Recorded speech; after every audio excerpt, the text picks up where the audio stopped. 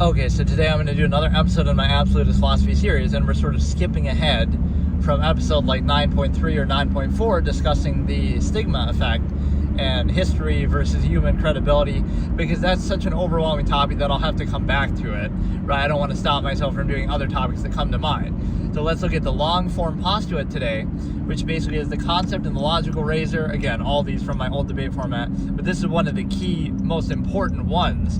In fact, I use it as one of the two defining tenets of the debate format itself, like what dictated what we did and governed what we did in that.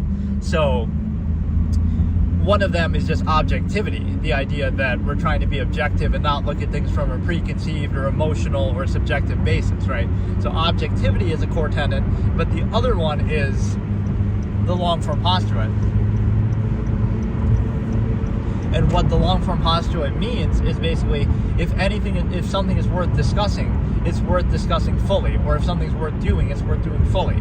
So the idea being that it prevents and counters, sometimes I could use it as an anti-fallacy, like sort of myopic short-form framing. Like, oh, we'll look at something at surface level and we'll dismiss it or we'll label it and then move on. But then you realize there's nuance to everything. So if you look at it fully, deeply, all the way, you'll realize, yes, we might try to label something, we might try to fit it into a box, but that doesn't tell the whole story, right? So other similar terms that could be used for this is like stream of consciousness, like you kind of just let yourself think freely and fully, or kind of a like shower of thoughts type of thing, like, oh, you go into a bit of a zone where you're thinking very fluidly and so forth, right? That can sort of be associated with this, but it's not exactly the same thing. But just I had a few very key interesting ways to explain it, but I can't quite remember. But it's the idea of like this endless kind of your natural way of thinking if it wasn't inhibited or prevented by something else. So it's the natural, objective, long form to consider something fully, truly, deeply.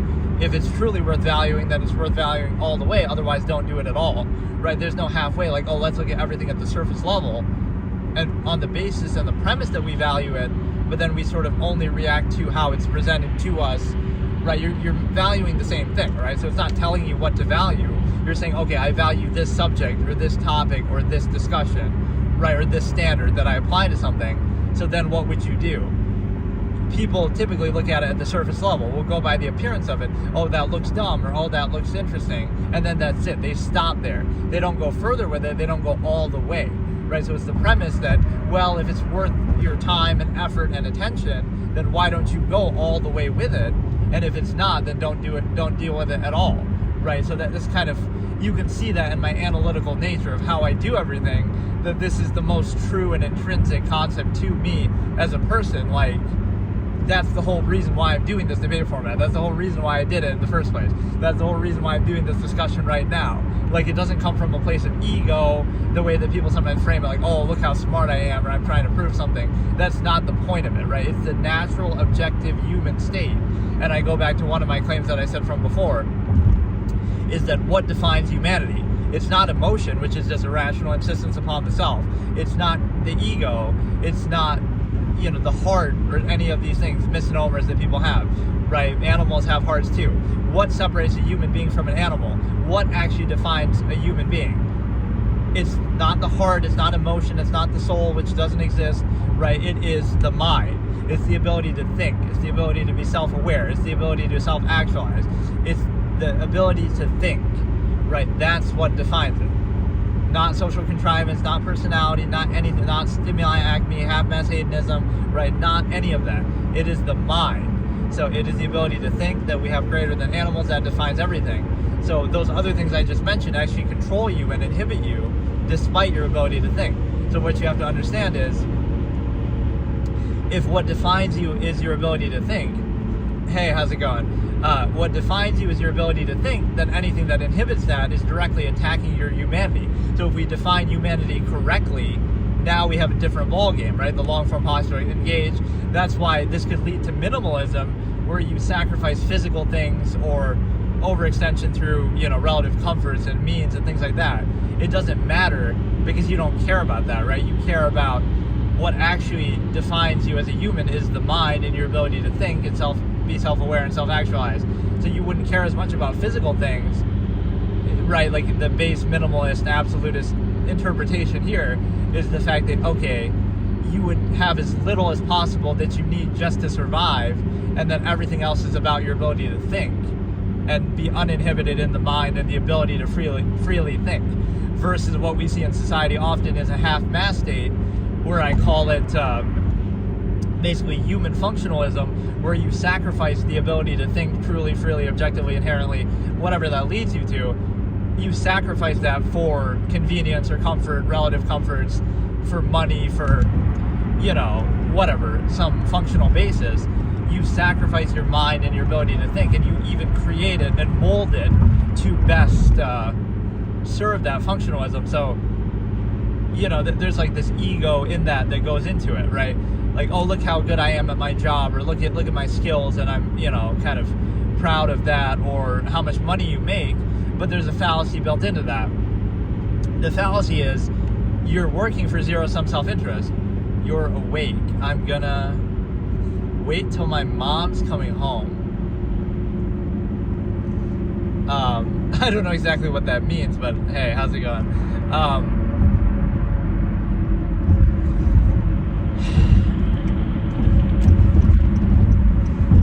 Hang on a second. But no, it's the idea, and I've written kind of short stories that demonstrate this, like where it's like this endless thing. It's this endless conversation that never ends. There's never any resolution, right? Society tries to shut down your ability to think, or you try to do it yourself. Society makes an enemy of thought. We got to drink our, dumb it down with alcohol. We got to, distract ourselves with sports and TV and polyfavoritism, entertainment, escapism. My mom Lexi,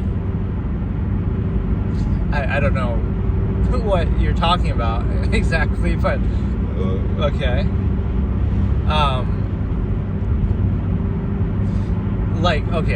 I forgot what I was saying though.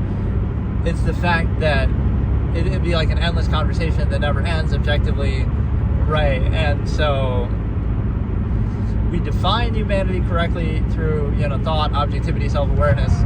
So you wouldn't sacrifice, right?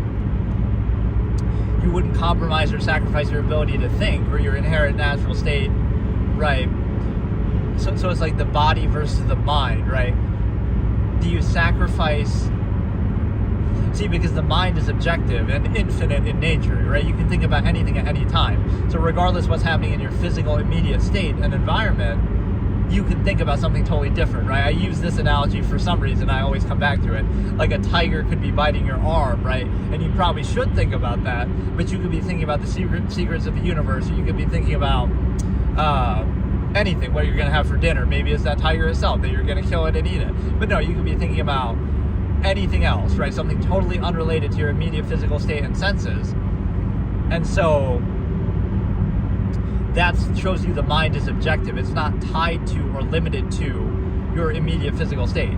So what happens is, with human functionalism, like I was talking about before, what happens is your mind is infinite and objective, right? It's not limited. It can think about anything at any time. So your mind cannot be reduced or specified to you.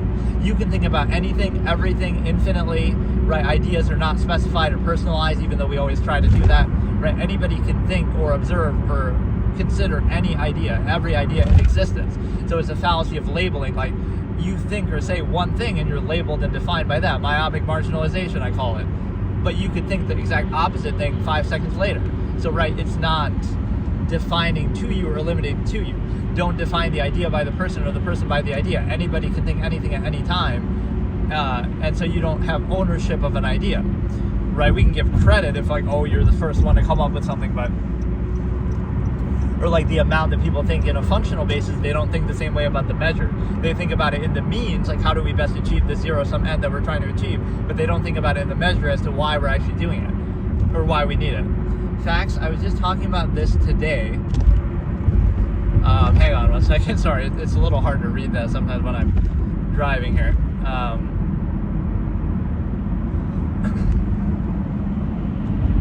was just talking about this today. This road is so bouncy. Many people haven't heard their own thoughts in a while. Too many distractions. Yeah, good point.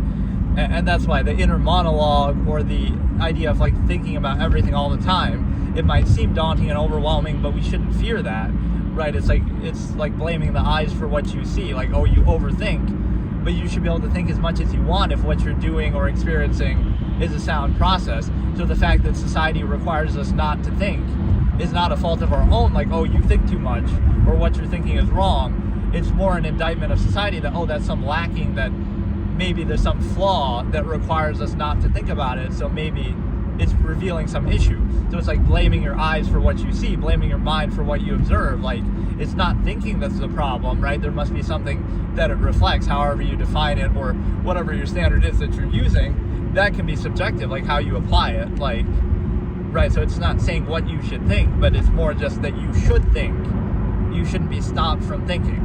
So, and if you have to be like, oh, don't overthink it, well, then maybe there's an issue, right? Maybe there's some flaw with that process, right? So it's kind of like with the religion, like you can't question it sometimes, or can't think about it. It's the emperor has no clothes fallacy. Like, oh, this makes perfect sense if you just don't think about it, or oh, this is absolute if you just don't hold it accountable.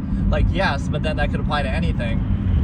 And that's how you get political systems and belief systems. Like, it requires some bypassing of critical thinking, often happening in youth. Well, that's more of a societal thing. That's why you have to indoctrinate people when they're young, right, into anything, because, oh, it bypasses their critical thinking, because they're not old enough to critically think for themselves. So you indoctrinate them heavily then, and you can get them to go along with just about anything, unfortunately. And even society that we support, right, is formed that way. So it's a questionable process, right, that happened in World War II Germany in a notable way, right? Or whatever, it happens everywhere, but just like, that's a questionable basis that you shouldn't have to do that, right? You shouldn't have to bypass people's thinking to create a state of being, otherwise that's a very questionable result. So, yeah, getting back to the point on human functionalism, I was talking about, that's one of my favorite terms that I've created in there, because it kind of has like a funny, sarcastic thing to it. Like calling somebody, you're not a human being, you're a human function, because you're defined by your physical state, not your mind. Which I know it's easy to say that, but like, that is basically the meaning of it, right? So you have, like, okay, I might be that too, we're all that in society, but you're at least trying to be aware of it. So again, the battle of the mind versus the body, the idea that you have the infinite objective mind, that you can think about anything, you can't specify thoughts, you can't personalize them, right? Don't limit the idea to the person. Like, oh, this famous person, I call this concept sort of notability or something similar to that. I can't remember. But basically, don't specify the idea to the person, or the person to the idea. So, oh, let's say I'm discussing an idea right now. So you'll say, oh, he's that guy who talked about that one thing, right? But I've also talked about countless other things, and I could think and talk about everything in existence, arguably. So how can you define me by just one thing? So I'm talking about, oh, this one subject now, so you can define me by that. But then 10 minutes later, I'm talking about a different subject, maybe even a contrary subject. So you'll say, oh, I'm defined by two opposite things within a 10-minute span of each other. Why? Because that's how objectivity in the mind works. It's not limited, right? It's not... You can't absolutely define or label somebody, so it's a desire to oversimplify something, right? But yeah, like, don't. So somebody comes up with an idea, or they're the first to discuss it, right? That doesn't mean that it's associated with them, or that they take ownership of it. Anybody can still consider that same idea. So again, just because somebody, like, again, if a bad person comes up with a great idea, you might still follow it and practice it, and that doesn't associate you with them. It just means they don't take ownership of that idea forever. You can give them credit, like, okay, they came up with it, but it doesn't mean that they own the idea, that anybody can think that same idea, right? And it has nothing to do with them. And conversely, right, don't associate an idea with an individual, or an individual with an idea. Just because you consider or say or espouse a certain idea at a certain time doesn't mean that you're defined by that, because at any other time you can think anything and everything else, so you could be defined by that too. So I have a character like this in one of my stories, a recurring character, right? Like, he's labeled at different times counterproductive things. So like I can give an example myself even. Like I'm doing a discussion where I'm criticizing Trump, and then, oh, you must be a Democrat, and then I criticize Democrats later, right, in a different session, and like, oh, you must be a Republican. Like, so you're getting this false duality. It's like, so I'm labeled two different things. Like, obviously I'm neither of them. That's where nuance comes in. So there's no shame in this. Sometimes we use this term like, you're just like a, what's it called, like a fence sitter, or sort of being neutral, right? You're just trying to play the middle ground and not have like a strong opinion in one way or another. But that's actually a fallacy. Like, you don't always have to be on one extreme or the other. The world isn't black and white like that. So nuance is sometimes feared because, oh, you can't easily label it, or people unwillingness to be puzzled, an absurdist concept. Like, you want like a simple, easy, false certainty answer and label for everything and put everybody in a box. You don't want to think about it too deeply because that might make you question your own views on something. So like, right, you would always want to put something with a firm, solid label, even if it doesn't apply. And so you reject nuance, and you would say, you would reject nuance, and you would realize the fact that, I can't remember exactly how I would say this. It's like the complexity and the nuance of a subject would be, or a person, right? The human variable that I talk about. Like, you can go 1 minute later, right, and you believe or think or do or say opposite things or contrary things. So how can you be defined? How can you be labeled? Right? We try to do that. We try to even define ourselves that way, but it's possible, right? So somebody could say something 1 minute and then say something or the next minute that's totally different, totally contrary, totally opposite. So is that credible now, or are they defined by two separate things 2 minutes later, and then 1 minute later they say something else different? Right? Just the fact that that's possible shows you, again, the human variable, that you're not so easily defined, even if, despite our desire to define people in a very simplistic way. So how does that work, right? So if I'm discussing, or I'm associated with something at 1 minute, I discuss this, I discuss that, so therefore I must be defined by it, but then I can just discuss anything else at any time. So that's kind of the rigid way that we look at things, and we try to define ourselves, and we try to define others, right, in that kind of narrow way. But yeah, getting back to the original point, right, this is like the associative process. I'm trying to display the long-form postulate by doing that. It could seem to be meandering, but it's all part of the same objective consciousness that you can consider anything and everything. So what I'm saying here is that it's sort of the body versus the mind. So the mind is infinite and objective. It's not limited to your physical state or your initial immediate senses, like your five senses. Whereas the body is limited to that. So you have a contradiction and a conflict here. The body is limited to its immediate physical surroundings and environment and senses.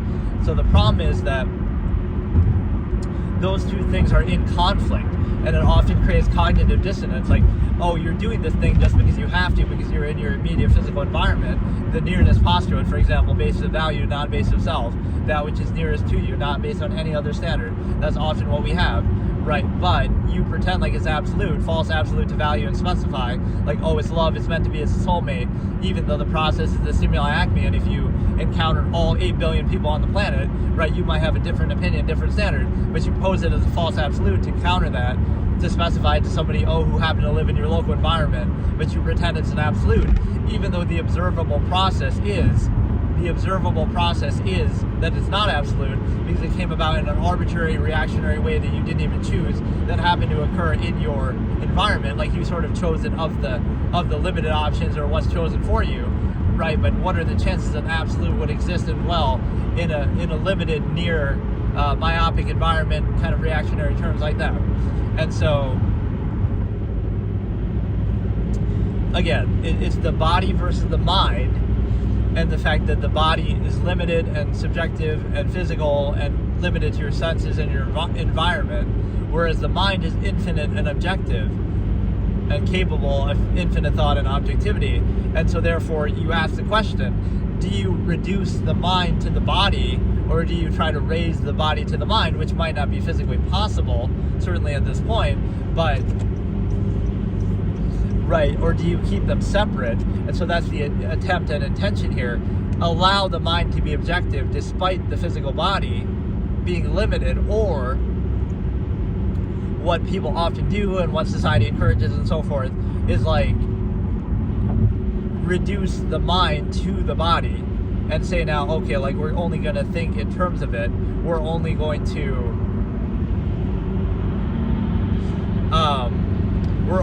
think in terms of it, and like everything we think is somehow like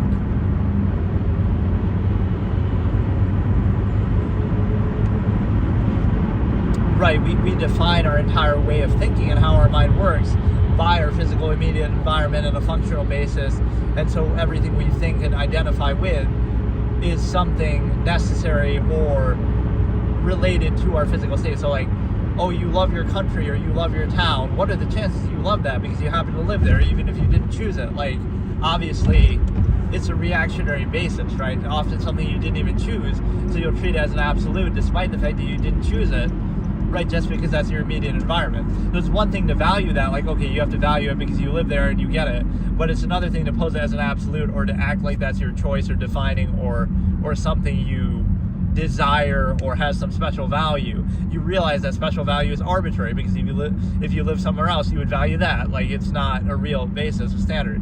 So, right, the objective nature of that shows you that you would kind of be aware of that, and so you're kind of tolerating it or you're valuing it on a functional level, but you're not treating it as an absolute, and you kind of could operate on a standard, right? So again, that's the limited state. Can you be aware of that? And that's sort of the definition in a way of cognitive dissonance. Like, you're doing it because you have to do it, or it's, settled for something, but you know that there's no standard that would actually point to your exact state. So this is an expression I always had, right? There's no logical standard or consistent basis or criteria that would lead to the exact society that we have now, or that would lead to the exact state that you live in your life. You could not explain it with a set of standards or a standard. You could not do it. It's ultimately arbitrary, reactionary, non-choice, indoctrination, bypassing critical thinking, right? It's not by answering a question or posing a standard. It's by bypassing it, right? By distracting you or bypassing your critical thinking done by force, right? Like past generations, oh, we just conquered the land and now we act like this is, again, it's not specific. It's like things happen in a reactionary, arbitrary way, not based on some, again, like things are the way they are because they're meant to be is one of my most commonly used expressions, is a fallacy, right? Things are the way they are because, oh, somebody took it by force that we would now condemn in hindsight, but yet we still live along those terms as a result.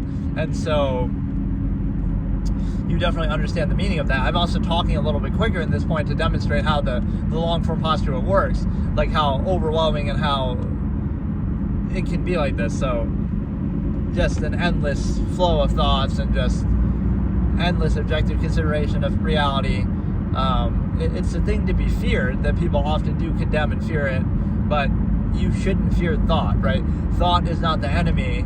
It is actually just a reflection of the reality around you. So if it reflects a flawed process, even if you can't do anything about it, would you rather be aware of the nature of a process, even if you think, oh, that makes it fake or invalid, or you're kind of, that's often when something cringe is, like, oh, it's awkward, it's cringe, just to be aware of the same process that you would practice and be subject to and controlled by anyway. So the awareness is the issue, not the process itself. Sort of because you resign yourself to the fact that maybe you have to be exposed to it, right? But it's like, if you're hyper aware of something or just aware of it, that somehow makes it negative. That makes it negative because, like anything in a social situation, right? Or if you're too aware of it, that's bad or that's awkward. So the solution is don't be aware of it and use social contrivance as like an anti-thought, as I call it, right? Social contrivance, like interaction, is reducing the mind, again, the infinite objective mind, to a lowest common denominator, subjective, kind of narrow, initial, limited, myopic thing. So social contrivance almost counters thought. You would think objectively about something, but now because you're talking, you focus on that instead, and you kind of counter thought and overcompensate for a flawed process that you otherwise would think about and observe. A good way to test this is, like, be really quiet and pose. I can show this as a social experiment. Somebody's really quiet versus somebody talking constantly. the person who's quiet might be perceived as dumb, or literally, that's what the word dumb means, like not talking, but either perceived as dumb or perceived as like less capable, even if they're doing the exact same thing, or even if they're doing it better, right? So the other person's given the benefit of the doubt because, like, oh, they're talking and distracting you, or overcompensating, or bypassing your critical thinking, so you're not as aware of the nature of the process of what's happening. So you give them benefit of doubt, and you're focusing on other things, and you're socially, overcompensated. The other person might be doing the exact same thing, or might be doing it better, more efficiently, but because they're not talking, now you're more acutely aware of the nature of the process and find fault with the process, even if it's the same process, or even if it's better, right? So the fallacy there is the awareness is defining. One person is distracting you from the nature of the process, the other person isn't. So it's the same process, but you take fault with the person, not the process, because they're making you aware of it. So the fault is the awareness, not the actual process itself, right? So again, that's where social contrivance serves as anti-thought, to directly counter thought. But you also have, on the same basis, the fact that there's like another good way to show that, or to test that, is the fact that social contrivance is there. You have the ability to kind of counter thought, or reduce it to a lowest common denominator, especially for a collective mass of people. That sort of collective basis, what do I call it, like overextension, or again, anything mass produced suffers inequality for it. So it's that which controls people, and on the massive scale is not going to be what's really of the highest standard or quality or logical basis. It just means it works. It doesn't mean it's actually a sound process, right? Like whatever works to control people, it's what's going to be prevalent, not what is actually like best, or however you define it, or like a sound process. And so let me think. The other point on that subject is the fact of, don't fear neutrality. And there was something else I was about to say and I kind of forgot. See, this is what can happen with the long-form postulate. It's just this endless consideration and endless thought. It's the fact that, I don't know, just the arbitrary basis of social contrivance, like whoever's loudest is somehow credible, or whoever's, says something first is somehow credible. Oh yeah, it would counter this kind of thing, like labels on the surface level. Like, oh, you're accused of doing something, or you're labeled something, you're a witch or something, right? But then so that's somehow credible because, oh, they said it first. Now you have to react to it. Now you have to, like, counter the accusation. So, oh, that makes you seem guilty, even though you could just make a false accusation. So that doesn't make it credible.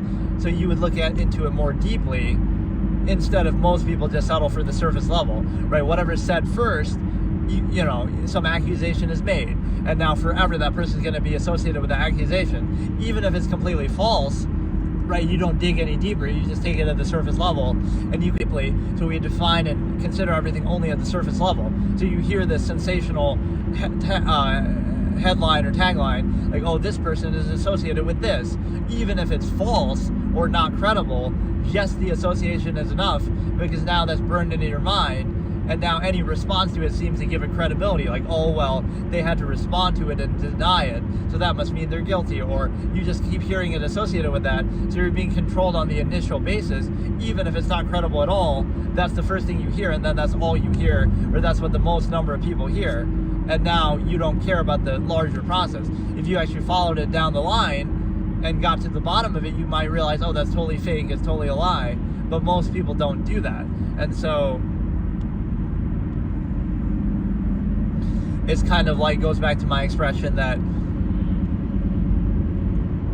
an idea or a thought is only as credible as the amount of, like, I had a different way of saying it, as the amount of thought put into it, kind of like that which requires no thought deserves none, right? So you don't have to think about or concern yourself with something that is just mindless drivel, right? So if somebody looks only at the surface level and not any deeper, then you don't need to give their thought much credibility, because they're not really thinking much at all, right? So if they put a very small amount of thought into it, then it doesn't deserve much thought or consideration either, right? So that which requires no thought deserves none, or it deserves only the same amount that you put into it.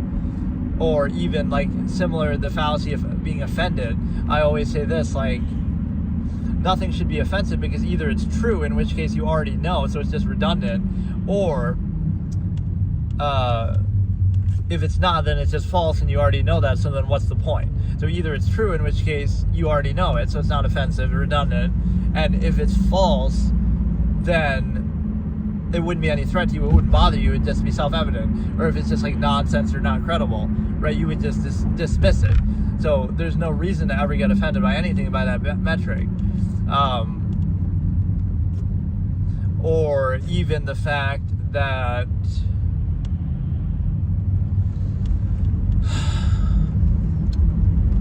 there's a lot of these similar concepts that I talked about, so it kind of deserves to be in the same breath here. The fact that, let me think. This is a very interesting form of content to do because it's not the kind of thing that anybody is really trying to watch, right? Nobody is looking for this exact thing, right? So it's not like I don't really care so much about that, but it's like, it's just weird. It's different. It's its own little thing, so it's fine, but I wouldn't expect it to like get a ton of views or anything like that.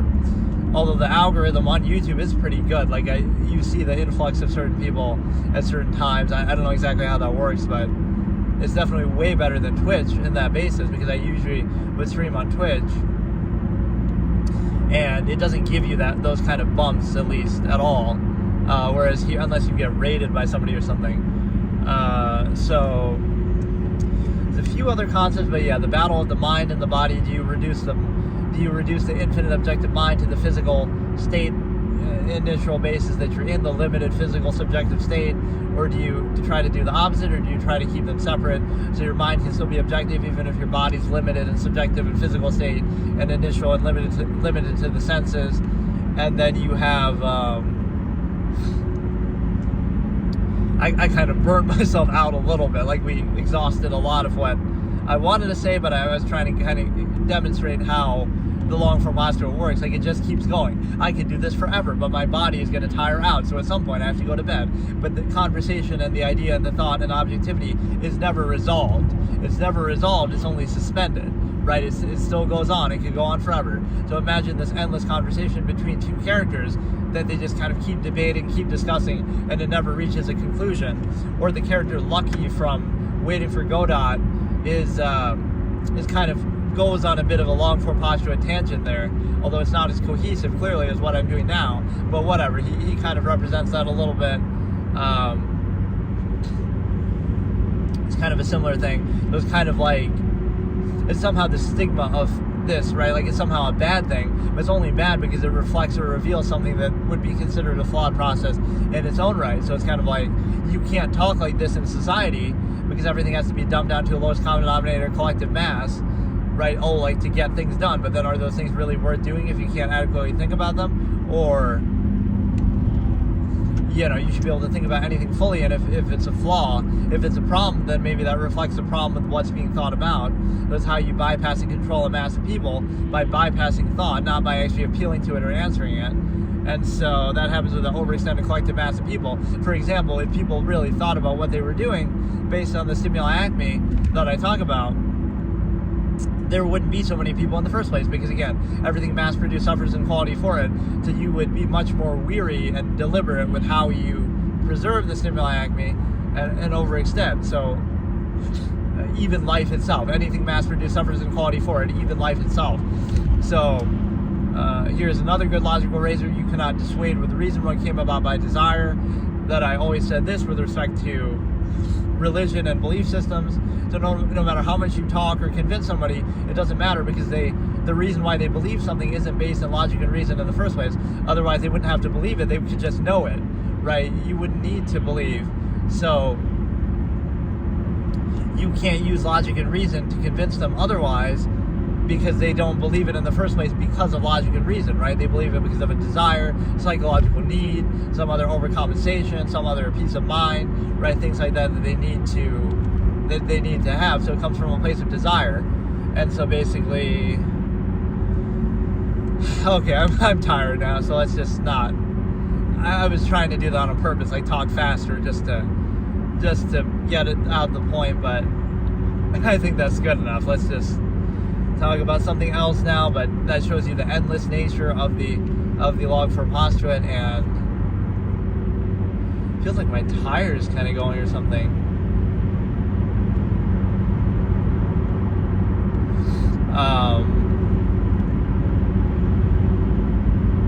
But yeah, let's just relax now. That's a good enough take here of what we were trying to say. But again, the Longform postulate is defined as something that allows you to, again, discuss something fully. If it's worth discussing, discuss it all the way. So it would counter certain labels like that. Like, you just kind of are having a discussion, and then somebody says something, and then you say, oh, you're just a blank. You're just an insert label here to try to discredit them and end the conversation. But then you could do that to anybody at any time. You could do that to yourself, right? So it doesn't get anywhere. So you're just trying to reinforce your worldview and kind of insist upon it. Because what labeling does is fallacious, because you'll label somebody something that you already have a bias against, right? Because, oh, you're the other label or some other label, right, contrary to it. So you'll say, oh, you're a blank, right? You're a Democrat, you're a Republican, whatever the label is. And you'll say, so because you're already on the other side, by labeling that, you're discrediting them, but only based on your own bias that's preconceived. So, like, I'm going to label you this thing, and because you're not really saying anything at all. You're just saying, you're this thing that I already disagree with, and because you're this thing that I already disagree with, you're wrong, because I've already made up my mind in that direction. So you're not actually making any claim at all. So it's kind of like just circular. You'll say, you're this label because I disagree with you, and I disagree with you because you're this label, right? So you're not actually saying anything. You're saying, okay, you're this because we're having a discussion and something comes up that you disagree with. And so because you disagree, oh, well, you must be that. You must be that label, right? You must be QAnon, or you must be whatever, radical leftist, you're a Marxist, you're whatever it is, right? You're this label because we have a disagreement. Even if it's not true, whatever, you're just trying to put them in a box, right? Discredit them. But then they come back and they say, whatever, right? You label them, you discredit them, and then you say,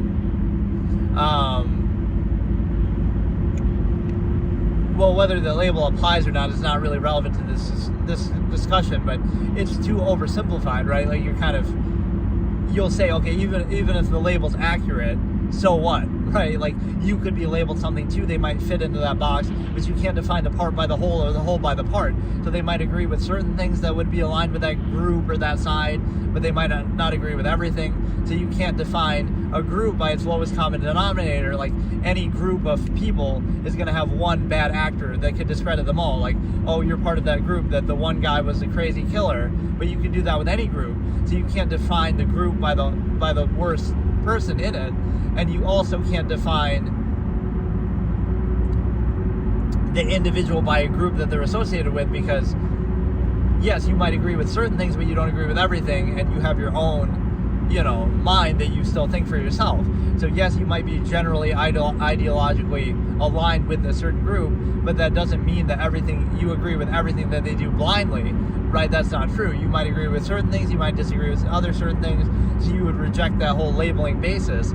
But the other side of this is the fact that, okay, if you label something, or you label somebody in a discussion, right, you have a disagreement, and then you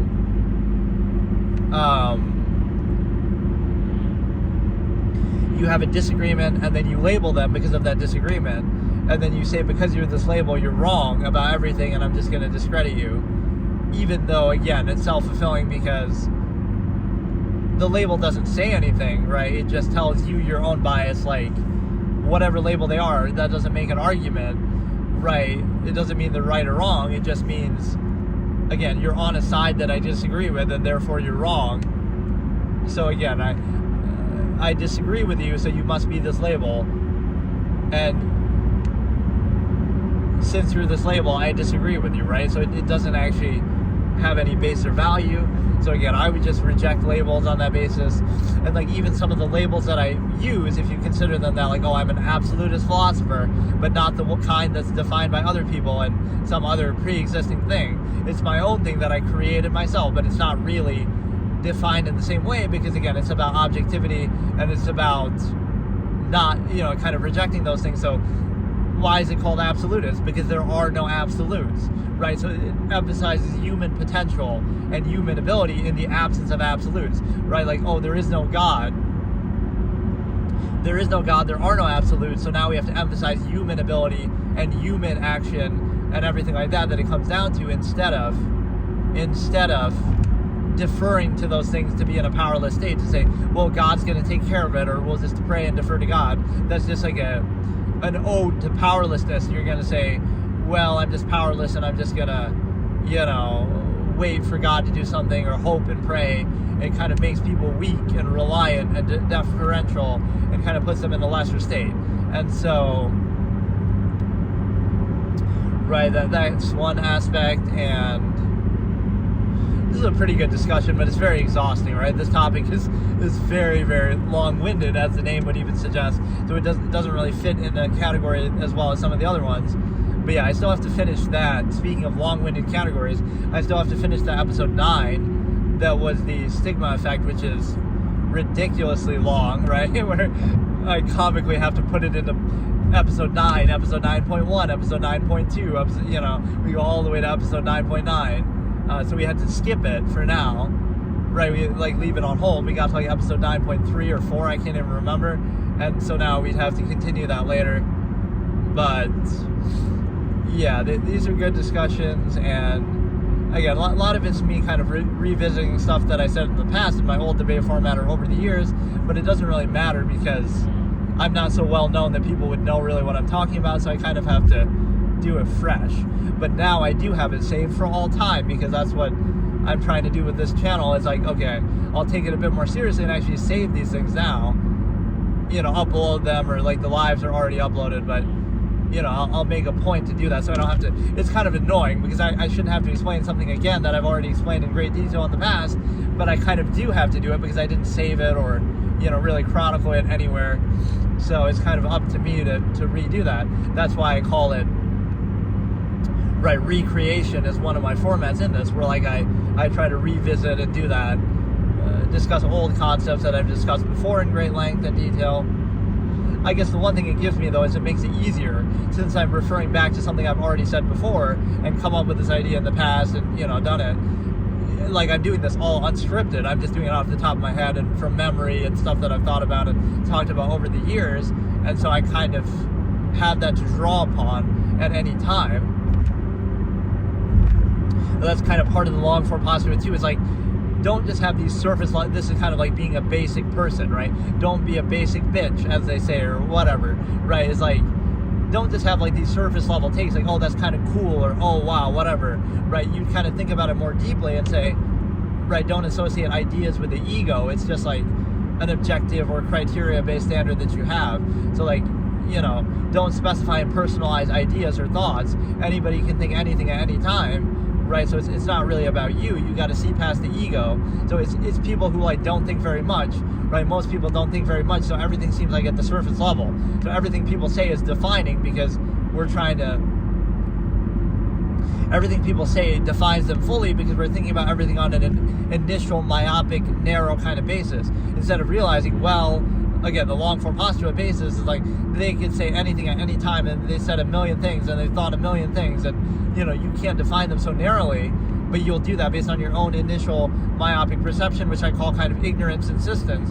You're defining something by your own myopic perception of it, which doesn't account for everything else, so you're accounting for the much smaller fraction of what the totality of it is. But just because you're defining value by your own basis in your own self and your own experience, that makes it very myopic and limiting. It was kind of the same thing. I have the scene in a short story where a character's up on stage, and I say, and they're kind of deferring to their experience, right? Oh, I've experienced this and I've experienced that. I'm talking from experience. So the other character mockingly says, okay, I'll give you that if you accept that. You can talk from experience. And then the other person says, okay, fine, I have no experience, so I'll talk from my objective mind, right? I can talk about anything then freely and fully, and it doesn't rely on my experience. So I'm not limited to my own limited, narrow, myopic experiences. So it turns it on the other person like, okay, you can only talk about your experiences now, despite how thorough and good they might have been in these certain areas, but then you can't talk about anything else, right? You can only talk about your experiences, which in the totality of all things is pretty small. But you want to take pride in that and use that as credibility, okay, fine. But then you're only credible in those areas. Whereas the other one is not limited. They're not leaning on their ego and personal experience. So now they say, now I can discuss freely and fully and not from a place of personal experience anything and everything and all of existence and all of reality and all of history, right? I'm being objective now. So it's the surface level that defines things that way, that says people who don't think very much, so now everything's defined at the surface level and on an initial basis, like everything everybody says is personalized and specified and defining, and everything everybody thinks or is associated with is absolute, right? And we label them and we define them that way. That doesn't work if you consider things a little more deeply, like, well, what about what they said the rest of their life and everything else they've ever said and done and thought, right? We ignore all that because, oh, we weren't there to see it. So we somehow define it more valuable just because we're, of our own myopic perception, which is kind of insisting upon our own ignorance, not a very credible basis. And so, what else do we have here? The fact that it's an interesting time that I'm choosing to do this again, because when I had done it at first, it was just a different kind of culture and environment with content creation where, I don't know, it's just things have changed so much, but it just feels kind of, maybe I shouldn't have done that, right? Like I should have kept it going then. It might have made more sense and been better. Now it's kind of like I'm just, I don't know, it was just different, right? People wouldn't do stuff like this then, whereas now people still don't do stuff exactly like this, but whatever, like the just chatting kind of thing and commentary and stuff, but I don't know what it was. It was more like, oh, people would do more just playing games or like more specific kind of stuff. Now the IRL stuff has kind of boomed and taken off, but yeah, what else can I talk about here? Just a couple baseline fallacies, again, labeling things, like at the surface level of thought, like you don't really think. You kind of just react, right? You're kind of just, whatever's in front of you, you're just reacting to it, and you somehow don't have that self-awareness or inner monologue, right? So everything is like defining on the surface level. You're not aware of the larger process. It's the initial basis versus the larger process that I always talk about. So the larger process is you'd be aware of like, oh, this is just part of some psychological tendency or trend, or like, oh, I'm only being shown this because that's just what they want me to see. So I'm not gonna, whatever, it could be media, could be something else. So like they're only showing me what they want me to see. So I'm gonna be self-aware and say, well, I'll take it with a grain of salt instead of just taking it at face value and absolute. I'm aware that, oh, behind closed doors and behind the scenes, probably something is different or might not be so perfect. So, right, like, why would we react to a perfectly curated reality or that whoever wants to present to us, a person, a company, a government, media, whatever, they want to present themselves to us this way. So it's like the initiated meet each other, right? Like, if you're self-aware and they're self-aware, then it doesn't work anymore and it's all artificial. It's like, so one of you has to not be self-aware to be controlled by the other. It's like they're aware of the nature of the process, right? Which means they're going to present things to you in a certain way that they want you to see it, right? They're going to carefully curate it and make it that way. And then if you're aware of the fact that, oh, they took the time and effort and they went to sales school and they went to this school and they presented it this way and they worked for years to make this, and they're, like marketing and advertising. So you know that it was made for that exact purpose. But now it comes down to what I call a contest of contrivance. Who can make it in the most convincing way? Like, oh, you make it so convincing that people forget about the process or it bypasses their critical thinking, so they're not aware of it, but it's still the same process no matter how elaborate it is. And so it's basically like, who can make the most convincing illusion or artifice or whatever but they're all the same, right? So if you see the larger process, you would see it the same way, right? So they're aware of it, and they create a certain way to appeal to you on the surface level. And if you're aware of the process, well, it's just an ad, so it wants you to buy that, so you're not going to be influenced. And this leads to what I call self-actualizing from an inherent base state. Very important term. Self-actualizing from an inherent base state, which basically means like it's not framed in false duality, like, oh, anti, like you're against something, right? It's more just that you're neutral to everything, so you realize, okay, whatever you do or like or choose is going to be your own from an inherent objective standard. Like, I'm not going to do it just because, oh, I'm exposed to it, or I'm around it, or I live in this time period, or I was exposed to it when I was younger. So, right, you reach a certain age, right, where you can critically think for yourself, and instead of being defined by that and insisting upon things you didn't choose, right, non-choice reaction, non-choice insistence, instead of doing that, you're going to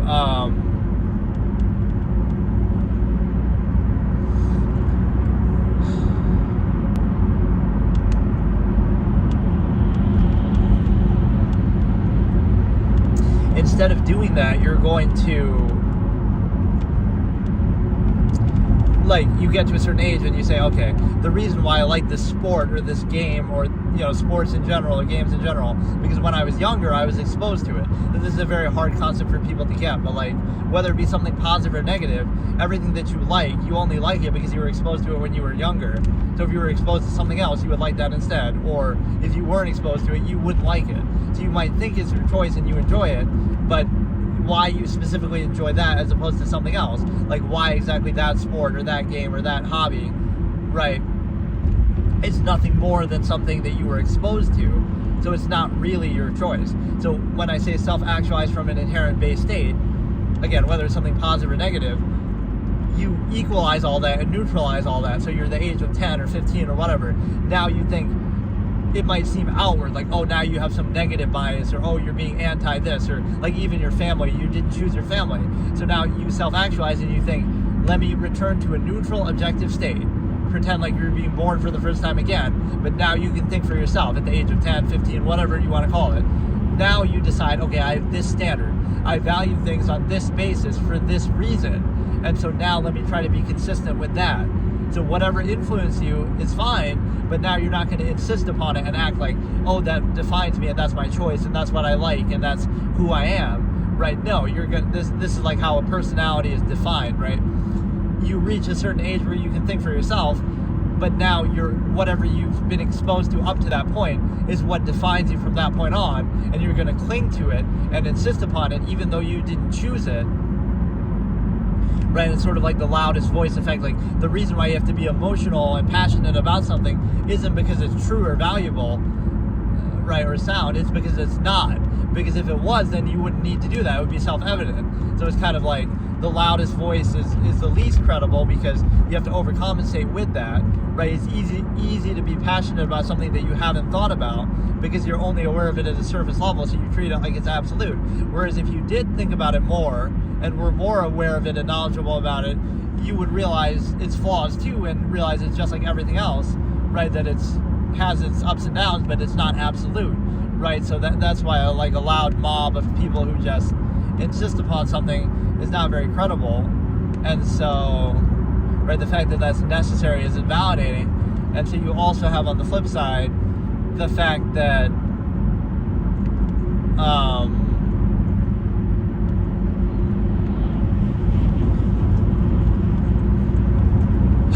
you have the simple fact that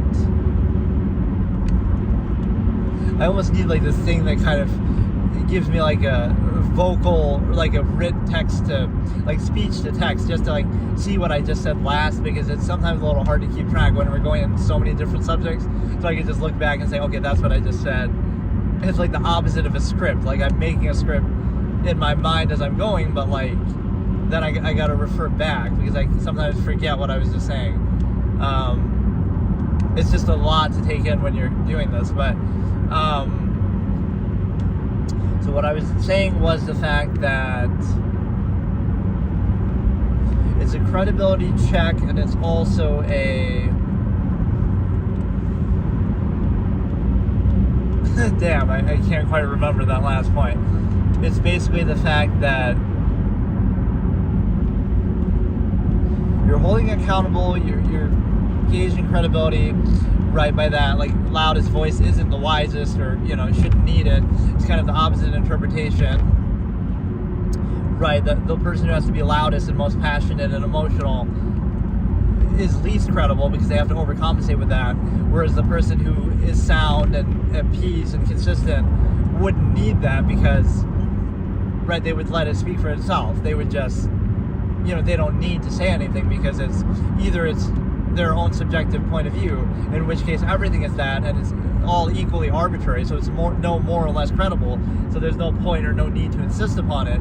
Or if it's a sound process, then you would let that speak for itself, so you also don't need to outwardly insist or place undue emphasis. And so getting back to the self-actualizing from an inherent base state part, what you have is a simple reality that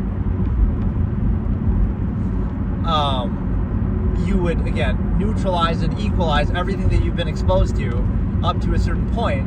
Again, in your youth, when you didn't choose it, you didn't have self-awareness, really, you couldn't critically think for yourself. And so, it's, again, I'm not even saying it's a bad thing necessarily, but you could either choose to insist upon what you didn't choose in your youth, right, and be defined by it for the rest of your life, and that limit yourself to that, and that's who you are. Right, and that's a very tempting thing to do, and we associate our ego with it.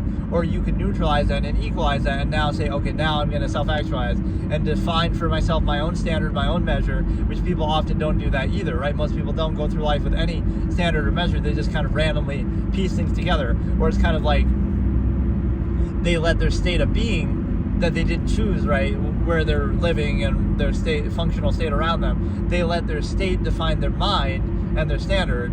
Right, like, oh, you value this because you're exposed to it, instead of letting their mind define their state and standard. Like, oh no, you're gonna choose, like, this is what I value for this reason, and then I'm gonna go and live a certain way because of that, instead of like, oh no, the way I think is defined by the way that I happen to be living already. Right, so it's kind of the same concept that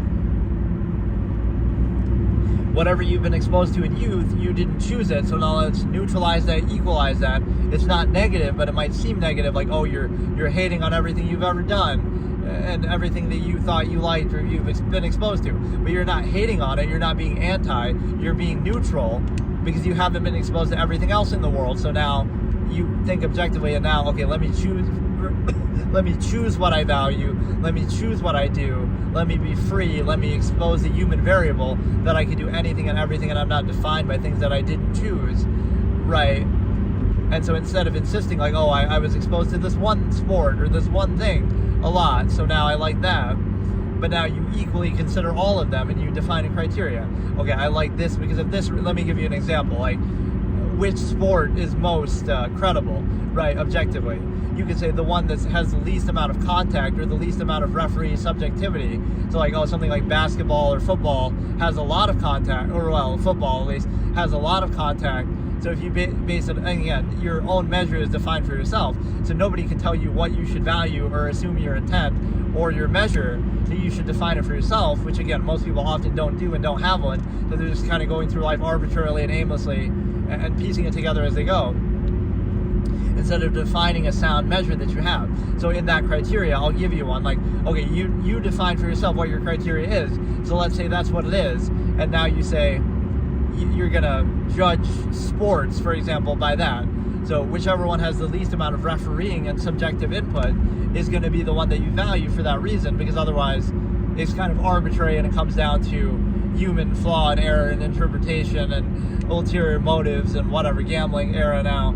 Like, so you would say like tennis is one of the better ones, or something, maybe baseball or something, where there's like not a ton of contact or no contact, right? So now everything is very objective and measurable, versus like football or basketball where it's not, right? So based on that criteria that you define for yourself, you overcome the non-choice reaction of, oh, in your youth you were exposed to football, and so therefore you like that, you grew up with it, your brother played it, whatever, your parents liked it and exposed you to it. Now you're old enough to think for yourself, and now you seem like, oh, what do you have against it now? It's not that you have something against it, it's that now you objectively thought for yourself you define your own measure and standard, and now based on that, you come to a different conclusion that, okay, I'm going to be objective and now think for myself and choose for myself, what do I really like, right? And now you decide, okay, maybe you like tennis more, maybe you like something else more, right? So that's a fairly innocuous example, but that's the same idea of society as a whole.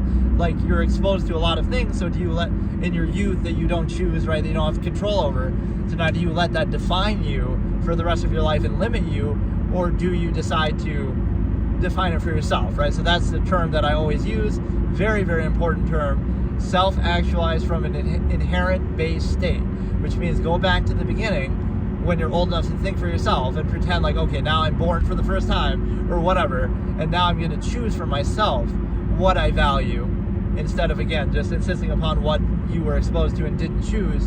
And also on that basis, you have like, again, this equalizing, neutralizing basis of don't value stuff just because you were exposed to it or preconceived, right? Come in with actual standard criteria, measure, as I call it. And again, that's subjective. You can't assume somebody's intent and tell them what that measure is going to be, but you should at least define one. Otherwise, it's not credible. Then you're just arbitrarily, randomly doing stuff, or you'll hold like some basic pretense or do it kind of reactively, but you're just kind of going along with what you're exposed to, just because you have been exposed to it. Right, so that's kind of arbitrary, interchangeable. So then if you had just been exposed to something else, you would value that. So you realize that has no credibility, it's arbitrary. At least if you pose your own measure, you can still say it's subjective, but it's, at least you can be consistent and hold that accountable, which may be hard to do, but that's better than just being arbitrary and reactionary. So that's what most people would realize in doing this, which is a hard, objective thing to come to terms with. Most of what you value and like, if you trace it back, you didn't choose it, right? So it wasn't within your control, right? Oh, you're a chess player now as you've grown up, but the only reason why you became one is because your parents exposed you to it and pressured you, or whatever. So if they hadn't done that, you wouldn't be one. Or if they had exposed you to something else, you would be that. So like, you know, it's tough to face that, but everything that you value and everything that you're defined by, everything positive and negative, right? Again, as I always say, everything is a process. So you're either aware of it and you can be in control of it or counteract it, or you're not aware of it and you're controlled by it. So either way, it's still a process. The process is still present, but either you're aware of it and you can counteract it or control it and decide for yourself, or you can be ignorant to it, not aware of it, pretend like there isn't one, and then now you're controlled by it fully, right, and helpless before it. So that's something you ought to be weary about. And specifically, I say that now because what I'm talking about is the fact that like that process in your youth, right? You have certain biases and preconceived notions and just like, you know, whatever your beliefs and views are and how you see things. Oh, it's nothing more than, again, ignorance insistence, non-choice reaction insistence. Like, you have that belief because, oh, you encountered, I don't know how to explain it. Like, you had some experience, like whatever experiences you had in your youth before you could critically think for yourself. Now you define everything by those. So like, again, this is how prejudices and things come to be to some extent. You had a good experience with this person, and so now that lets you shape for the rest of your life how you view whatever, that kind of person, whether it be some identity basis or whatever it was, right? So you're letting some narrow, limited experience that you had when you were younger define yourself for better or for worse, when it's not even about like, oh, that's biased or that's kind of prejudicial. It's more just like, is it credible? It's not credible because you didn't experience everything in the world, right? You didn't meet all 8 billion people, so it's just not credible. It's not even like some moralizing, gratifying position. It's like you experience, you know, your limited experience, which we all have a limited experience because we're not gods and omnipotent and we don't experience everything in the world. So it's very myopic, it's very limited. So we shouldn't take that too seriously. We should take it with a grain of salt. Like, okay, that happened to be what you experienced, but now is it really that credible, or should I look past that to the objective reality and all the variables and all the things I didn't experience, right? But you're giving it some special credibility. It's like when people say, oh, I've heard of that, or I haven't heard of that. So now you're letting that, well, you haven't heard of the majority of things in existence, or you haven't experienced the majority of things in the world, and you don't know everything that there is. So you're defining value by your own ignorance, like saying, if you've heard of something, it's more valuable. If you haven't heard of something, it's less valuable. So the majority of existence is less valuable just because you haven't experienced it. And by that basis, if you followed that logic, you would never experience it. You would never experience it because you would limit yourself to only things that you're familiar with, right? So it's a self-fulfilling fallacy. Like, I haven't heard of that, or I'm not familiar with that, or that thing's not popular and well-known, so I'm not going to try it. But if everyone did that, then nobody would ever try it, right? So, and whatever you're familiar with, again, you didn't choose. You've been exposed to it by the media or something else. Those kind of like, right, think about the popularity fallacy. Something's not popular, so you don't want to be the first one to try it, so that nobody will ever try it, and then it would never become popular. So if you did that with everything, then nothing would ever grow, right? Somebody has to eventually do that. So you let sort of this preconceived media basis and all that define it. Like, well, it's like you can create consent this way, right? Manufacturing consent by Noam Chomsky, even though I don't think that's exactly what he's talking about there, but whatever. I'll use that term. Pretend, and this is what maybe dictatorships and stuff do, pretend that something is popular even if it's not, right? So like, oh, if my stream had 1 million viewers right now, even if they were all bots and fake, right, then people would come in and be more likely to engage and be credible and watch it. So it could be the exact same thing that I'm doing, but if you create the illusion and the appearance of popularity, people will value it for that reason alone. It's like, oh, North Korea or some China might do that. Oh, we'll have this media page and it has like 1 million likes and all these bot comments or something like that. So now people will think more of it just because it has that, even if they're all fake, right? Just by creating the appearance of popularity that, oh, that makes it somehow better or credible. And the same thing happens with like the opposite, right? Like if something is unknown and unpopular, people won't value it, right?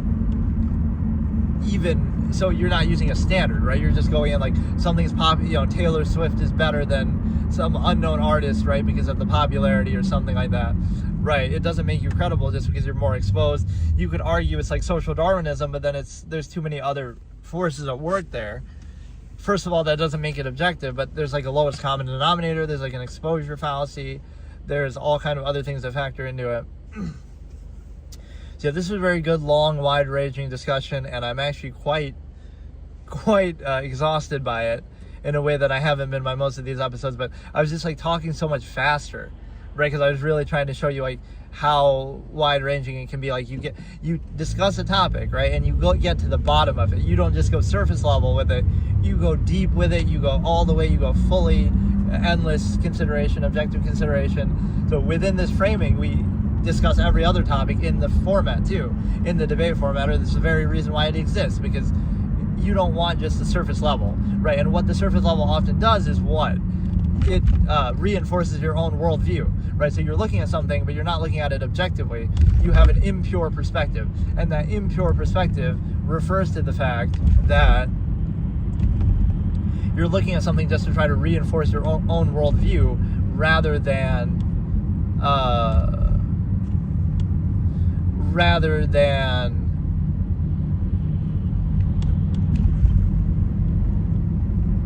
right, looking at the objective reality of it. You're just looking at it from the way that you want to or that you need to reinforce your own way of thinking and your own life and whatever the case may be, not the way that is the true objective totality of it, right? So everything people are looking at is like what I call an impure perspective. You're only going into it with a preconceived notion, and you're trying to frame it and see it in a way that you need to see to reinforce your worldview. So you'll never see anything fully and objectively, because if you did, then I always say like objectivity isn't useful. It's not going to be useful to you to achieve a certain goal, or it'll just be, oh, it is what it is. It just is, right? Or it's boring, right? It doesn't make a specific case for a specific end. It just is, so it's not useful. It's not interesting. It's not, going to specifically benefit you. It just is, right? So you might say, oh, that's not useful, but then I have an expression that says, I say this with emotion typically, like emotion is nothing more than a rational insistence upon the self. And so even to best achieve that same self-interest, it would behoove you to be objective. So like you are objective, and then you know what I kind of want? I'll go back. I kind of want something there. Oh, but it's impossible to get in there from this angle. Fuck me. But no, like, emotion is nothing more than a rational insistence upon the self. Even to best achieve that same self-interest, it would behoove you to be objective, because the worst way to achieve something is to pretend it's already true, right? So like you believe something is true because you want it to be true, but then you don't do what's necessary to make it true. Instead of realizing the objective reality, now you can think about how to best achieve it. So even to best achieve your subjective self-interest, it would be better to be objective about it, and then you try to think about the best way to achieve it. And let's think about, in the last point here, final point, even though the long-form postulate never ends, right, we'll just suspend it for the time being. But you can't talk like this in everyday life, and like, oh, you'd be considered crazy, or you'd be like, oh, it's somehow boring, or whatever, right? Or like egotistical, even though it doesn't have to be anything like that. But you can do it here, like, okay, I'm doing it on my own stream or my own channel, or doing it in a video, right? Like, even though, oh, it's like you're talking to yourself, and that could be weird, and I often am talking to myself because nobody's in my channel. There's a couple of people now, and again, the YouTube algorithm has been pretty good here. But my point that I'm making is the fact that, what do you call it? It's the fact that, you know, that it's necessary. Like, oh, in order for society to work, you have to not think, and you have to be in a dumbed down, lowest common denominator state, right? So like, that might seem necessary or useful, but there is a question to be posed, right? That like, why should that be? Like, there's nothing harmful about what I'm doing, right? Like, it could lead to, oh, somebody might think something that then causes them to do something bad, but they could do that anyway. Like, so you're saying you shouldn't think, because sometimes people might think the wrong way and do something bad because of it, or it might not be sustainable for this contrived society. But like, you should be able to think, right? Don't blame thinking's not the enemy. And so finally, you understand that, right, you shouldn't need to be dumbed down to a certain lowest common denominator to value something, and you shouldn't have to condemn thought, because it's, again, using my harm-help basis, it doesn't harm anything in and of itself, right? So don't try to scapegoat thinking as the enemy.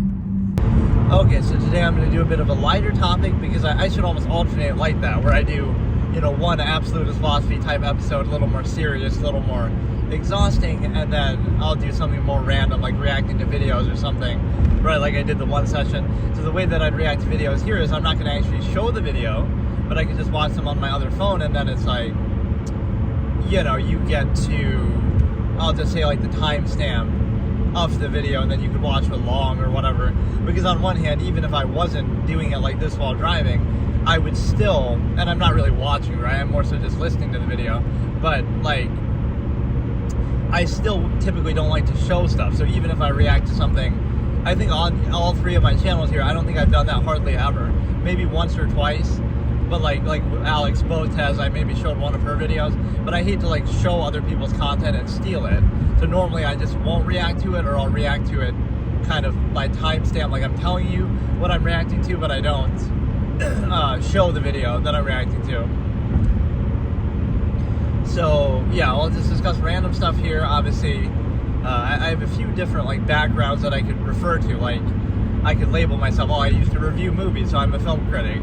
And I have a background in psychology, and I used to discuss a lot of things, but I guess the most, you know, buzzword type way I could describe it would be, oh, I used to discuss fetishes, and I gave a seminar on fetishes once, and like this kind of thing. And my most viewed video on this channel is to do with a foot fetish, right? Whether it's because of the clickbait thumbnail, or whether it's because somehow people like that. Like, sometimes when you do that, see, this is what's weird about YouTube and the algorithm and all this.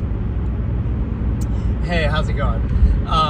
Is like something that I don't think is that impressive will do really well, and then something I think is, oh, like it's kind of a fallacy. You'll put in like weeks of work, like hypothetically, pretty good. You'll put in weeks, right? Some hypothetical YouTuber or content creator. You do interviews, you do research, you write a whole synopsis and thesis, right? You do something very advanced. Like I would do that sometimes in psychology of Twitch episodes or something like that. And then it gets like 10 views or something. But then, you do some dumb lowest common denominator thing, right, that's like ooh or some whatever stupid thing, and that gets like 1 million views. So the kind of way that things are rewarded is very backwards, right? I'm not saying like there's some clear criteria you should use, but sometimes the dumbest shit gets the most views, and then just something that you actually put a lot of time and effort and work into. A good example is the Botez sisters in chess. Like, you could be a grandmaster and you've worked for 20 years and studied your whole life to be good at chess, and you're one of the best players in the world, and these 2,000 FIDE players who are, they're better than the average person, but that's kind of a fallacy. Like, they're only like top 20 to 25,000 in the world, and they're getting so much attention for whatever reason. You could say, stimuli acme, their looks, their personality, whatever, that's fine, but it would be so, I'm triggered by it, and I'm not even a chess player, like a, grandmaster, somebody like that, but it's just so triggering because, like, you're actually good, you've studied for 20 years, you're a grandmaster, right, you're actually deserving of attention, but you don't get any attention, any money, right, because chess doesn't pay too well historically. But then all of a sudden you get hijacked like that. It's one thing, okay, your Levy is kind of on the borderline still, he's better than them, but like he's still not a grandmaster, but whatever, like the standard should be pretty high for that. My window always gets so dirty, it kind of ruins your view, or it seems like it's more visible there than it is to me. Like when I'm driving, I don't even see all those spots, but on the camera I somehow do. But the weather's at least cleared up a bit. That's the one thing I get to show, I guess, with all this is like, you get to see the different, whatever, if something crazy is going on in real life, a lot of traffic or something.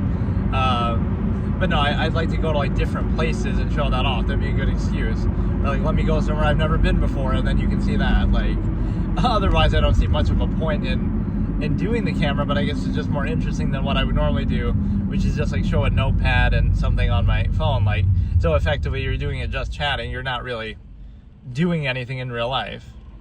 But yeah, it's a situation where yesterday's discussion was pretty good, the long-form postulate. So you can apply that to kind of anything where you go like really in-depth with it.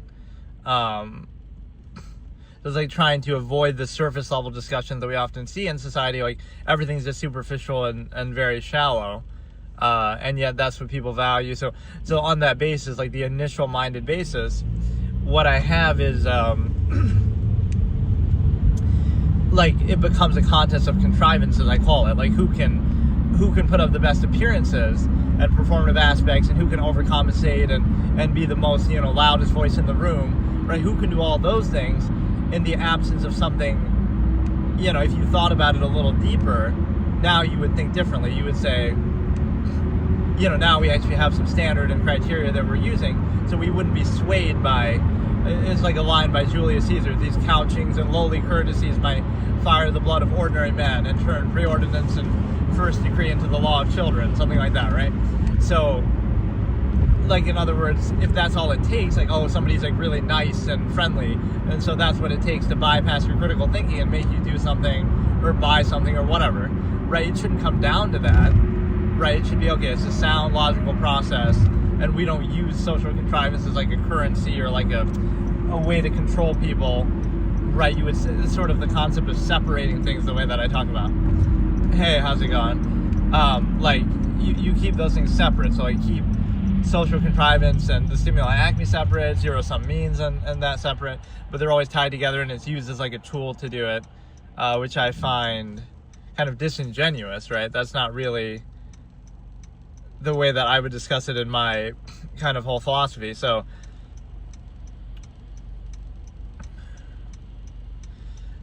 the situation with that is the fact that, again, you have like a contest of contrivance on the surface level, like, because everything is only being looked at on the surface level, now everything becomes like, who can present themselves best, who can, put up the best appearances, who can dress the best, who can, present themselves in a superficially satisfying way, even if that doesn't matter, right? It could just be a front. They're just putting up, they're just putting up appearances that they want people to see. So self-awareness kind of trivializes the whole thing. Like, you would think to yourself, well, they only appear that way because they're doing it because they want to be perceived that way. But that doesn't mean they are that way, right? It could even mean that they're not that way and they have to overcompensate and project that out. So it's meaningless because, so it only works if one party in that situation is unaware. So like you're taking it at face value, but they carefully planned and prepared it, and you're controlled by that aspect, and you're giving it the benefit of the doubt. But and if they were aware of the nature of the process, it might be the same thing. Like, why would they bother doing it? Because you could easily just see through it or see what it is, right? Like, oh, anybody could just dress a certain way or do a certain appearance. So why does that matter then? Right? It has no impact on anything. So why not focus on something that actually is tangible and impactful and has some relevance? So, and you would care about those things, again, if you reject this sort of egotistical, superficial, initial basis, but people often don't think very much, or somehow, the act of thinking is seen as like an outward or negative thing. Right, it's the same fallacy of like, well, if you think too much about something, that's a bad thing. Not the fact that simply thinking about it is revealing what's wrong with it already. Right, so the solution shouldn't be like, oh, if you don't like what you see, just close your eyes, just don't look. Right, so just don't think, and everything will be fine. But you shouldn't have to do that, right? So, and like within Absolutist philosophy, that's what I always talk about, is it's more about the soundness of the process and the consistency of the measure than it is about a specific, state of being, or like bread and circuses, like, oh, it'd be so much easier just to go along with whatever the time period you're in is, right, and just go along with it, but, and get all the, financial or technological benefits and just be happy with that and overcompensate, right, for all the cognitive dissonance and imbalance. But that's not what it's about, right? You can have all the money in the world, or you can have nothing, but you would be more concerned about, is it logically consistent what you're doing, right, by whatever standard you pose. So like there's a duality here that you should have to look at, where if there is an absolute, right, if there is an absolute, like an absolute measure or like a God or some purpose in life, right, if there was, then you'd be too busy doing it all the time fully with no inhibition, no reservation, because it's absolute. So you would, again, this is where this term somewhat comes from. So if there is an absolute, you would do it fully without any restraint. And if there's not an absolute, then there's no credible basis for outward insistence or a structure, or basically telling other people what to do and restricting them in any way. So either you fully practice the absolute as a measure, as a purpose, right, with no inhibition, no restraint, or there is no absolute, there is no basis, so everything is equally arbitrary and not credible. So now there's no basis to have an empirical power structure, or like, again, tell people what to do, because you can't assume their intent, right? You can't force your subjective, arbitrary, preconceived notions of like what you want or what you think others should do, but they could have a different intention, right? A good example is like half-mass hedonism, as I call it. So you could say the longevity process is the basis of life in society, right? Can we agree on that? So, which means everybody's trying to live as long as possible, right? Okay, I can accept that. But then that's not consistent, because then they drink, they smoke, they do unhealthy things. So clearly you're sacrificing the longevity of how long you're going to live for hedonistic acts, or whatever, pleasures, indulgences. So clearly that's not the measure, so it's not consistent, and therefore it's not credible, and therefore it's not a basis for empirical structure to tell you what to do or restrict you or prevent you from doing something. And so, right, that's how you have to look at it, is a consistency basis. So if there is an absolute, you would practice it fully with no inhibition, or if there isn't, then there's no credible basis for, for structure reduction, as I call, like, kind of just, again, either a person telling other people what to do, or the government, or any authority structure. There's no real credibility. That's why you have to pose a false absolute, because otherwise it's one arbitrary subjective person versus another, or many arbitrary subjective people versus another. So, but yeah, what I've tried to do on this channel lately is I try to keep posting like a clip every couple days of some random discussion I've had, and some of them have done actually pretty surprisingly well. Like the humor is, these are all things I've said in the past, so I find it kind of annoying that this shows you, like, again, being rewarded for the wrong thing. It's like, you kind of have to make it a spectacle, like, oh, do like a clickbait thumbnail and do like some those are the things that really matter, right? Not the substance of what you're saying. So I kind of hate that. But yeah, let me discuss something more light. I was kind of, let's discuss politics, which I often never really do that. There's some good fallacies you can take out of it, but like, what is my hope for the 2028 U.S. election would be the fact of not that a Republican wins, right, in wake of Trump having just won, again, obviously, but that an independent would win, like this unity party, all these Democrats, Tulsi Gabbard or RFK Jr. or somebody like that, right? You have this unity party kind of that was formed, even though Trump is a Republican. That's kind of the outsider independent mindset. So you don't want to see a Republican win, and you don't want to see, like an indictment against Trump, like, Democrats going to win, right? You want to see us moving in the right direction of, let's go with independent unity party, just different, something outside of this established structure would be such a good thing. But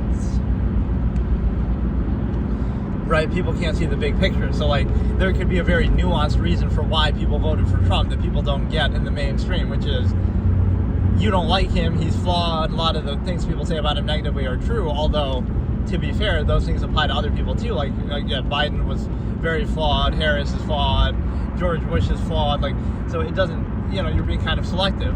But the bigger point is, yes, he might be very flawed as a person, but he could be 1%, one small, tiny step in the right direction, and that right direction being that, he was sort of an outsider, right, even though he's a Republican, you could be moving in the direction of, okay, he's the closest thing to an outsider that could actually win, because, if you vote for an independent, you're not necessarily going to win, although that's sort of a self-fulfilling fallacy too.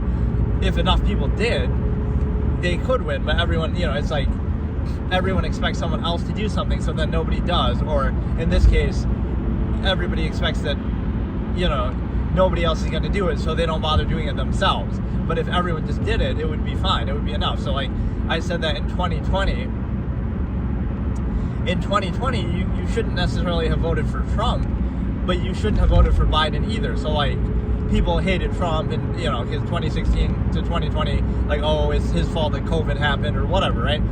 So what should you have done then? It's not that you should vote for Trump, but you shouldn't just vote for Biden as a default because you think Trump is a bad guy. Because like I always say, there's no such thing as voting against somebody, right? You can only vote for somebody, because this notion, you're voting against Trump, but you could have voted for me then against Trump, or for Kanye West against Trump. Like, anybody would have been voting against Trump. So there's no such thing as that, right? That's not a very logical basis, because then it could just be anybody. So the problem is that you would say that those same 81 million people who voted for Biden mindlessly because mainly they don't like Trump, they should have voted for an independent. So those same 81 million people could have done the same thing. It would have been logically consistent. 81 million people vote for Joe Jorgensen or somebody else, right? And then you solve the problem of not voting for Trump because, you hate him so much or whatever. But you also don't have to vote for the other major political party. So I'm surprised people always fall into that trap of like, now it'll be the same thing, like a back and forth. Every presidency, we blame the current president for all the problems. So now, next time a Democrat will win, and then we'll blame them for everything wrong, and then a Republican will win, and it's like a back and forth thing, instead of just breaking that system and routine, right? So I don't know, like, maybe I should look up news articles or something. Like, I don't know what really topics to talk about per se, if I'm not just doing my own, because that's what people sometimes misunderstand with something like my debate format is like, it's like an objective platform for discussion, right? So you're not really making a case. Like when I'm explaining my terms and my logical razors, they can apply to anything. So it's not really, you're not making a claim, you're just setting up a framework in which discussion can occur in a logical way. So there's something different to it than that, right? So without doing any specific topics, you can just kind of, I've been trying to lay out and explain a lot of the concepts and stuff from there. So at least I have a good record of it now. Like, all of this stuff is going to be saved. It is going to be on my channel. So I thought people would come in. That happened one time when I was doing one of my Court of Reason just, sessions like,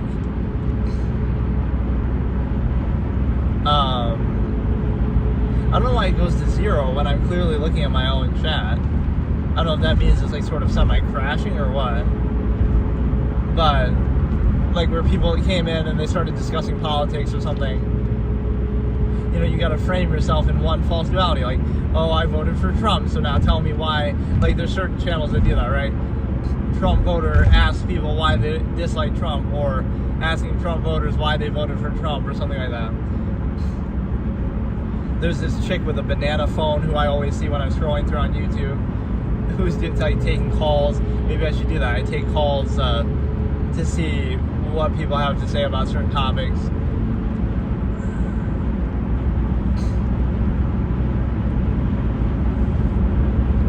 But yeah, what else could I discuss here? I had done a little review of Avatar 3. I wasn't that impressed by it. It's a little underwhelming. So let me actually listen, although I don't like when that kind of echoes in here either, but just to see like YouTube doesn't crash. Those are like the two things that I'll praise about YouTube versus Twitch, right? That as somebody who typically would always stream on Twitch, and I don't want to abandon my Twitch either, but this has been more convenient just because I can do it while driving and stuff. Not that I couldn't do it on Twitch, but the way it saves the VODs automatically forever, without having to, like, after 2 weeks or whatever. And then the way that it also with the algorithm, the way it kind of keeps boosting you once in a while with that, right, giving you sort of fresh viewers and stuff. And then also the way that even if it crashes or something, it doesn't like remake another VOD, right? It'll maybe part of the VOD will glitch out, but it won't, like with Twitch, it'll restart the whole stream basically. Whereas with here, I can't tell if it's ever crashing or not. So like right now it says 0 viewers, even though I'm watching my chat on my other phone. So how could it be 0 viewers? I don't get it.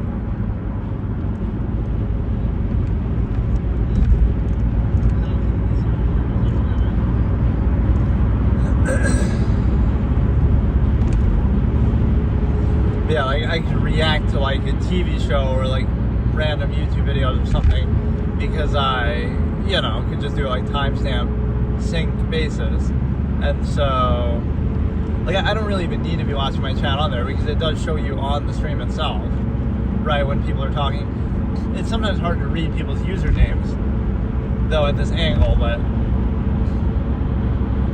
I don't know, I guess I didn't have like a super strong specific thing that I wanted to talk about.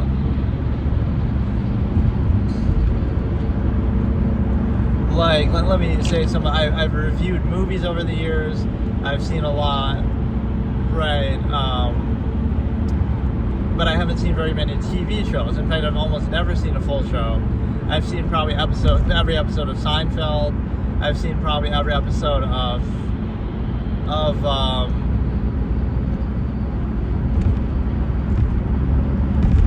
maybe the original Twilight Zone. That's about it. Even other shows that if I talk about, like, The Mentalist, but I still haven't seen the ending of it, because that basically the defeat of a major villain in that show was very disappointing. So like after that, it just kind of kills your enthusiasm to watch any more of it. But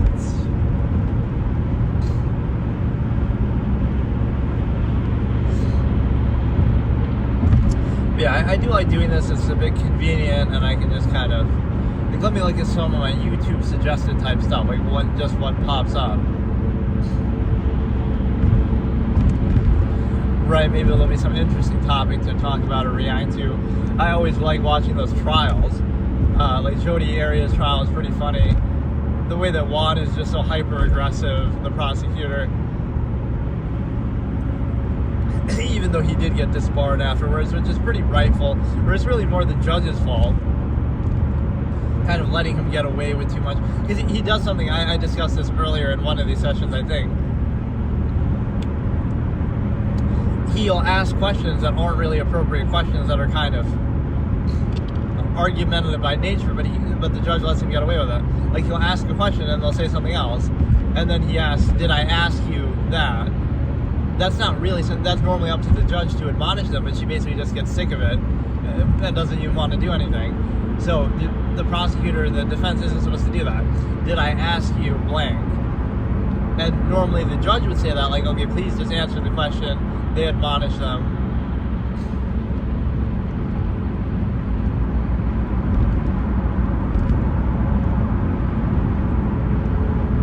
There was like a bit of a surprise sequence with the NBA Cup, which this is kind of a little overrated of a format that they're trying to draw interest at this point in the season, but I don't think people really care about it too much or take it seriously compared to, you know, the actual playoffs or something.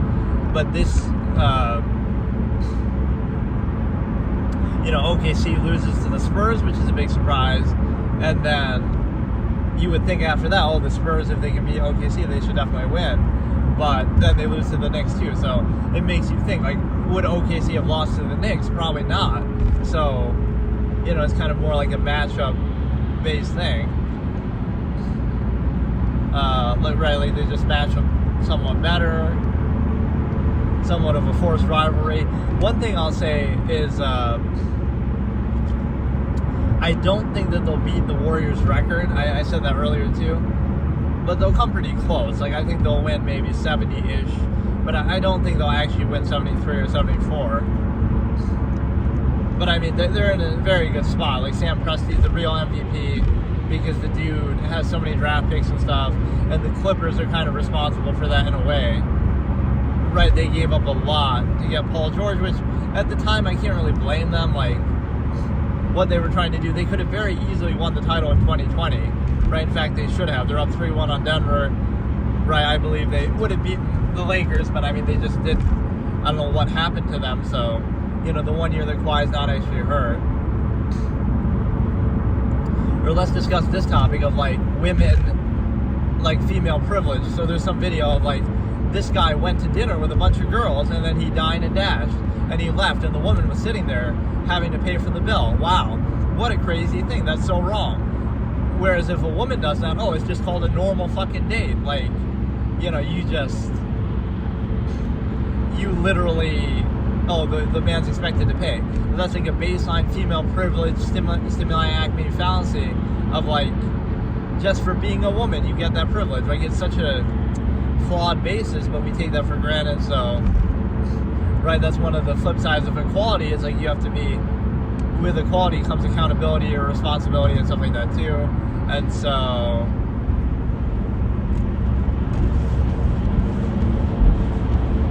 I don't know why this shit always seems so fucking dirty. But yeah, like the female privilege, like, let's watch this video, whatever it is, I don't even know. How we split our finances now that we're married, husband and wife, remains unchanged from when we were dating and engaged, but will change once we become an attending. He's a surgical resident, and I'm a nurse. Like, there's so much of that. It kind of ruins society in a way. Right, resist the stimuli acme because it kills meritocracy. Like, oh, the world would be a meritocracy, but, oh, we give special treatment to somebody because of their gender or appearance or whatever it is. It's like, that's not a good basis to use. That should be the exception, not the norm. So it's kind of like, you know, when you're defined by not doing something instead of doing something, that shows you a contrived state. False, absolute, inherent contrivance response, right, that we see as a fallacy. And housing costs, I pay 100%, including all the utilities, sewage, whatever miscellaneous. They're all on auto pay and they're under my account. I'm fairly certain that Kevin has no idea how much a trash or water bill is, and that's fine. But no, it's like this idea of dating up too. Like, how many times does a middle class or poor man end up with a six figures rich kind of a female? It happens, but not very often. How many times does it happen the other way? All the fucking time, right? Where that's a major incentive and dynamic. So, as I say in one of my old expressions, all relationships by extension are prostitution, because, well, you might say, like, I love this. You see this in some I can't remember. It was like a courtroom thing or something, and they say you hung out with this girl and you gave her a gift and then you had sex or whatever, right? So it's like, oh, that's like prostitution. Oh, so you mean like in a relationship when you buy somebody dinner and then you end up, having some relation with them later, or you give them gifts in a relationship, like you give them a ring, you give them whatever, like, yes, of course. So you're getting, in a micro sense, you say, oh, that's bad, because you had like a one-night thing together and you bought her a gift. But in the lifelong sense, oh, it's the same exact process. It's just overextended. It's the same thing. Oh, you're going to buy them gifts or shower them with attention or something.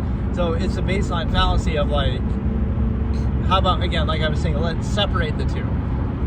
The stimuli acme is the stimuli acme, right? You know what that means.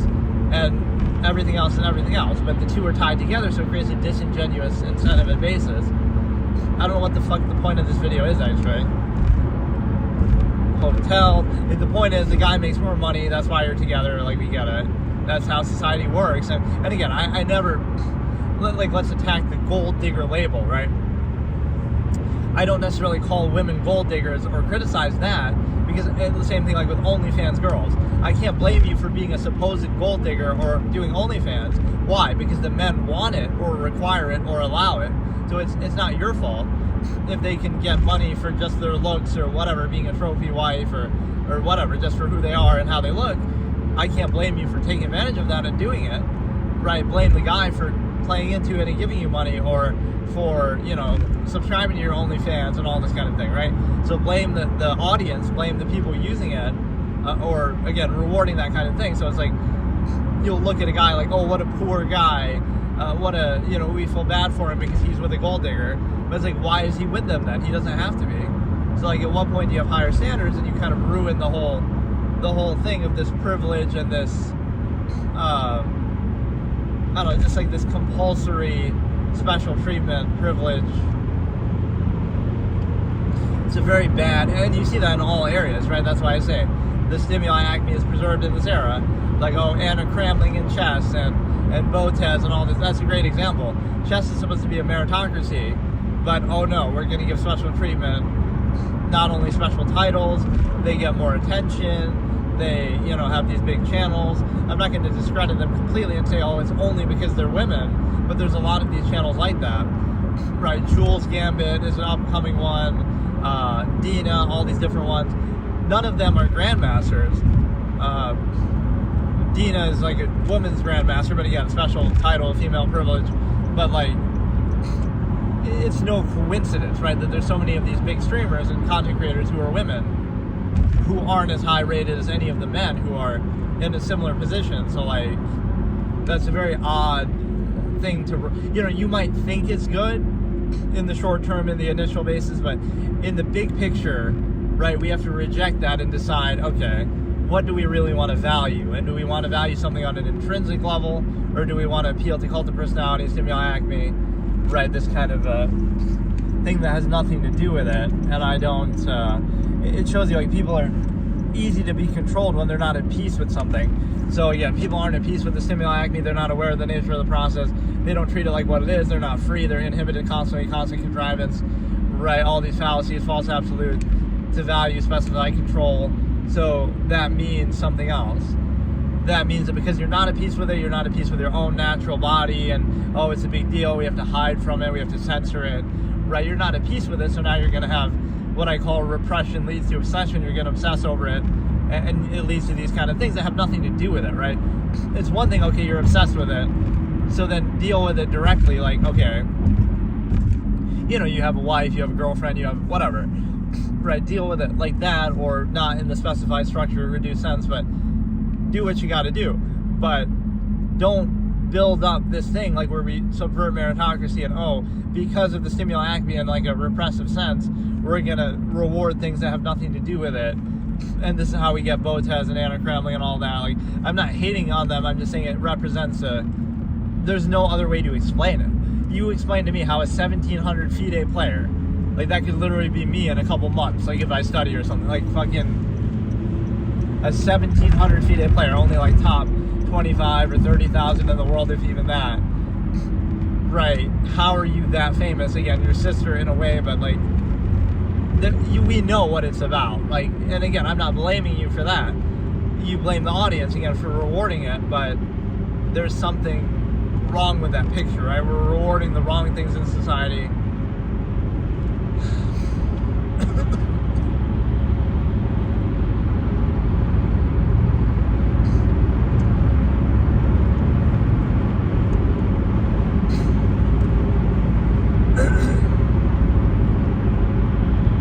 Or some people do streams like that where like they don't even talk or they hardly talk because they kind of just... I should try to read people's names more when they do that, but yeah, like I said, it's kind of hard to see them sometimes because the text is like more grayed out for the name than it is for the white, and it's kind of on a stand on my dash. So I like the position of the phone though, actually, because again, it almost simulates that you're like in the passenger seat with me. So we're like doing a role play ASMR drive with me somewhere kind of a thing.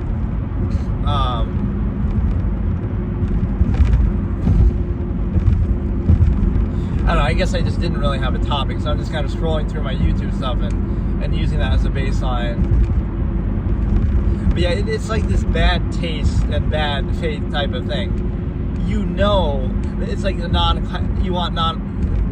want accountability, but you want privilege, right? So it's like, oh, you can't bring up the fact that, oh, someone's getting special attention because of stimuli, acme, privilege, stuff like that.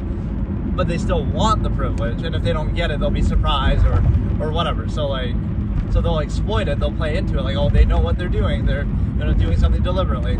Although I'll give Anna Kremling a bit of credit there. She really doesn't play into that much, right? Like her videos are usually just about chess, and so even if she's getting chess, as she says it more, but like, you know, and if I was her parents, I'd be pissed at her, like, look at how much attention you're getting, which between the two of us as grandmasters, we didn't get that, right? I'd be a little pissed off about that, but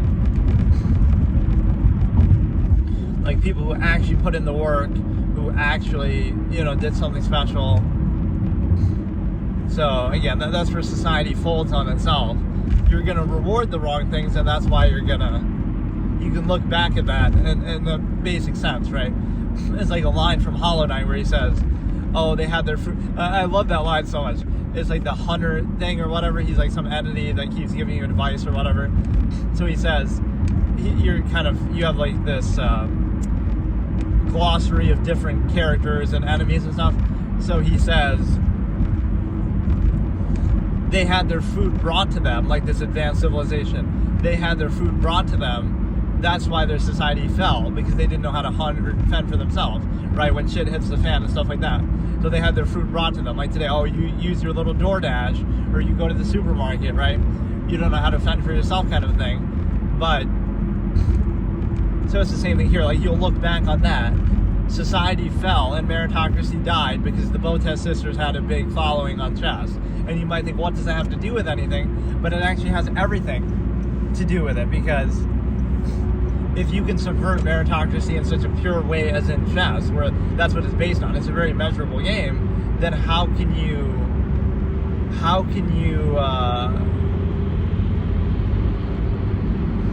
right, that means you're valuing something without any basis to it, right, for all the wrong reasons. And so now it's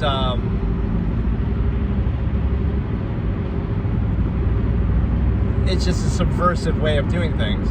And again, the way to settle that would be that, again, understand the nature of the process fully, so it would be more directed then. You'd be like, well, we'll address the stimuli acme freely and fully, and not hide from it, and not be inhibited, and not be embarrassed about it, and our own bodies and stuff like that. And you don't have to hide from it, you just see it for what it is, and now it wouldn't be such a big deal. But because you're in this imbalanced state, now you'll kind of obsess over it in places that have nothing to do with it, really. Right, and so you're kind of all mindless, subjective stimuli acme preservers. And let me watch some of the Jodi Arias trial. Actually, it's such a, over the years I've always come back to it, right? Like the Daryl Brooks one was good, or I could watch like a newer kind of trial or something and react to it. That could be a fun format, I guess.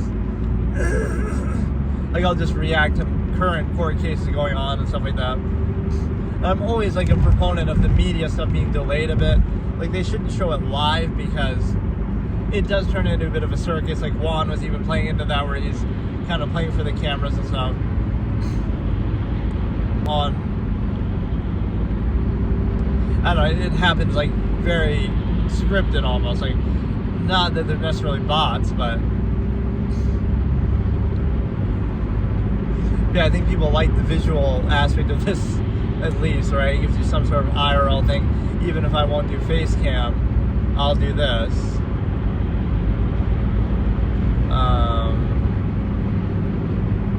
But yeah, you might be getting bored of the route because I always take a familiar route. Where I'm kind of going back and forth to the same place. So this mall coming up here, or is it even coming up? I forget. Or that's further, but this is one of the biggest malls in the country, apparently, in the world. Destiny USA in Syracuse. Right? It never started off that big. It used to be called the Carousel Mall, and there is still the Carousel in there. But they kept expanding, and now it's fucking huge. It's like one of the top 5, top 10 biggest malls in the whole country. And then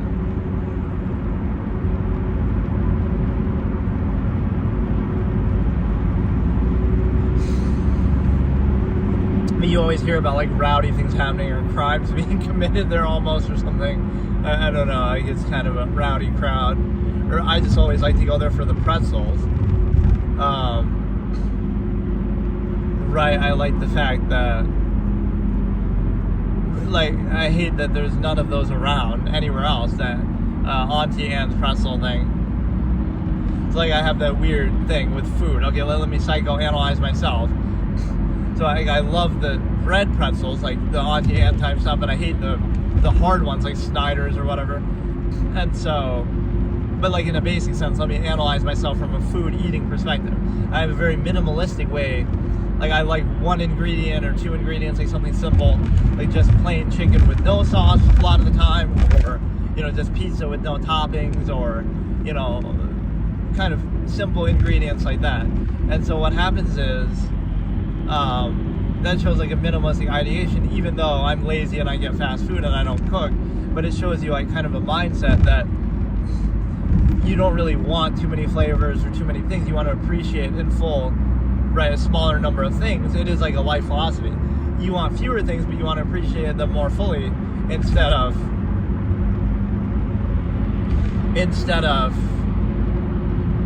you want to have more things and kind of water them down and dilute them, like the overextension fallacy of human life itself and society and everything like that. And so, again, you like sort of plain foods, simple foods. You like simple single ingredients, 1 or 2 things, not a lot of sauces, not a lot of salads, not a lot of mixtures of stuff. And so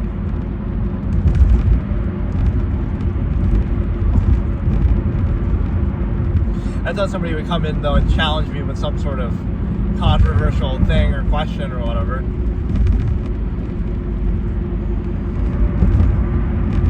Because that's the thing I never do, is I like never dig in on a position, right? I'm always sort of nuanced, and then sometimes people will say, well, that's like a cop-out, that's just you trying to play both sides and stuff. But it's really not. Like, it's nuance versus false duality of saying it's black and white and you have to be on one side hard or the other, but that just creates like a tribalistic fallacy of, you know, now you'll just kind of insist upon everything to do with one side instead of seeing its flaws too, and you'll be totally against the other side instead of seeing its merits too. So there's no point in doing that, right? It just creates unnecessary conflict and confusion. You could just do it this way, where you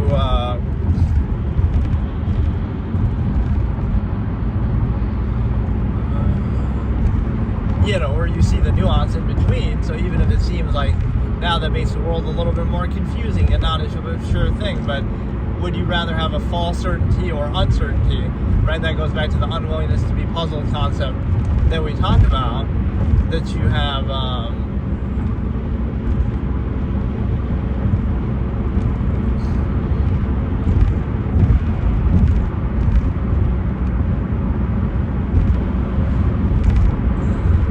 I like doing these more in the morning, but I don't always have like a ton of energy, or like, I don't know, like last night I was kind of in the mood and it was a very good session, I feel like, or I was going into the long-form postulate, whereas here I'm kind of more just, you know, I should sort of alternate like that, or I don't always have to do those episodes, but I like what I've gotten into the routine of doing with these, though.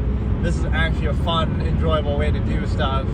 I would like to still do, it's actually kind of ironic too, I just did those unboxings like the Alienware and shit like that, and now I'm not even using it because I'm just only doing this because I don't have time, or I'm, whatever time I do have, I'm trying to edit stuff now and shit like that.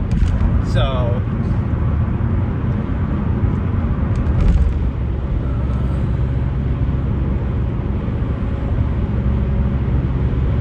yeah, I love that as an example of the way that YouTube works. Right, on this channel, which is only my third channel and it's not like the main one that I've used, but my most viewed video is the one to do with, again, me analyzing a foot fetish, like why people have foot fetishes or whatever. It's like, of all the things I posted, that has to be the one. Right, so it shows you what people reward or what people are obsessed with. It's so stupid. Right, so now you'll be defined by that, like, oh, you're the guy who made that foot fetish video. It's like, well, I also made hundreds of other videos, but that just happened to be the one that people like. So I call that sort of myopic marginalization. Like, you're defined by what others value or what they focus on, not by what you value yourself, right? I could do 100, absolutist philosophy analysis and videos and stuff like that, and nobody watches, let's say. But then I do one video on some fetish topic or something, and oh, that gets viewed. So it's like, that says more about the audience and the observers than it does about me. But you'll be defined by it because people aren't aware of all the other things you've done. It's kind of similar to the long-form postulate that we were talking about yesterday, where you say,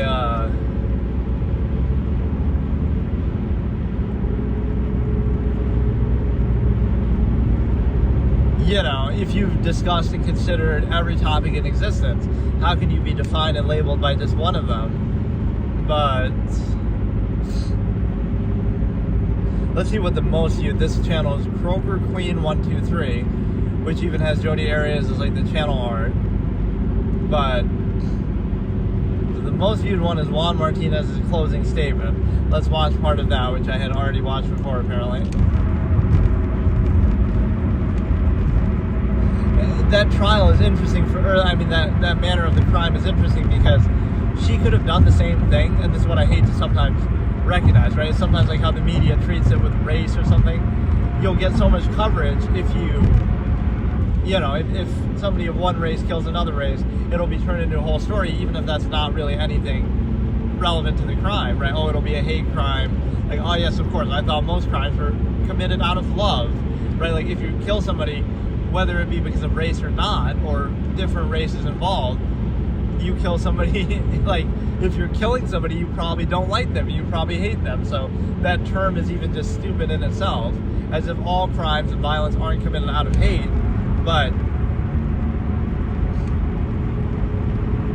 it's kind of like, I don't know. You'll always try to attribute it to something like that, like, oh, it's because of race, or it's because of some such and such, right? Not just human nature, like, everybody can be the same race, but it's not going to be a perfect utopian society, because it never was before, so you're just kind of looking at that as a scapegoat.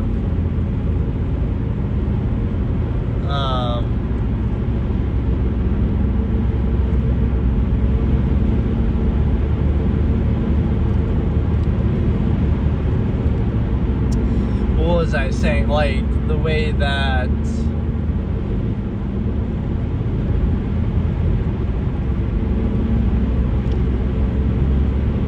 it looks so sunny for like the time of day that it is, and like the time of year that it is, right? Like, it's warmed up quite a bit. Wait, no, it's still saying 32 degrees, but everything melted and it feels much better.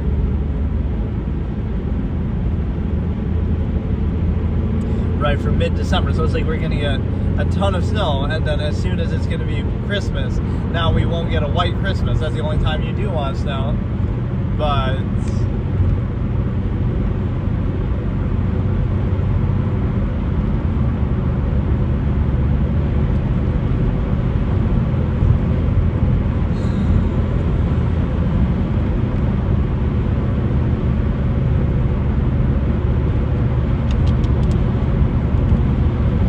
yeah, like with Jodi, it's like she stabs the guy 27 times and shoots him.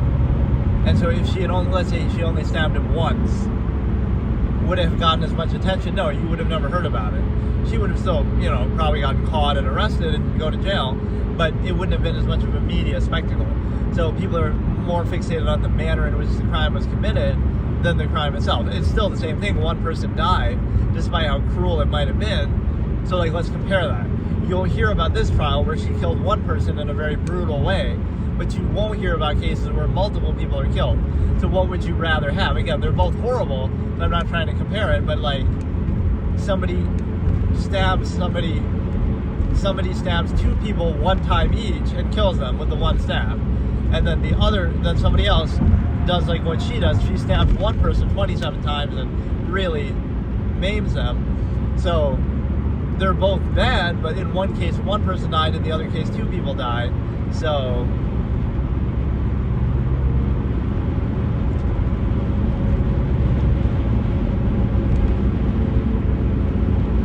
right, even as much as we can sympathize with the torture and all that, you would still say, well, 2 is the bigger crime because you killed 2 people, right? But again, sometimes the media and the public focuses on the spectacle of it more than anything else. And so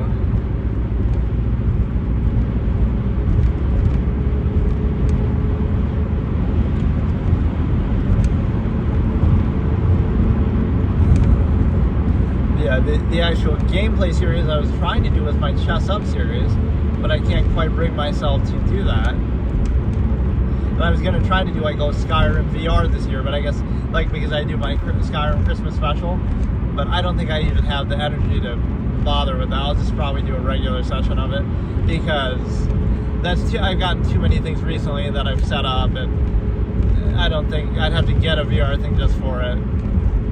Right, I'm not going to necessarily do that. Then I'll have to wait till next year, and that'll be when I introduce my VR ARC again. It's going to be annoying to try to stream it and stuff too, so I'm not going to bother with it.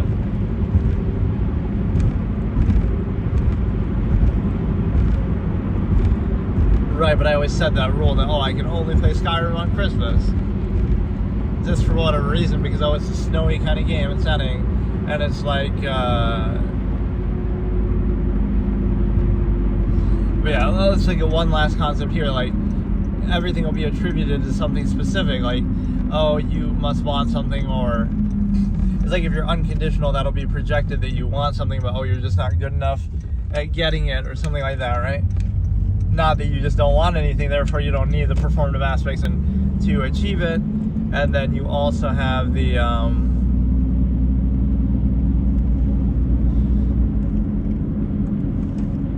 so somebody who's more neutral, they don't want anything, versus the person who seems all positive or whatever, they do want something. So it's but the projection will be the opposite, it's somehow positive for them to do that, versus it shouldn't be necessary.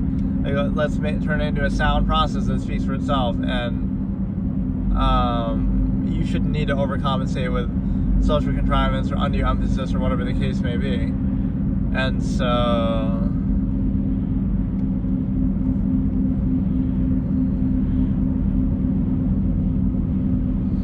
yeah, I don't mind doing these sessions. Right, it's convenient because if you're driving anyway or doing something anyway, right, I'm not going out of my way to do it, and I'm still meeting my daily quota of, because I always like to do that as a routine, just to stream every day. But yeah, I could try to react to videos and stuff, so I would just tell you, I would have to give you enough time to sync it up. Okay, I'm gonna start this video at this time, and then I'll tell you the timestamp, and then you can pull it up and do it. But then if people come in the middle, they won't know what I'm talking about or doing. Okay, so today I'm going to do another sort of mini episode of my Absolutist Philosophy. Not really one of the core episodes, but the sub-series that is recreation, as I call it, where I kind of go back and try to revisit some of my old logical razors from that format. So it'll be a little more disorganized, kind of just discussing more random things instead of just one thing, one major topic. But Yeah, let's just look at a few concepts here. So for some of this, I just go through some of like the notes on my phone that I will do reference a topic, and then I can kind of go into it. So it's not really like I'm writing much out. It'll just be like, okay, let me think about this topic or that topic. So like the need to sort of appease a contrivance state or do certain things on behalf of it as you tolerate it. So it's kind of like, you can think about it this way. Let's say you're a minimalist or like a more neutral person, right? Not that should even define you, because again, it's a fallacy to say you're defined by what you don't do rather than what you do, right? Like again, the fallacy of pronon anti or false duality with you're not religious, so you're an atheist. But that's not a real term, right? Everybody's born and they're not old enough to even think for themselves, let alone, hold a belief. So you're born atheist, so that's not a real label, right? Everybody is born that way, and now you can choose to outwardly do something. That doesn't mean it's a bad thing or you shouldn't do it. It just means you can't define somebody by what they don't do, right? By their inherent natural state or just by doing nothing. You can't define them by not doing something, right? So that's the baseline fallacy right there. So in a contrivance state like society or certain structures, you could tolerate it, right? So you tolerate contrivance. Doesn't mean you have to vouch for it. You didn't choose it. You didn't create it, right? So there's like some weird accountability that comes with that. Hey, loved, how's it going? So right, the weird accountability. Like I'll use an example, right? Charlie Kirk, rest in peace. But I remember seeing this clip, or other people like that. He's at a college campus and he's discussing something with a college girl, and she has like a Starbucks coffee cup and she's dressed a certain way. And this is one of the dumbest things that people kind of do to try to discredit somebody. I'm pretty good. I'm going towards like Syracuse. I'm in like central New York. So what he'll say is, oh, well, like she's arguing for the environment or something like that, right? So without taking a side on the issue, the fallacy here is like, he'll use that to discredit her. Oh, but you're holding a Starbucks coffee cup, or oh, you're wearing these clothes. So I always pose this example. A minimalist, so they walk up to the same microphone in this campus and have this debate, and they're naked because they don't believe in clothes and they don't want clothes made in a factory. What would happen then? Oh, you'd be kicked out because you're not allowed to be naked. So you're tolerating and acquiescing to the contrivance state around you, but that does not validate it or mean that you choose it or that's what you actually believe. You're doing it because you have to, because you're forced to and pressured to by that contrivance state. And then it'll be used to discredit you, like say, oh, but see, you're in favor of this contrivance state because you are wearing clothes made in a factory. Like, well, kind of, because you're forcing us to do that, right? So that's the false validation of contrivance. That doesn't mean that's what you're arguing for, but in order to even be able to be taken seriously by that contrivance state, you have to live by its, appeased by its rules, right? So again, let's say I'm a minimalist and I walk up to that microphone naked. Okay, this represents my philosophy. Now you can't pick on, oh, I don't have a Starbucks coffee cup. I don't drink coffee. I drink water from a river. I don't have clothes made in a factory, right? Either I make my own in nature or I don't have any, right? So I'm representing my ideology correctly now. So I guess I'm absolutely credible and everything I say must be right by the fallacious basis that you discredit somebody like, oh, you have this coffee cup or you have... So you see how it's secondhand. You're forcing them to do it, but then you use that to try to validate something. To YouTube, I want to go live. Okay, see you later. Hey, how's it going? Strawberry.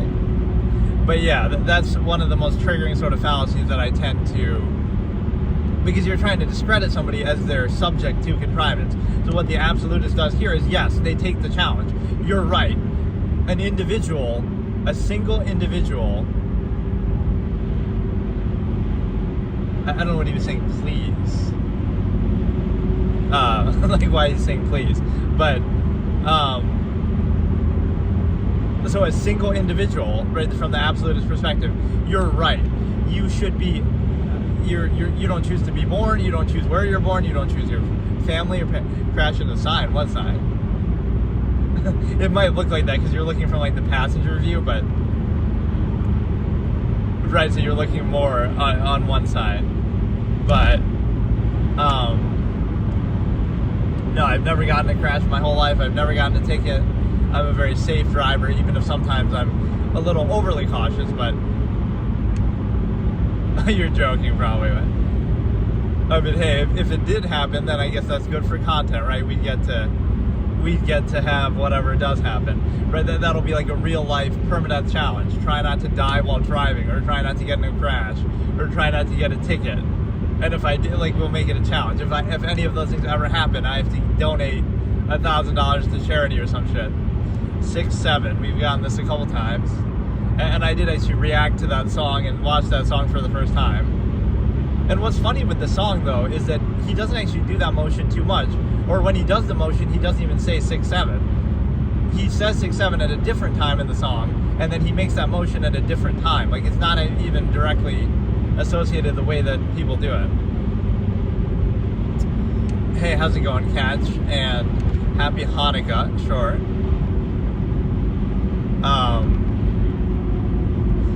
So, okay, what I was saying is, again, the minimalist comes up and they represent their creed. So that's the fallacy of trying to discredit people, right? Yeah. Like I was saying, the absolutist takes on the challenge. So, for example, you don't choose to be born, you don't choose your family, you don't choose where you're born, you don't choose what era, what technology, what, society, power structure. You don't choose any of that. And then you're born and you're exposed to it and indoctrinated by it, right, reacting to it before you're old enough to think for yourself. And now you're at such an age that, habitually you've been indoctrinated to it, and you've also been challenged me to become a Pokemon master. Yeah, I should play Pokemon Go in real life. I wonder if I could do that, like, while in my car. I'll go to, like, a landmark, or I don't know how it works. I've never played it. Like, I'll drive up instead of having to walk around, which feels kind of cringe and stupid. But if I could do it in my car, I'll stop somewhere, catch an imaginary Pokemon at some landmark, right, and then keep going. That I would at least be willing to do it like that. In fact, that would give me kind of a good little, it'll give me an excuse to go to different places that I wouldn't normally go.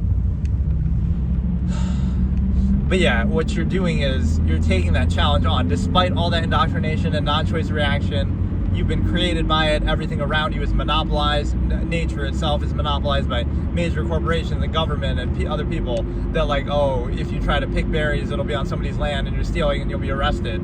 So, like, all that inhibition exists. You didn't choose that. You didn't defer to that. I guess by buying products from companies, you're kind of reinforcing that power already. But it's like, you didn't choose, like, oh, the previous generation, a generation of traitors. Sometimes people say that expression, whatever. But it's like past generations have deferred and given up all this authority over nature and the world to big corporations and the government. You didn't make that choice, but you have to deal with the result, right? So it hardly validates it if you have to live in that and you kind of go along with it, right? It doesn't mean that's what you chose, or that doesn't make it kind of a sound process or validated process. And so this is like, we're going into Syracuse right now. You will be born into the anime. That could be kind of fun. We'll live like a VR Pokemon existence. I'll make a real life anime. But I've seen those, like Yu-Gi-Oh battles in real life with, like, some sort of, they try to imitate the holographic capabilities that they show in the show. But yeah, what you're doing is you're basically taking that challenge on. So you'll say, you didn't choose any of this, you didn't create any of this, you didn't defer to any of it. So the absolutist would take that ridiculous expectation that you're supposed to single-handedly, one individual is supposed to spite and defy and undo all of this contrivance that exists, when you've given up monopoly over all of nature, past generations that you didn't choose or have anything to do with, given up, power over nature and monopoly over resources, and all this power you've given already, right, has been given by past generations of people to government and corporations and all this. And now you look at it as an individual who's thinking for yourself. That sounds like the last Star Wars. Now you give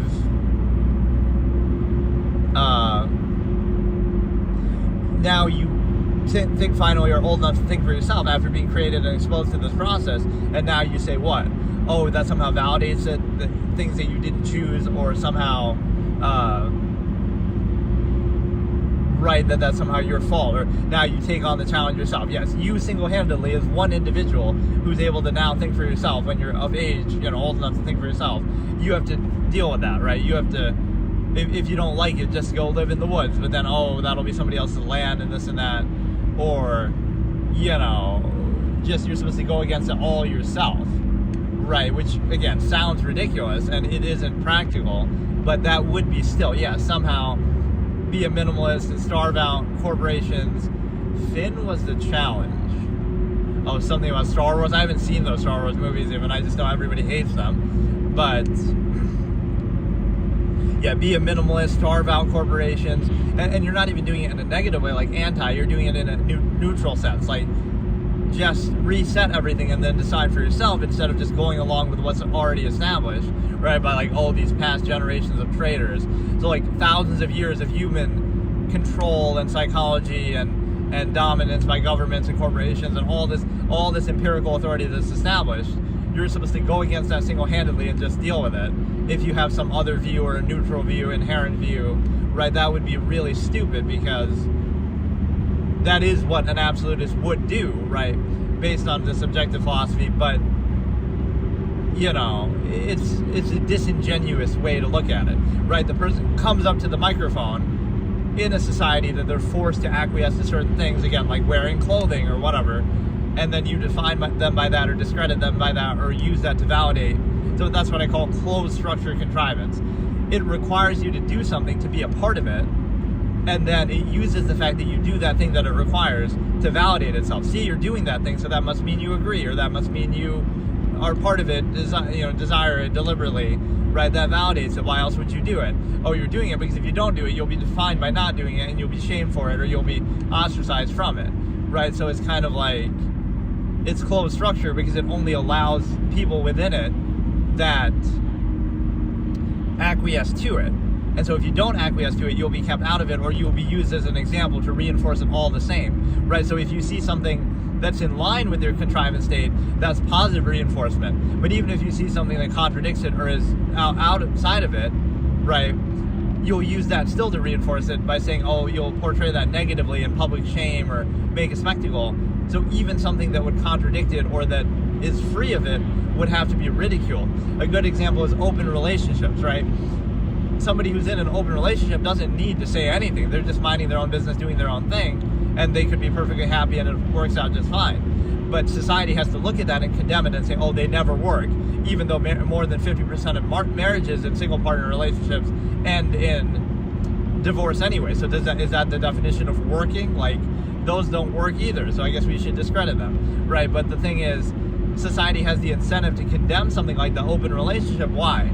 Because if you didn't condemn it and you saw that, oh, maybe it does work, maybe people are happy that way, then you might question your own subversive state yourself to say, oh, so then if it does work, maybe that's what I want too, and maybe I can be free of this restrictive structure that we're built in. Because remember, the nature of contrivance is based on the fact and the premise of people being not very capable, right? You're an animal, your nature is negative, you're going to do all these terrible things, so you have to be restrained, right? And then also, like, you're not very capable, because if you were capable, then on two levels, it would remove the need for government and structure and all this, because you could self-govern, or it would also invalidate it because, oh, you're good enough to get away with anything, so it wouldn't matter what laws are in place, if you're clever enough, you'll get away with it. So it's on the premise that contrivance in society and government, all this exists on the premise that you're stupid.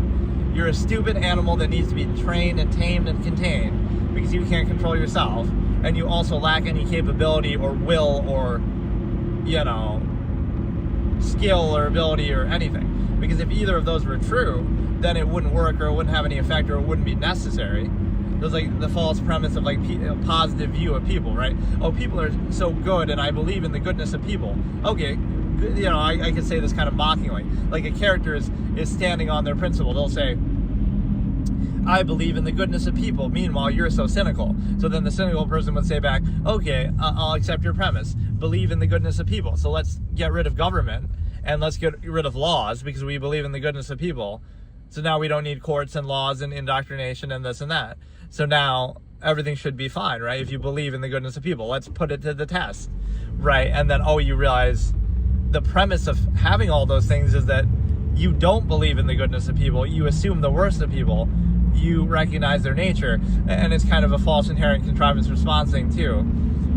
I don't know what part exactly he was saying sounds like Star Wars, but some scenario about being a minimalist or trying to go against the system, like, oh, you're trying to go against the empire. Maybe that's what what he was saying, but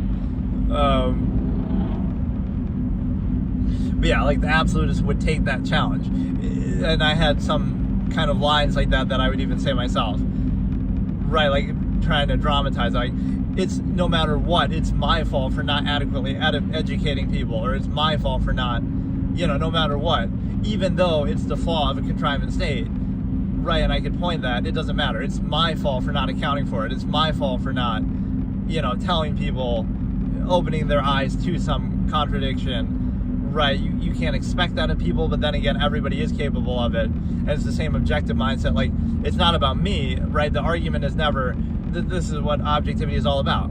You can be an objective observer of something, a flaw of a system or some contrivance state.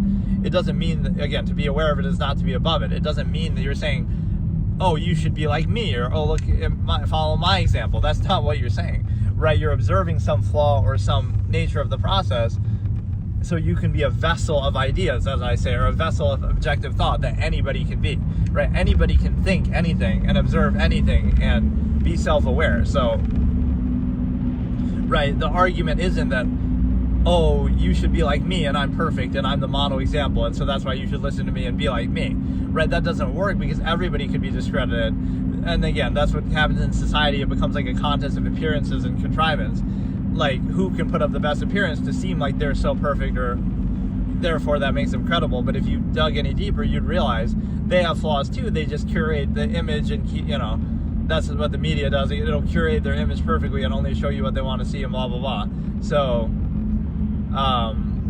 or yeah, like at what point would be like this kind of thing be considered advertising? Like if a big streamer, iShowSpeed, is driving and you see like a sign, right? Oh, that's like he's advertising or product placement, and so he'll be driving down the road, and because he's so big, he'll get sponsored by this thing, and they'll pay him to have that sign show up on the screen or some shit, right? Like, I don't know how. Or like, what if we show something offensive? Somebody will have a sign that's like, because it's not your intention to do it, and it just happens incidentally, right? It shouldn't be held against you. But like, what if somebody has a sign up here that says something very vulgar or graphic, right? Like, how am I supposed to do that? Like, anything could happen, right? Like, somebody could be naked in the road. Like, I can't control anything like that, but you're not making a point to try to show it. It's just, yeah, that's the illusion of the contrivance state, that you're exposed to it. You don't choose to do it. That doesn't validate it, because otherwise you see how that's self-fulfilling, right? Oh, you grew up, right?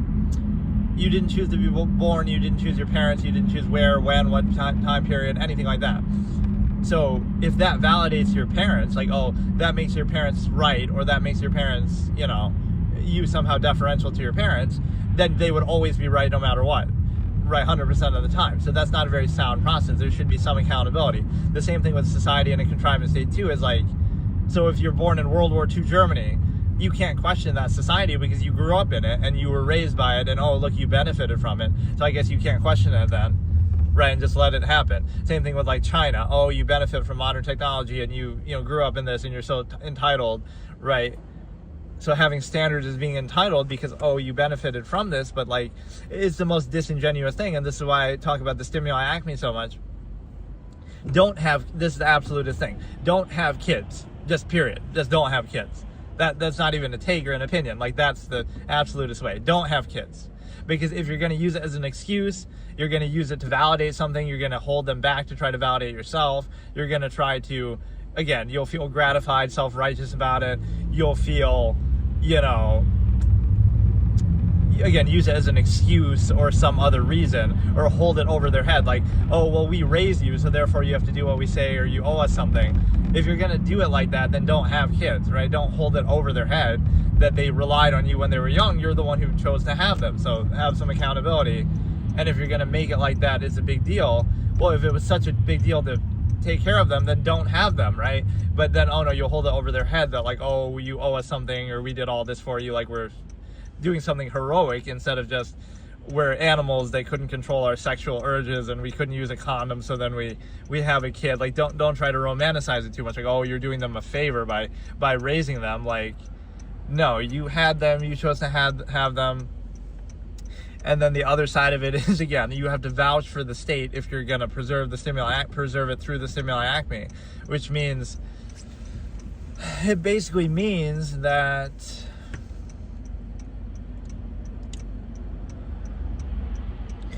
right, you would have to vouch for the state, the time you're in, everything like that. So you don't have kids until you vouch for the state of society, of your life, of whatever, by your own standards, by which point then you should have nothing to complain about. But instead it's kind of the opposite. Like, this is one of the things I would always mock, like, oh, this person's struggling to put food on the table for the 5 kids that they have. Well, who told you to have them, right? Who told you to have them? So it's this aimless overcompensation, like, you get stuck in a rut and caught in a rut, right? You might not have chosen your own life and your own existence and anything like that, but you can control one thing, whether you perpetuate it or the state or, like, you know, have kids and create the process again. So you would be very, very hesitant to do that. And of course, there is no like rhyme or reason or thought that people put into it. They just want to have sex and it feels good and they're animals. You know, it's nature's way of inspiring reproduction. So again, all this from an objective observational basis, but that's the point, is like, if you have kids, that means you're vouching for your own life. Your life must be perfect, or, you know, you vouch for it. Otherwise, why would you have kids and perpetuate it and do that, right? The society you're living in, you must vouch for it. The time period, the government, everything you're exposed to, you must vouch for it. Nobody is actually thinking like that, right? Nobody thinks like that, but that would be the accountability. You cannot have kids unless you vouch for the state by whatever standard you have. And so anybody who has kids, you immediately look at that like you're a mindless animal who reinforces whatever's in front of you. If you were in World War II Germany, you would have gone along with that. If you're in China right now, you would have gone along with that. You would have gone along with anything because that's what you are. That's what you show, right? And so you should vouch for the state. It should be perfect. You might think, oh, then that's too high of a standard, but that's the absolute sense of finality and amalgam theory and village of 100 concept that you would say, you know, you're right, because you would hold it really accountable. So it's one of two things. Either, oh, we're going to go extinct and then nobody's going to have kids anymore, or it would hold you to an extremely high standard to make things the way they ought to be. Otherwise, right, it's like an unlock condition. Let's discuss it in Gen Z kind of term. You're not allowed to unlock the ability to have kids as like you know, as if it was like in a game. You can't unlock that until you first, right, create this desired state for yourself. Or whatever, vouch for the state that you're in and society and everything like that. So you would hold it to such a high standard that, like, you might never have kids then, but it'll be one of two things. Either you won't preserve the state by having kids because you didn't vouch for it, or you push yourself and you'll be motivated by that to get into the state before you do that. Again, nobody is thinking like that. That's like the ironic way in which, again, absolutist philosophy would support abortion, or like be okay with abortion. In an ideal perfect world, abortion shouldn't exist, right? Assault cases wouldn't even happen, or the health problems wouldn't be an issue. So in a perfect world, it wouldn't exist. It wouldn't happen. But for the time being, you're okay with it being legal. Why? Not because you really are okay with it, because again, in a perfect world, it shouldn't happen, right? But again, you could say that's not objective, but based on the premise of valuing human life on a subjective level, you would want to be consistent with it. So what's objective is the consistency of a claim standard, right? Society presumes a certain value of human life, even though that value is subjective and people are defining that themselves. You would have to have some credibility and consistency that you hold, which basically means that it would be consistent. So yes, abortions wouldn't happen on that basis of consistency, but you still are okay with them being legal because you know that either people are going to do them anyway. That's just human nature, so you'd rather them do it safer or something like that. But the bigger point is, again, the stimuli acme thing that I'm talking about, that you know that people can't control themselves, and so they're going to have kids, and so at least let them deal with it that way, right? You would remove the need, an absolutist expression. I always use this. You know, a lot of these, I coined all these expressions, and again, this term is used for something else too, but, you know, I kind of have my own meaning for it. So this is all from my old debate format. So one of my key phrases I would always use is that you would remove the need, right? Rather than like for example, you struggle doing your job in society, but what you could also do is remove the need. Okay, you don't need all the things that your job provides for you. People need very little. You could, you know, live off a lot less than you have. So instead of struggling to overcompensate or overextend and do things that you don't need, you could just not do it and, you know, be okay with less. So it's not even, it's interesting how that wouldn't be looked at, because people are treat everything like it's a zero sum, or they treat the zero sum like it's a contest, right? Like, oh, how much money you make is somehow validating, but it's the opposite. Like, how much money you require or you desire, that makes you greedy or selfish, or it's a zero sum thing, so why does it matter? But what you have to understand is the fact that, again, you know that people aren't at the point where they can sell it and just doing that, or vouching for the state, holding it to a standard, right? Instead of expecting that, you say, you know what, I know people can't handle that, so here's an alternative. You're still going to prevent the preservation of the stimuli acme, but you're going to have to let them have an abortion instead of, you know, of just not doing it in the first place. So you're kind of, it is a sad interpretation that you have to do that, but you're recognizing human nature. And the other thing, I had a line in some story that was kind of like that, where at least here, like you could say, at least in the United States, they have the, you could say it like about India or China, even though it sounds a little bit insulting, is like, you know, oh, you third world countries don't even know how to use a condom, or you can't even afford a condom. And I'm saying it kind of jokingly, right? I'm not literally saying that, but oh, look at the population. Like, oh, you're too stupid, you don't even know how to use a condom. This could be taken out of context. Again, it's like a character saying this in a very certain way, but right, like a bit of a loaded way, like, oh, or just some hypothetical country with, like, oh, this hypothetical country has over 1 billion people. Oh, what, do you people not know how to use condoms, or do you know, you can't control yourselves, and so, or you can't afford condoms, whatever. Like, at least here, and what they're saying is negative in both senses. That's why it's not offensive, or it offends everybody, right? Oh, you people in this country with over 1 billion people, you can't control yourselves, or oh, you can't afford condoms, or you're too stupid to use condoms. At least here we have the decency to abort our children. In other words, like, at least here we have the decency to abort, which is a bad thing, and they're saying it like that. So it's the same thing. Like, they're both bad, but at least we do that to, you know, kind of, it's a little hard to explain, but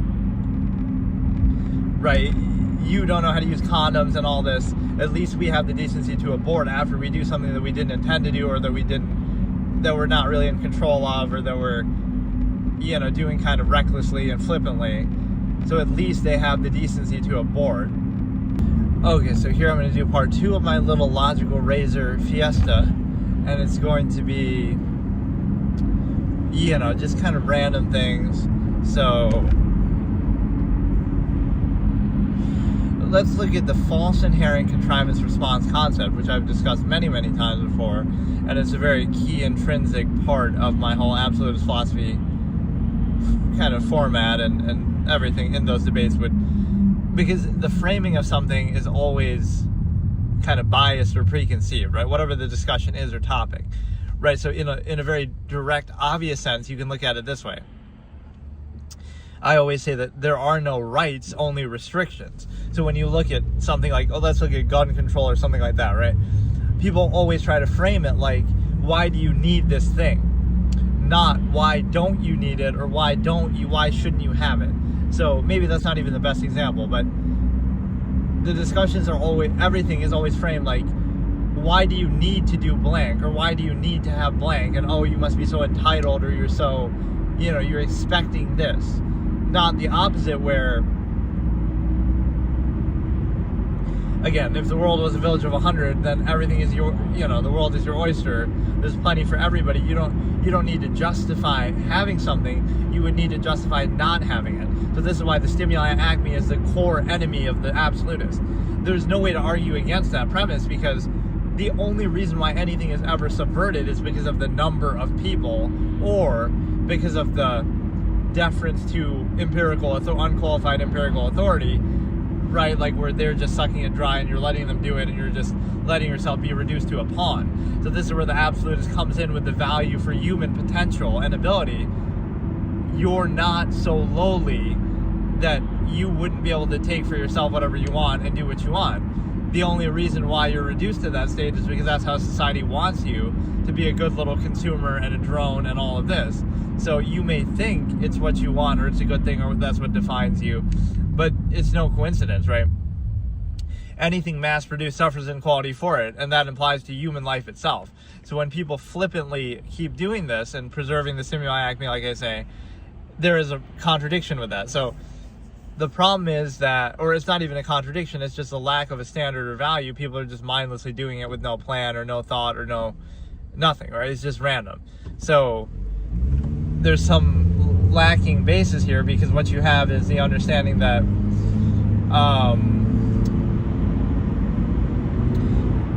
it's kind of hard to explain, but again, the false inherent contrivance response, the idea that a person has to justify doing something, not that you would have to justify as an empirical authority structure. You have to justify anything that you prevent them from doing, you have to justify that. But we look at everything today backwards. We say, hey, how's it going? We look at it like we have to justify everything we do or everything a person does, not that you would have to justify preventing anything that a person can inherently do, right? So there are no rights, only restrictions that should be held accountable on a functional basis. Like, why does anything have to be restricted? But like on the social level is a good example. There's a lot of things that people value and insist upon and care about and ridicule and stigmatize that don't actually have any practical functional basis, right? They don't really hurt or help anybody. It doesn't really matter. But that shows you a form of social engineering, that we're trying to create certain behaviors or reinforce them, even irrespective of functional basis, right? They're not harmful, they're not helpful, there's no basis or standard being used.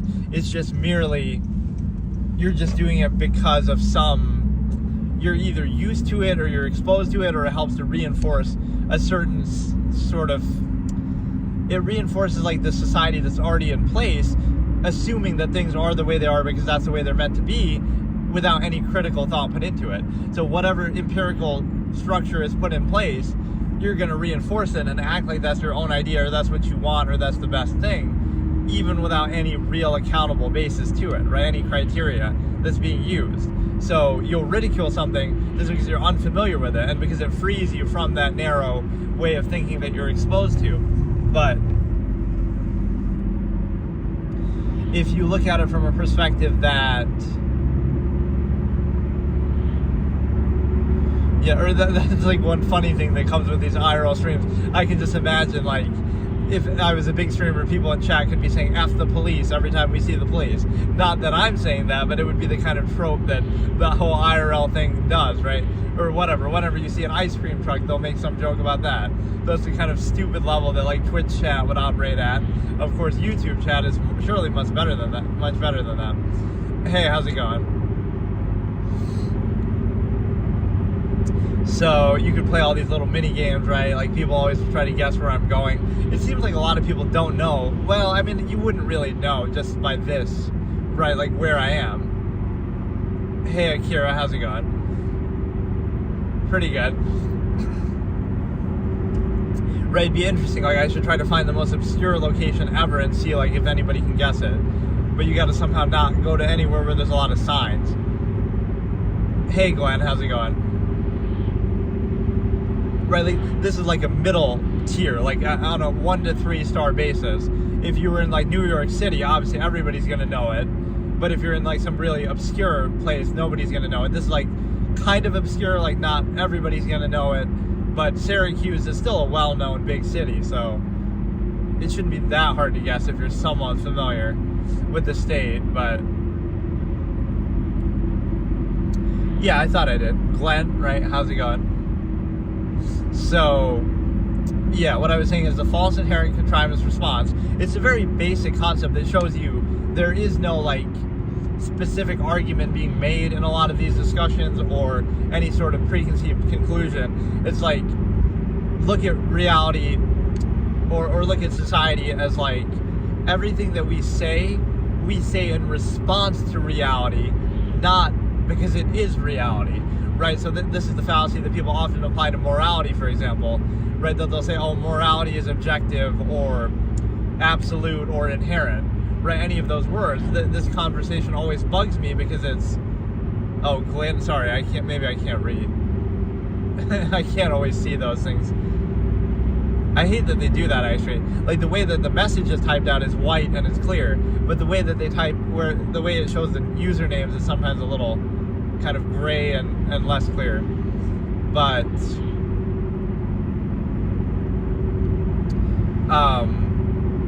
no, what I was saying is the fact that, yeah, we pose things in response. So we would say,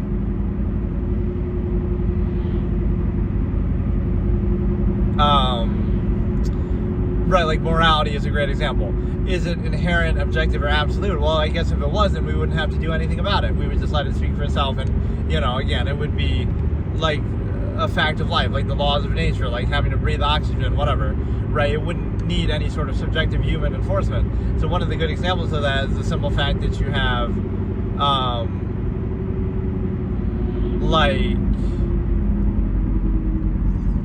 we have laws and police and courts and all of these things. None of those, it's not Glenn, it's Glynn.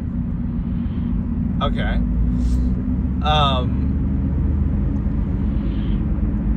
Right, you don't have courts, because all those things are subjective, and here's a good way to show it's subjective, is that police officers sometimes make mistakes, sometimes they do bad things. A couple years ago, you had the whole George Floyd thing, you have, police misconduct all the time. So the only point is that it's clearly subjective because they make mistakes, they have their own flaws. That doesn't mean it's bad or it shouldn't exist.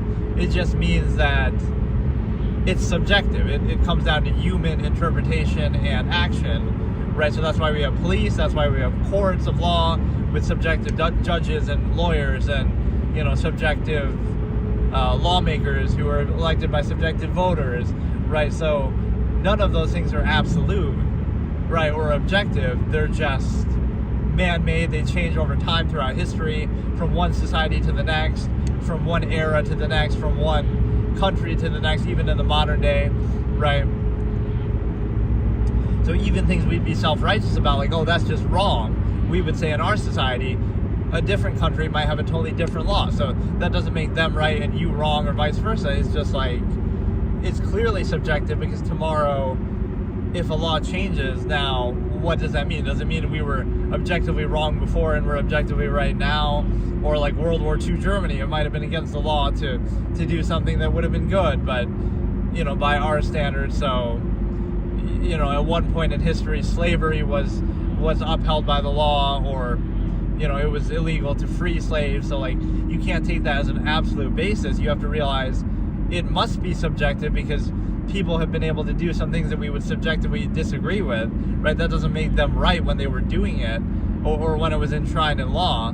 It just means that it's a very fickle and variable thing that we have to be weary of, right? So that's always the conclusion versus the premise. Like, oh, the premise is that an atheist, this is sometimes how these discussions come up.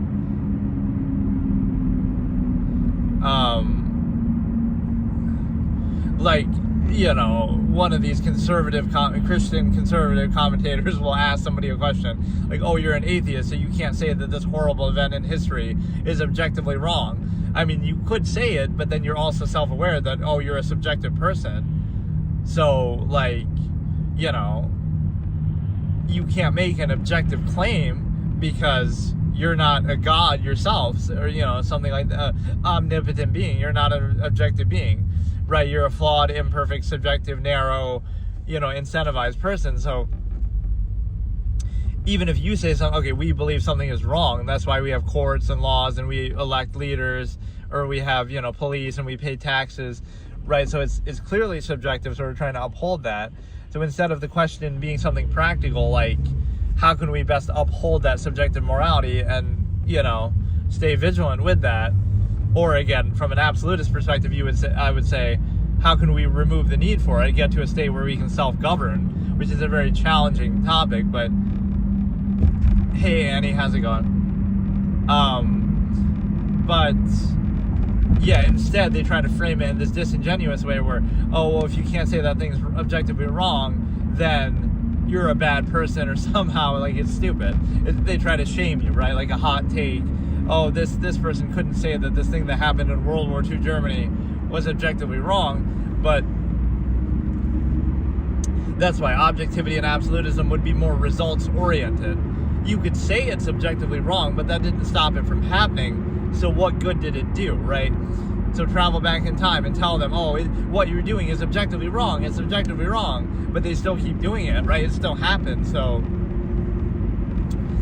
right, it seems a little bit like just moral aggrandizement and gratification. It doesn't actually accomplish anything to say that. Right? Like China right now is doing something that you might say, oh, it's objectively wrong, but they're still getting away with doing it. So it comes down to subjective action, subjective human enforcement, or we'd have to do it ourselves, or change it or make it happen ourselves. So it's just not useful to say that, right? Something, oh, this is objectively wrong, but people have done it throughout all of human history and they still keep doing it, or right? So like your standard of objectivity is kind of weak and low and worthless because it doesn't stop something from happening. So I don't see what good, what is the conclusion? Okay, it's subjective, it's objectively wrong, so then what should we do? Right? We should suspend all laws and let objective reality work itself out. It's weird because some of these people are pretty smart, right? I don't think, like again, with rest in peace to Charlie Kirk, but he's a pretty smart guy. He's said some pretty good things over the years that I would have agreed with, right? So I don't necessarily see where that comes from, right? It's the same religious thing like Ben Shapiro. Ben Shapiro is a very smart person, but when it comes to religion, or when it comes to whatever, like that sort of discussion, it would be a very baseline fallacy that's hard to explain. But again, it's always done in this weird hot take, short form sort of way that, oh, we'll ask you about this horrible thing. You can't say that a killer, a serial killer, is objectively wrong. But again, it doesn't do any good. We still need the police to stop them, the subjective police with the subjective laws, the subjective society. So it's just kind of a weak framing that doesn't actually accomplish anything. Right, if it is objective, we still rely on those things. If it's not objective, we rely on those things. So it comes down to our subjective actions that we take. So it just maybe makes you feel better about it. Right, you feel good about yourself, but people are still dying. People have still been exposed to these atrocities in the past. So it can't be objective because people have done various things throughout history that are vastly different, that we would consider objectively, that we would consider wrong now, right? So if we were to say it's objectively wrong, right, it didn't stop every atrocity in history from happening. So you'd be more results oriented. This is the problem with the belief system sometimes, is the fact that it's very self-fulfilling, but it doesn't actually do anything. Like, okay,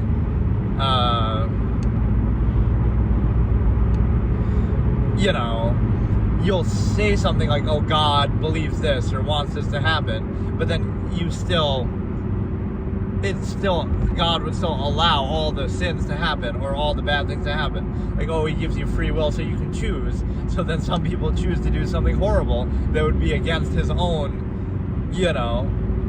supposed judgment. So it doesn't make any sense, right?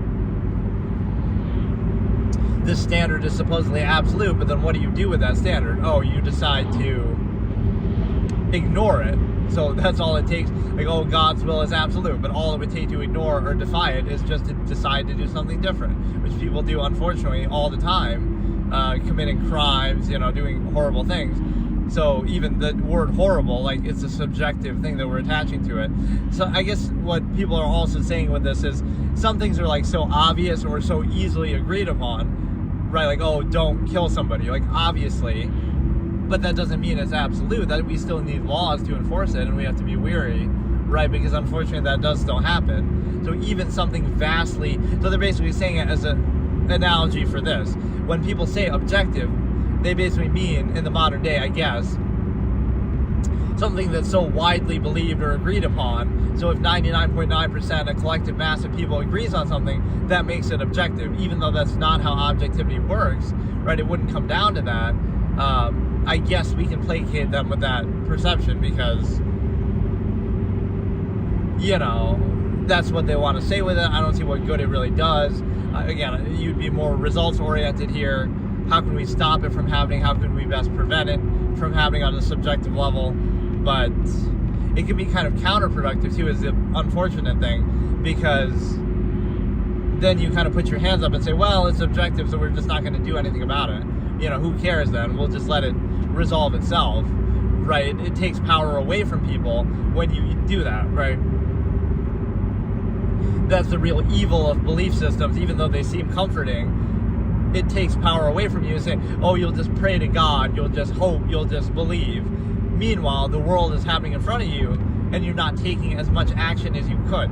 So it's a way to kind of, reduce you to a much weaker state, where you say, oh, I'm just kind of, I'll do my job and I'll do my things that society tells me to do, but I won't fully reach my potential and do everything I possibly could to prevent something from happening, right? You'll just kind of sit there and Michigan, interesting guess. No, I'm in New York, like central New York. But yeah, it's like, right, if you did everything within your power as a human being all the time, 24/7, all day, every day, every moment that you're awake, to try to stop something bad from happening, or to try to make something good happen, whatever your subjective definitions of those things are, then you could live with the results, instead of saying, oh no, I'm just going to be a weak little sheep for society and whatever, a peasant working for promises of heaven in this sort of half-mast state where you never reach your potential, you're never fully alive, you're never fully your inherent natural self. So now you pray to God as like or whatever, you defer to some authority structure or some belief system, and you kind of defer against your own potential, against your own ability, against your own willpower, against your own self-awareness or intelligence, right? So you're reduced to a subversive lesser state. So now you do it as almost a cry in powerlessness, that like, oh, I'm gonna hope to win the lottery, or I'm gonna pray, or I'm gonna, it's a sign of weakness, because everything comes down to human action and human ability and human potential and human, choices and actions. So we get reduced to the state where we don't view ourselves that way anymore, and we just kind of accept something weaker, right?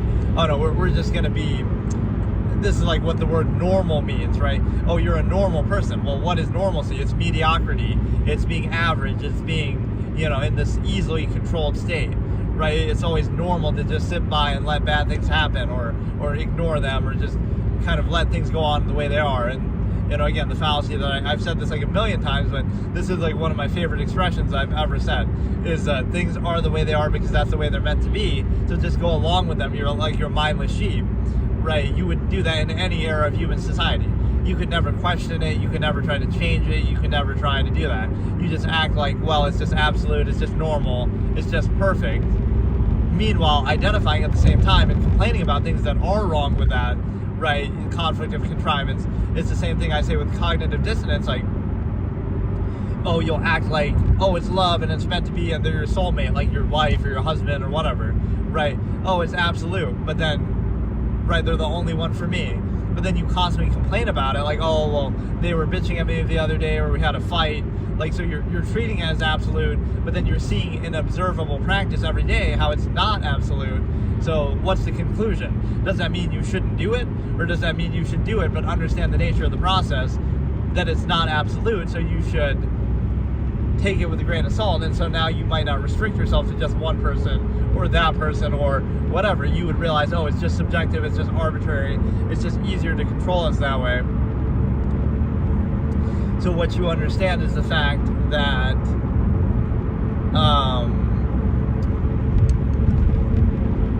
see, a lot of these topics are very challenging too. Like, it's not the sort of thing that people want to always think about or do or discuss, or it's not like the short form hot take kind of thing, or it's not reinforcing of what you're currently, current society or current standards or whatever.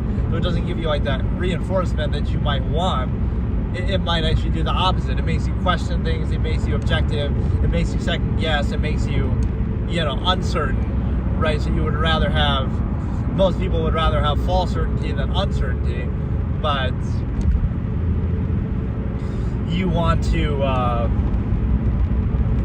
decide that for yourself, right? Would you rather believe in something for peace of mind that's false, that's not true, right? You believe in a false absolute instead of realizing there are no absolutes. Like, which one is more comforting to you? Which one is more, would you sacrifice that sort of psychological peace of mind and comfort for objective reality and truth? But it's so much easier just to be distracted, like, by the bread and circuses and modern convenience and comfort. So it lets you get away with not thinking so much, or, you know, people feel comforted that way. So, but that doesn't actually answer anything or validate anything. It just means you'll distract yourself from it with, you know, alcohol and entertainment, escapism, and drugs and whatever, right? So the fact that that's necessary makes you not very credible yourself, with all due respect, or it makes your society that you live in not very credible, because, oh, it's absolute and it's meant to be and it's God's will, or it's, you know, some moral thing. But if it was so sound of a process, then you wouldn't need to do it. You wouldn't need to do those things like distract yourself or, you know, dumb yourself down. So that's what I call a human function. This term I use to refer to that sort of state of being or person that is kind of crafted by society in a contrivance state. What it means is you're molded into this sort of here and now, very initial basis, which can have certain functional uses, but it's not your true inherent state of being. So you'll be, oh, you're reduced to a student. You're reduced to the structure of that, school. So like when you're in school, you're a student, and that's all you are. When you're at work, you're your job, and you're defined by that, right? And then any free time and, you know, any freedom you have outside of that, rigid structure, empirical authority, you know, reduction, what do you do outside of that?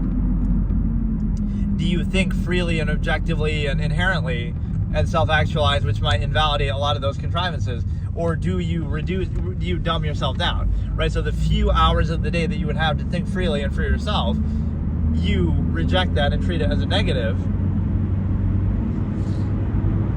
because it doesn't go along with this unqualified empirical authority structure or whatever that you're dealing with. So you wouldn't question it or think objectively. You would instead... This whole session is like me just trying to explain to people the meaning of the word objective, because clearly people don't understand it. Like, and by people I mean like all these commentators and, like, you know, again, Christians or whatever, that we sometimes see this topic come up. But because people don't want to face the reality that, oh, so you think morality just comes down to subjective opinion? Like, if it not, this is what they'll sometimes say as a retort. Like, what, it just comes down to a mob mentality? So if a mob of people believes that something is right, it just becomes right? Well, not that it becomes right, but that it can happen, right? So, like, throughout history. So what, all it would take for some horrible atrocity to happen is for enough people to believe it or do it or allow it or stand by and let it happen? Yes, that is true. It might be a sad reality, but that is the way the world actually works.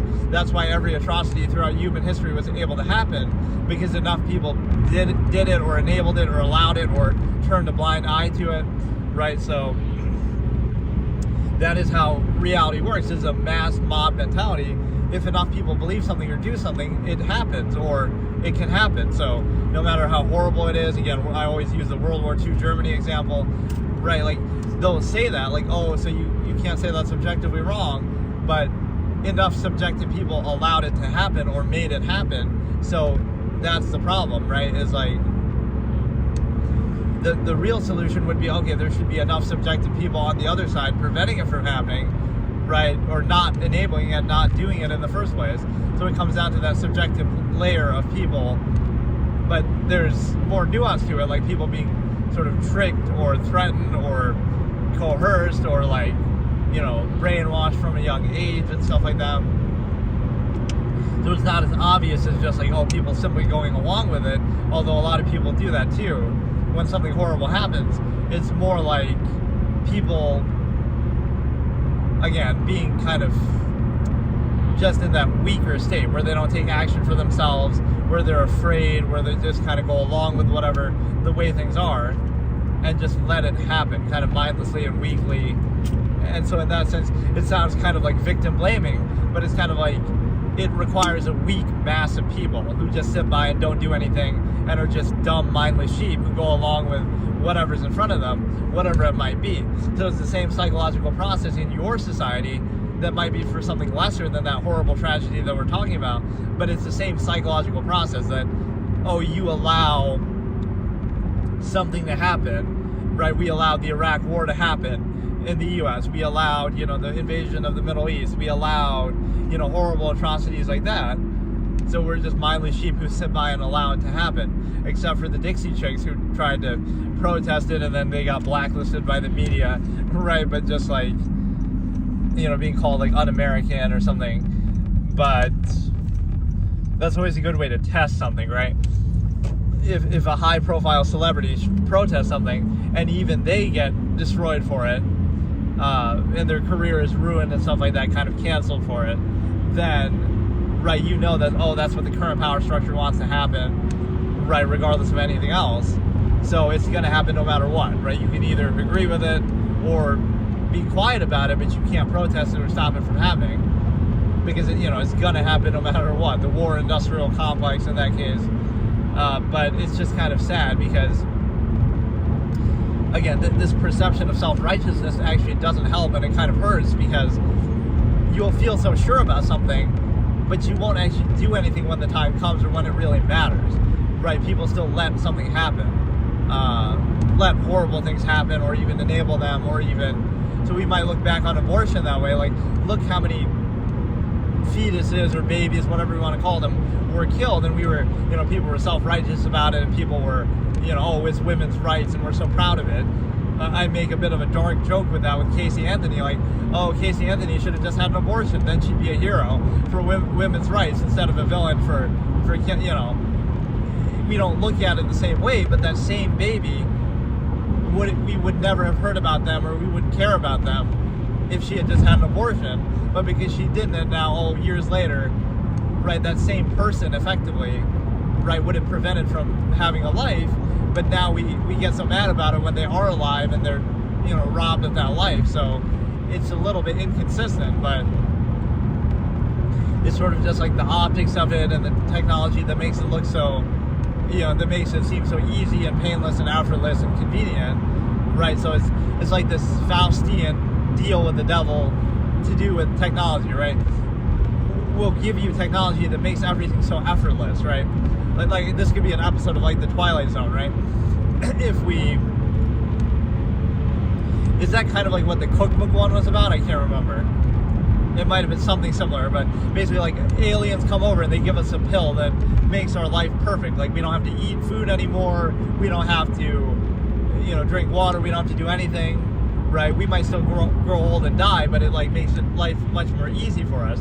But then we'll get, we realize what that's doing is like, oh, a lot of the things that we enjoy or that we value would go away then, or like it could come with a consequence. Like we don't have to eat food anymore, but we also don't enjoy food anymore. Like we can't taste it anymore, so we give up our senses for our needs. Like, okay, you never have to eat food again, but you can't taste food, so you won't enjoy that aspect of your life anymore, or things like that. So if you take that away, then you might question like, oh, then now there's no point to living, because a lot of the joy we get is from those very same things, which again, from nature's standpoint, oh, it's a way to inspire that, like, that pleasure is nature's way of inspiring reproduction, like sexually, or inspiring you to eat food. Like, it's just nature's way of trying to control you, or tell you what to do, or kind of make you do something.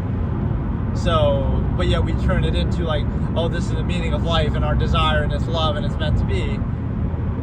From a strictly scientific standpoint, the only reason why you're doing that, or why it's pleasurable to do that, is because that's nature's way of inspiring reproduction, right? As we see in animals, as we see in everything else. So, right, it'd be odd to treat it like it's some absolute or meant to be or some, special thing. It's kind of the opposite too. It's a way to restrict it, to say that,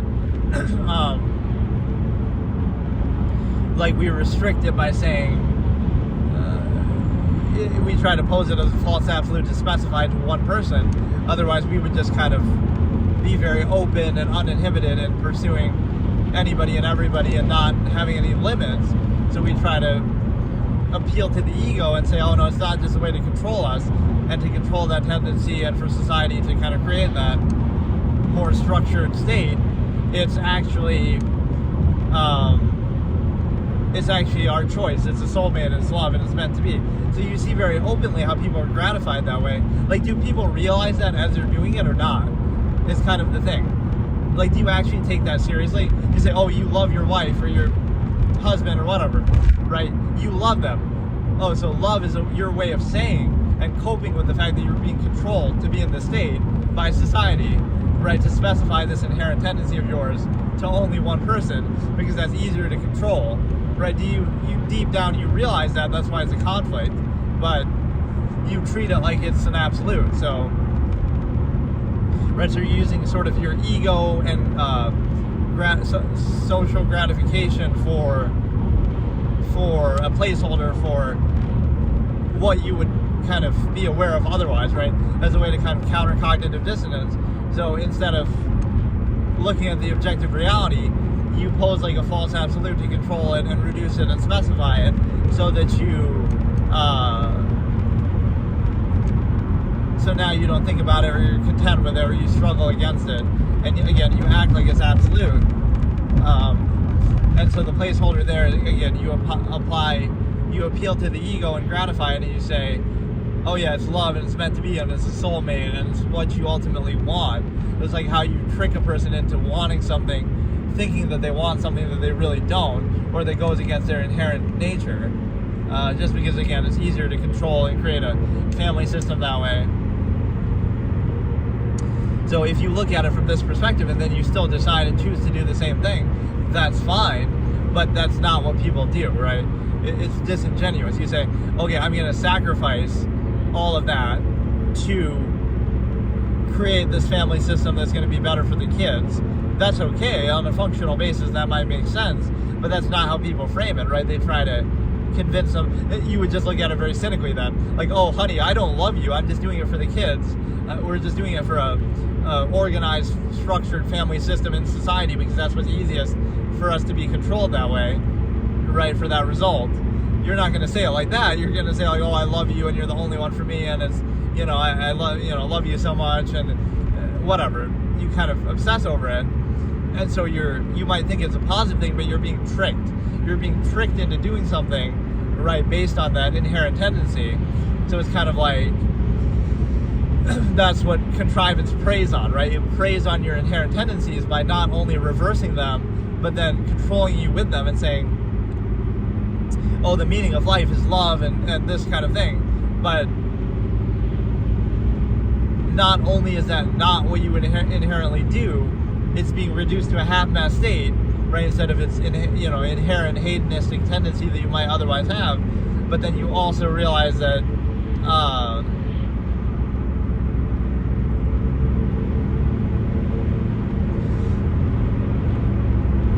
not only are you not free to do it, but the act of doing it partially, half-mast as I call it, right, kind of specifying it to one person or reducing it in some way, restricting it in some way, is now framed to control you in the opposite way. Like, oh, now it's a privilege to do it, or oh, you're so grateful to do it, or oh, you have to earn the right to do back what you inherently could do anyway, naturally, right? So, and to only do it again in more of a limited way, now this is used to control you, like, oh, that you should be so grateful or gratified by that, when it's something inherently you could just naturally do anyway. So, right, there's something very disingenuous about that. So this is where I talk about the concept of separation. Like, you would separate the two. You would say, okay, this is the inherent objective process, and then you would let that speak for itself instead of you're going to tie the two together. Like, I'm going to let my ego control me and say, well, I'm going to gain gratification here. I'm going to gain gratification from this as a placeholder for what I would otherwise do. I feel like I'm having to project my voice more in this session than I normally do. I don't know why. like if I talk like this, like let me actually do a test. Okay, this is me just kind of talking more comfortably, more normally. I don't know how well or easily you can hear this, versus like, okay, now this is how I was talking before, where I'm kind of projecting it more and emphasizing it a bit more, right? Not like a ton, but like I still feel like I'm consciously doing it. Whereas here, like, okay, maybe here I'm talking more normally, right? And you might not be able to hear it as well. I tried using a mic too, like a wireless microphone, but it didn't feel as good as this actually, or it didn't feel much better than just me doing what I'm doing now, where it's just like,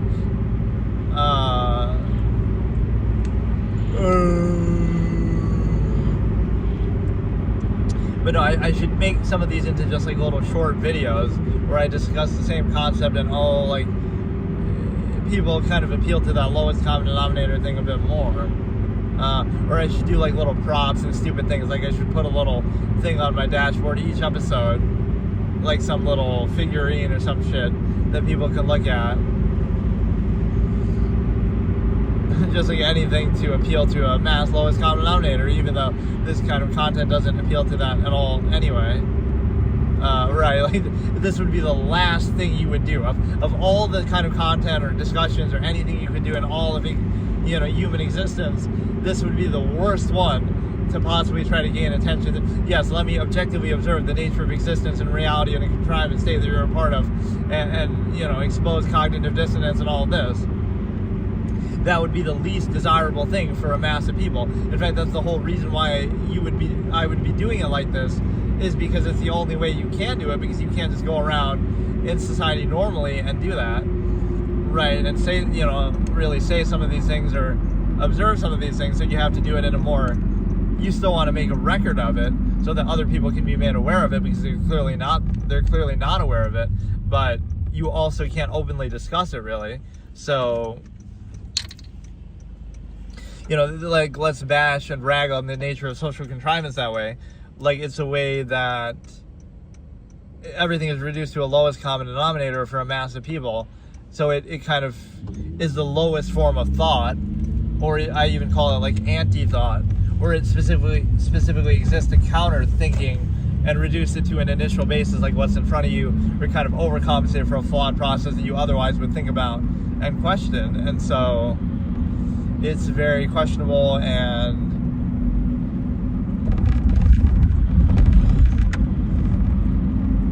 right, because think about social contrivance this way.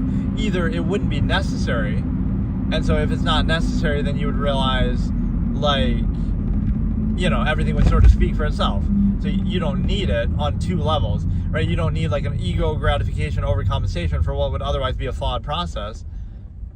You don't need reinforcement, like, being nice to other people or having other people be nice. Well, if what you're doing is a sound process that speaks for itself, then you shouldn't need that, right? You only need it to overcompensate for some subversive, reductive, counterproductive conflict that you otherwise have. Like, right, something that is somehow overextended. Like, you have to deal with this unqualified empirical authority of your power structure kind of corporation that you're working for, and to do that, to deal with that, you want people to be nice to you, or vice versa. Other people want you to be nice to them to make up for the fact that everything is kind of empirically controlled and overextended. So, like, let's be nice on the surface level to each other so that we can cope with this objectively adverse state that we're in, or certain things that we deal with, instead of, so then by being nice in that way, you're reinforcing an objectively adverse state instead of not doing it. So now you can be made aware of it and now address it and get it to the point where you shouldn't need to overcompensate for it anymore, right? Or distract from it or whatever. So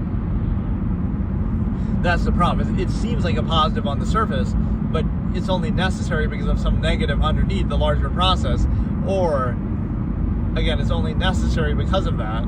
So the act of doing that is actually reinforcing it. And that poses like neutrality as a negative. If you're just neutral and non, as I call it, that's a negative because it exposes the negative of reality around you and behind you, right? The negative of the nature of the process. So it's the same process whether you are aware of it or not, but instead you're kind of pressured to overcompensate for it. So, if you don't, then it's your fault for not overcompensating for it, not the fault of the process itself. So otherwise you can never criticize or find fault in a process or in a contrivance state, you can only, it's your fault for not overcompensating for it. Like, oh, that's your lack of ability, right? Like social contrivance or some other way. Right, and so I pose that example of like some individual, like, oh, you can tolerate everything or you can do anything and everything, but that's why you don't do it, because you hold it accountable. Like, you know, you could tolerate everything. Like, oh, patience is a virtue. So now you could just wait forever. And if you let people take advantage of that, then they'll make you wait forever, right? So, no, it might be a virtue, it might seem to be a virtue, but you hold it accountable. You better make sure that what you're waiting for is actually worth waiting for, or that there's a good reason. Otherwise, you'll just be made to wait forever, right? So that's the same fallacy of like, otherwise it could just go on forever. So,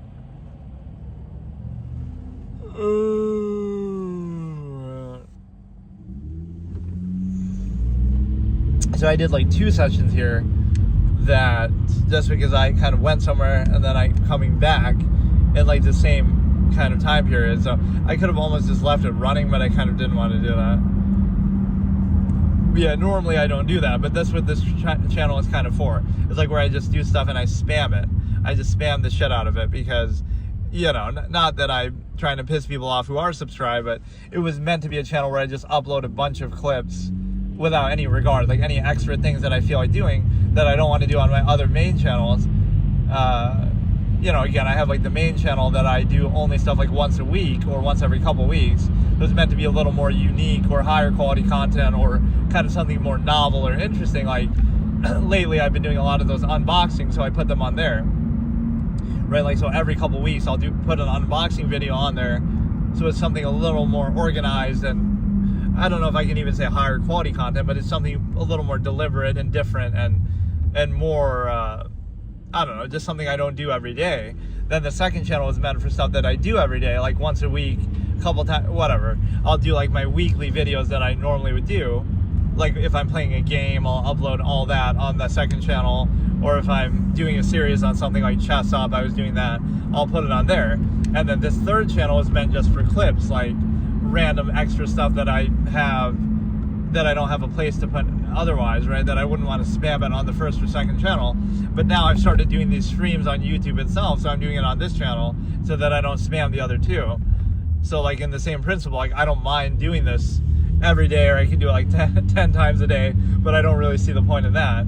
But it's just like, you know, it's not necessary. But yeah, this channel is meant to be like that, like just anything that I don't otherwise have a place for, right? Like I don't know where else to put it. I can put it here. But now it's kind of merged the two together, so that kind of makes a conflict with the second channel. The second channel is meant to be like for gameplay stuff or whatever, right? One, you know, like there's the One Quiet Gamer, then there's One Quiet Gamer Plays is the second channel, and then this is One Quiet Gamer Clips. So the plays part is kind of missing now, because these last couple of weeks I've only done these kind of streams while driving. So I'm not really playing anything, so I don't have anything to upload there. But what I'll do is like I'll kind of combine a week's worth of these videos into one video, and maybe I'll upload it there as like one collection, right? Whereas on this channel, I'm just kind of letting them be auto-uploaded by one, like as they are when you do a live stream. So the thing is that, or like maybe sometimes people can even hear you outside of your car when you're doing this, which you shouldn't really be able to, but like if you're talking really loudly, and obviously I don't keep my windows open, but that's one thing I didn't really think about. Or like, it wouldn't matter though, unless you're in like one place for too long or something like that. But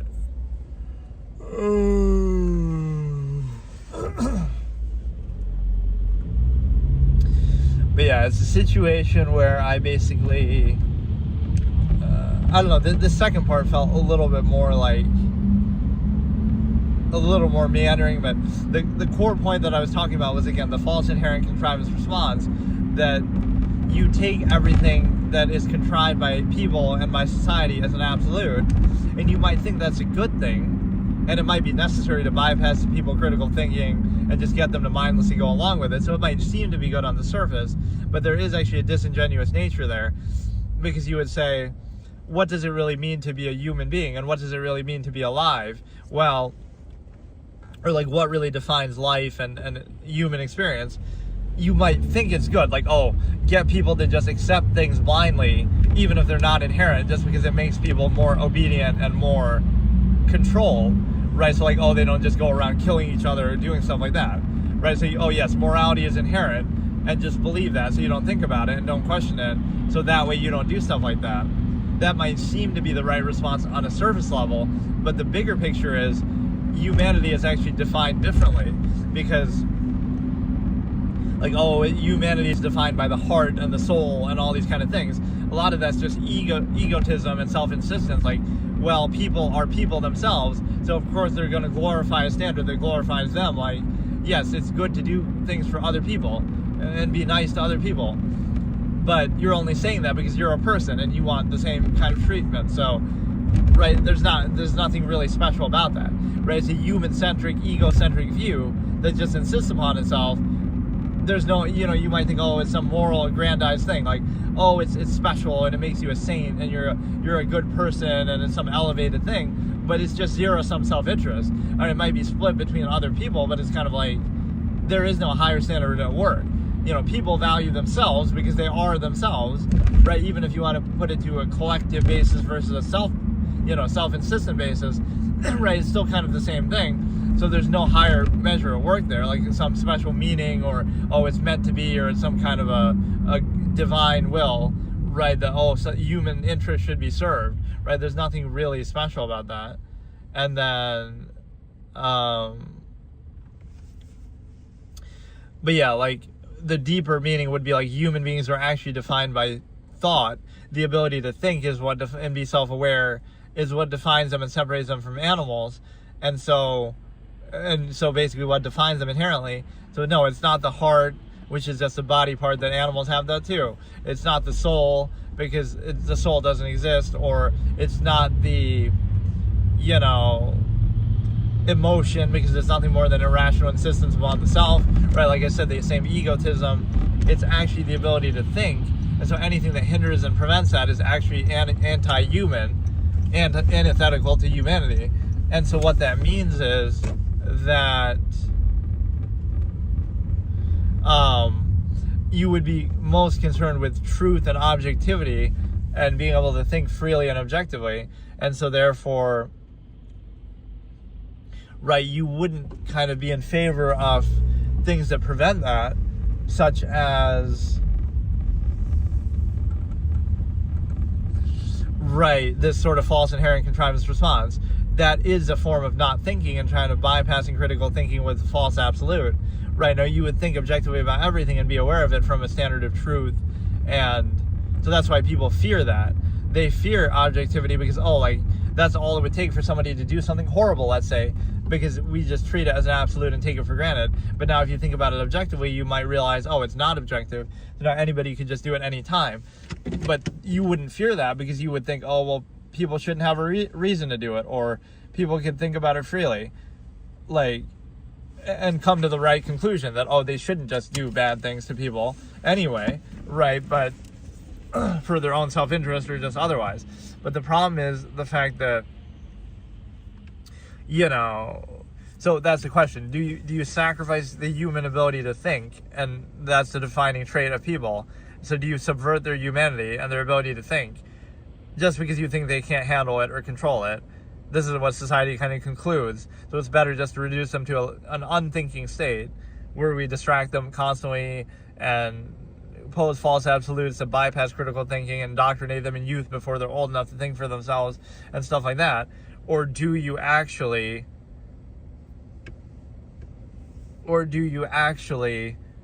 say, you know what, people should be able to think freely and objectively and inherently, and then we believe in social Darwinism or something that people will come to the right conclusion kind of a thing, but you should still be objectively aware of that. Like, you should be able to objectively think. So then in that case, you wouldn't pose it as an inherent or objective or absolute. You would realize there are no absolutes, and then it comes down to subjective human choice and enforcement, right? Which is a reality anyway, but it's just like you would acknowledge that and be aware of it. So that would be the sacrifice you're not willing to make. Again, humanity being defined by the ability to think and be self-aware, and then you wouldn't subvert that for anything, and you wouldn't fear it, because if you can think freely and objectively, then you can do anything too. So you could do anything bad, but you could do anything good too, so you shouldn't fear that, right? So the bad things that people, would do would be framed as that, so all it takes for somebody to do something bad is to just think objectively and freely about everything, and then they would naturally do something we would subjectively consider bad. That's all it takes is for them to just think freely?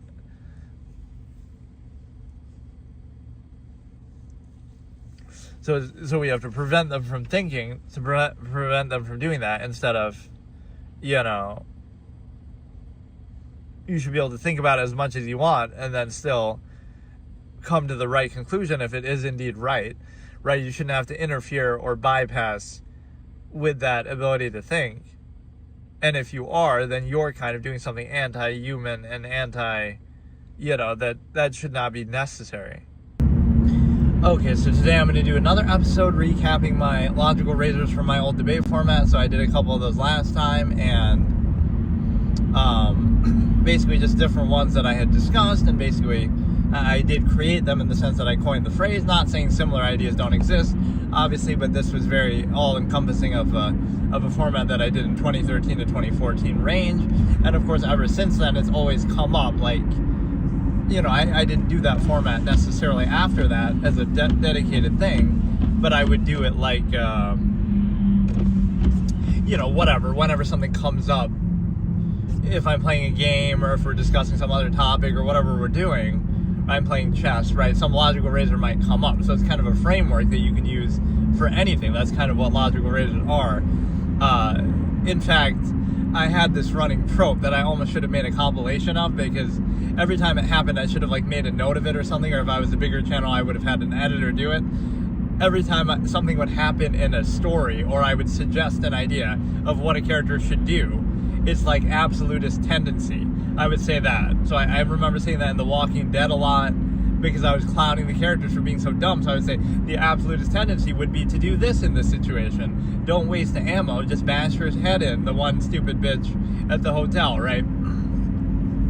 So the point is that, whatever, it's just a situation where I had a whole line of, it's so many different games and playthrough, absolutist tendency, don't waste this or don't do that, just whatever it might be. It applied to so many different things. And so, let me try to think of just some of the really less common ones, because I've already discussed a lot of the ones that I used most frequently. Let me think. I'll just try to do it on the spur of the moment. Be safe driving. Thanks. Yeah. Today actually has an insane amount of traffic. I guess we're getting some of the holiday shit. This whole last week has been normal, and then all of a sudden today, I'm just noticing that it's really backed up. Even in not really typically busy places. Hey Wood, how's it going?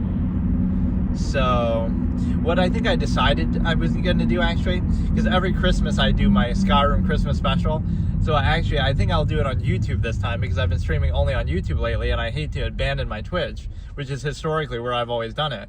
But I figure that might be a good segue, because I've basically only done these mobile streams anyway. So now if I play a game, which again, Christmas Day, I'll try to play Skyrim, do a long stream like I always do, as a Christmas tradition, right? The only day I'm allowed to play it actually in the whole year. I made that rule when I came back to streaming for whatever reason in 2021. I'm only allowed to play it on Christmas. And so I might do that on YouTube instead of on Twitch, just because, whatever. So that'll be my first PC YouTube stream. I guess I've done these iPhone ones a lot. This is pretty comfortable to do, but I just feel there's something missing with it. I don't know what other visual feedback I could give, or what. Oh, here's a funny idea for the modern day. Have a fucking, this is the stimuli acme in full effect. Have even if I don't want to show my face cam, have my girlfriend sitting next to me and have her kick her feet up on the dash and be like, oh yeah, we're gonna play into the foot fetish fucking OnlyFans kind of culture, right? That this is the era that we live in. Oh, that's such a stupid idea, but this is the kind of shit that people would actually like. I guarantee you there's somebody who does something like that. So, oh, I'm doing IRL stuff, and oh, look, she's put her feet up on the dash, right? And I love it. My top video on this channel is actually about me discussing a foot fetish, right? It's not by choice, but this is the kind of thing that society forces you to do because of its obsession with these stupid things, right? But no, you have to dumb everything down to a lowest common denominator.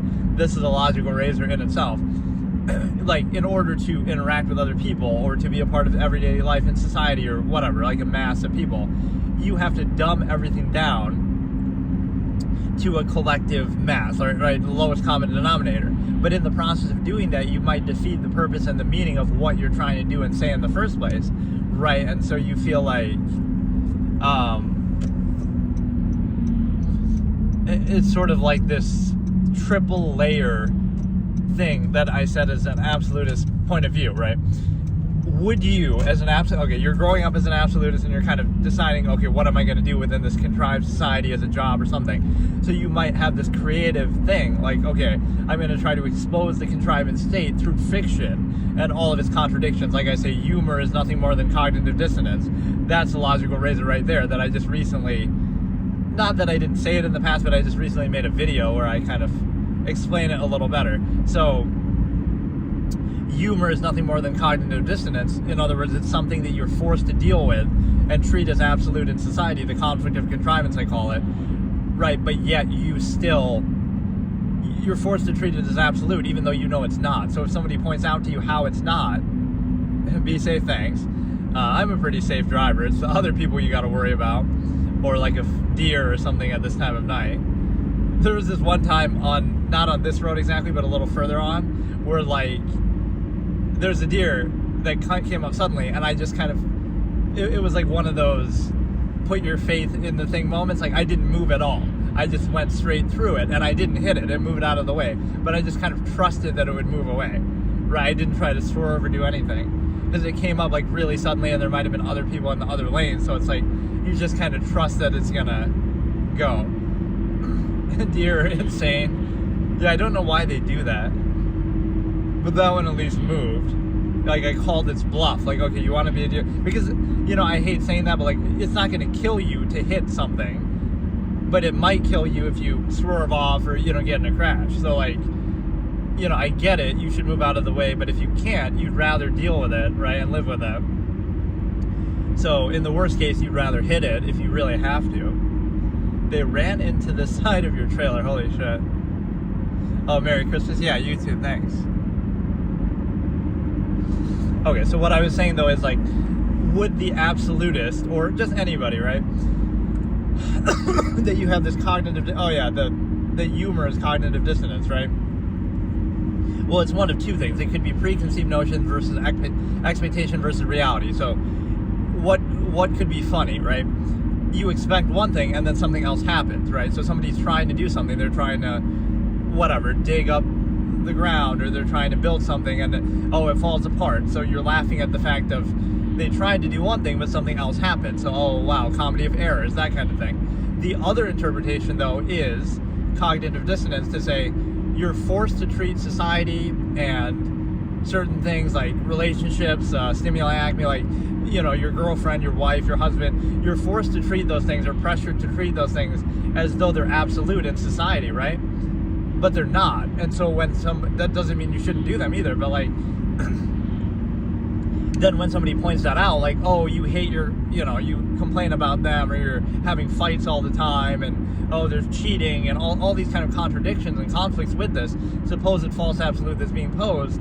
Now somebody points that out, and you say, all you can do is laugh at it because you're kind of forced to accept it anyway, rather than, or you could say the same thing like corporate, like, oh, in this day and age we have to pay for water, and pretty soon we'll have to pay tax for air and stuff like this. You'll joke about it, but it's like, this is this corporate oligarchy kind of state that you're living in, that you kind of just take those things for granted. So it's something that's not absolute, but you're kind of subject to anyway, and so you just kind of reinforce it, and any doubt or any revelation that is not absolute is going to be dismissed or laughed at, almost as a defense mechanism. You hunt deer, at least we get revenge on them then for all their clown behavior. A huge buck.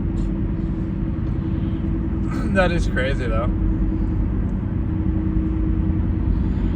So yeah, that's one layer. So what I was saying about fiction is what I call like folly favoritism. And I like saying this in a joking way too, like, oh, I would have been a best-selling author except I identify the nature of folly favoritism in this way, that like you're only going to distract from the contrivance state. You're not really going to change it or remove the need for it, like Absolutist way of doing things, right? You're only going to distract from it with entertainment, or you're only going to reinforce it and regurgitate it, right? You're never really going to get anything through. So even if in a work of fiction, right, or even in comedy, you're kind of mocking people to their face, like, oh, look how stupid you are for limiting yourself to only one other person and having all this conflict and complaining about, your girlfriend and treating it as false absolute, right? But yet you still keep doing it. So they're kind of almost making fun of you to your face, but yet you still do it. Fuck. So they're kind of making fun of you to your face, and then the other point is the fact that, even in fiction, so like you'll write some profound work that's like, 1984 or something like this, that you're trying to warn people, right? So why do you have to do this in fiction, right? On one hand, you avoid censorship, because if you said, oh, we're talking about the current government or the current time or something like that, then people might get offended or it might get censored and stuff like that. So on one hand, fiction exists to bypass censorship. On the other hand, it exists to, again, distract people and appeal to the lowest common denominator. But there's a certain irony in a lot of that, right? Let's say you're writing something, okay, I want to try to change the world and all these flaws that I see in it and make people enlightened to this, but instead it does the opposite. They won't focus on that, or it'll just be entertainment escapism that'll actually distract them from the real world, and they won't actually take those lessons or apply them or change. It doesn't happen, right? You can see the most profound, oh, The Godfather is the best movie ever. Well, what does it change in everyday life? Nothing. Or the greatest work of literature. Hey, I'm pretty good. How are you? But yeah, so fiction, even in its highest form, doesn't change anything. And then you realize also that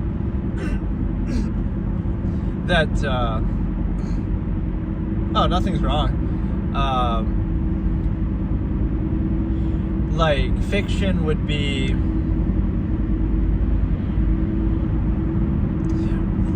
right to avoid censorship, but also to kind of get across a message that would otherwise be, because think about the duality of this.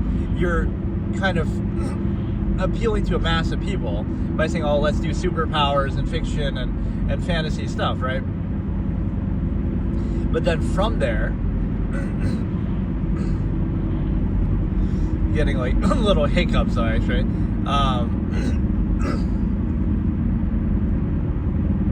So yeah, you would do it to appeal to the lowest common denominator, but then that would defeat the purpose of your message. So then people focus on things like that. Can you give you a recap of what's happening? Yeah, so I had this debate format I used to do that I made in 2013, and then 2013 to 2014, and then I discussed and created a lot of different logical razors and debated a bunch of different topics, and so then I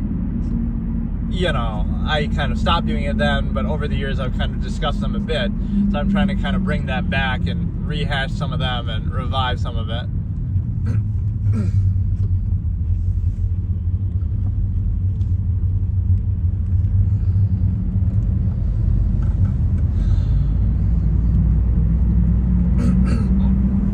So yeah, the folly favoritism angle is the fact that you have, there's this funny message on my phone I've seen recently, like if it's sitting in the car or something, it'll say, charging slowed down due to temperature. Like, really, right? Because, it's cold in the car, or the phone is cold. Like, that should really be a reason why it should affect anything. That seems so dumb. But okay, getting back to that point, the folly favoritism, again, it's entertainment, it's escapism, it's going to distract people from the current state, it's going to reinforce the current state, it's not actually going to change it, even if that's the real point of what you're trying to do, right? That's like things you can't say in everyday life, like, oh, but that would be rude, or that would be, don't let too much thought get in the way of of reinforcing your half-mass contrivance state that you treat as absolute even though it's not, and there's all these contradictions. So that's the problem with fiction, is it sort of insists upon itself a bit, or again, it serves as just escapism because you can say that, oh, look what a great movie Stanley Kubrick made, but what does it really tell you about the world, or what does it really change? That might be too high of an expectation that it should do that, but what good is all of that, with all due respect?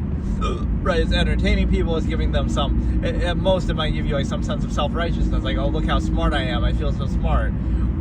Or it makes you feel like it'll reinforce some basic moral standard or something that you have. But an absolutist would be more concerned with revealing the nature of objective reality, even at the expense of contrivance. So that's the whole irony of it. Like, you could write a book, right, and you put in these characters and story and things that aren't real, that you shouldn't be focusing on anyway, right? Why can't you just be direct with it? But oh no, you have to appeal to a lowest common denominator mass of people, and then it defeats the purpose, because they'll focus on this character, or who's stronger, or this power, or this fantastical element, right? You do all that to bring their attention in, but then that's what they focus on, right? The deeper message or meaning or change that you're going to bring about is going to be lost on that. And then you also have the ability to consider that you might make money for yourself from that, but it doesn't actually change anything. So you would kind of reject that notion of entertainment or escapism. So what you would try to do instead is, okay, let's try to be more direct. But then that also doesn't work, because sometimes it turns into an attack on the individual. That I'm like, oh, so like you're telling other people what to do or all the flaws with their life, but like I said, to be aware of it is not to be above it. So you're not, it'll come off that way, like, oh, you're looking down at people or something like that. But you can apply it to yourself too, like you're just as flawed, or it doesn't matter, right? Like, we're all gonna have some idiosyncrasies or flaws that can discredit us, so then nobody can ever say anything ever, right?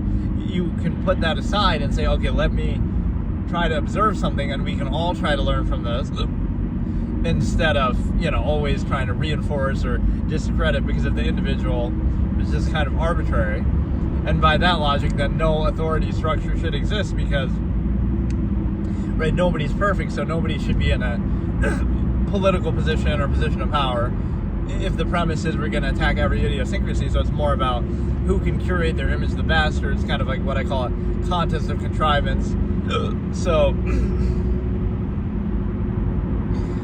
again, the layers of how you would approach that from a fictional standpoint would be, okay, you won't write a work of fiction or make a work of fiction, because that's only going to distract from society, serve as escapism, and it's only going to reinforce the contrivance state. So what would you do? You could be more direct, but then, you'll be attacked, right? Or you could just be a minimalist and not be part of it. Or you could, like, I don't know, it's just, I was trying to say it in the way I've said before, which I can't remember exactly. Like, I would have been a best-selling author, but then I realized that, it's just escapism, and it's not actually going to change anything. Even the best works of fiction don't really change the world. So, okay, you could try to be, some sort of other figure, or some sort of protest. You could write nonfiction, right? You could do it more directly, which arguably kind of is what this sort of thing could be, right? Like, I'm being more direct. I'm not trying to hide behind, this character or this story, or even though I have wrote a ton of short stories over the years, it doesn't matter. Like, those things don't affect anything. They don't change anything. So it makes you wonder. Here's a couple of my logical razors too. Like, why do people find more truth in fiction than in supposed reality, right? Why do people gravitate towards it? Why do they focus on it so much? Why do they sometimes care about it more than reality, are more passionate about it, right? Because there's a certain freedom in it. There's no burden of consequence, right? It really doesn't matter one way or another what happens. So you get passionate about that as sort of an outlet. In your everyday life, you're constantly inhibited, right? In every meaningful way, you're kind of restricted. So that's the one free outlet that you have, is like entertainment or sports teams, or what you wear, like certain things like that don't matter as much, right? Are not controlled as rigidly, so it almost serves as an outlet.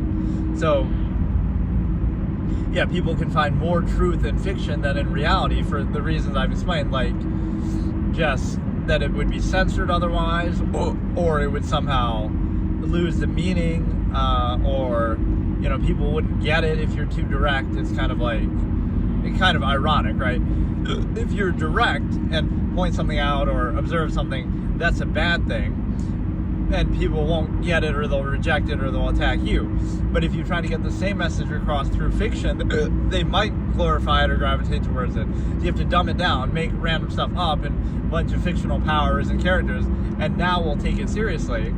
So that shows you like some sort of subversive state that you're in, that you can't just take reality seriously because you're in a state that's just illogical and you can't think about it. So you gravitate towards things that aren't real just because reality isn't. You can't really objectively look at reality because it's contradictory. So you just reject that and be like, you'd rather do it through analogy or distract yourself. And so yeah, you would reject fiction because even the best works of fiction don't really change anything. And then you would also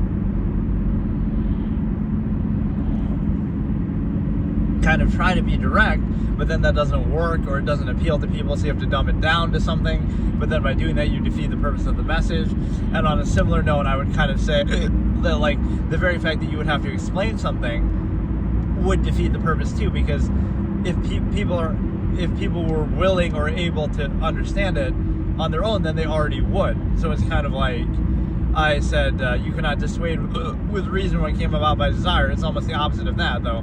Like, you can't, the fact that you have to explain it means that they're not willing or able to see it themselves, because otherwise they automatically would, right? They have the same capability to think as you and be objective as you, right? But they just choose not to.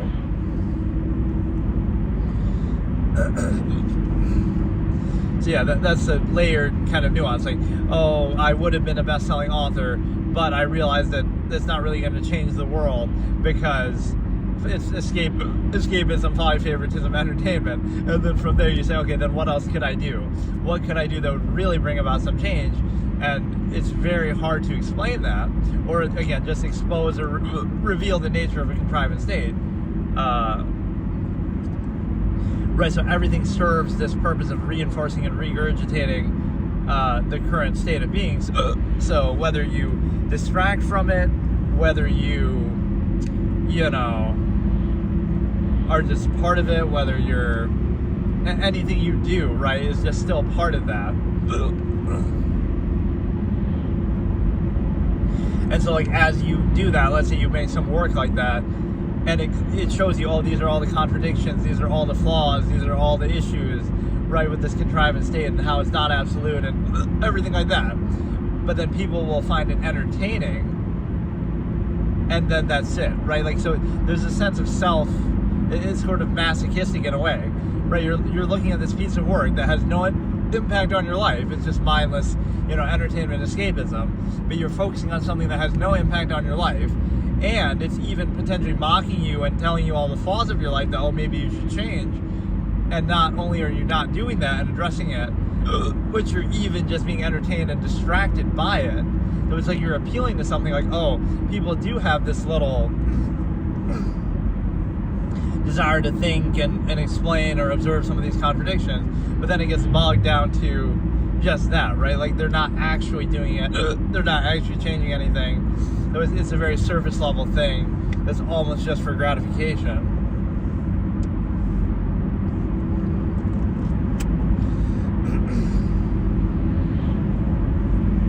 Yeah, you have to explain that. Like, why do people value things like that at all? Let alone so much, let alone at times more than life. Like reality, supposedly. And it's the same sort of problem of, like, why would people prefer that? You can blame it as the influence, like entertainment. But why would people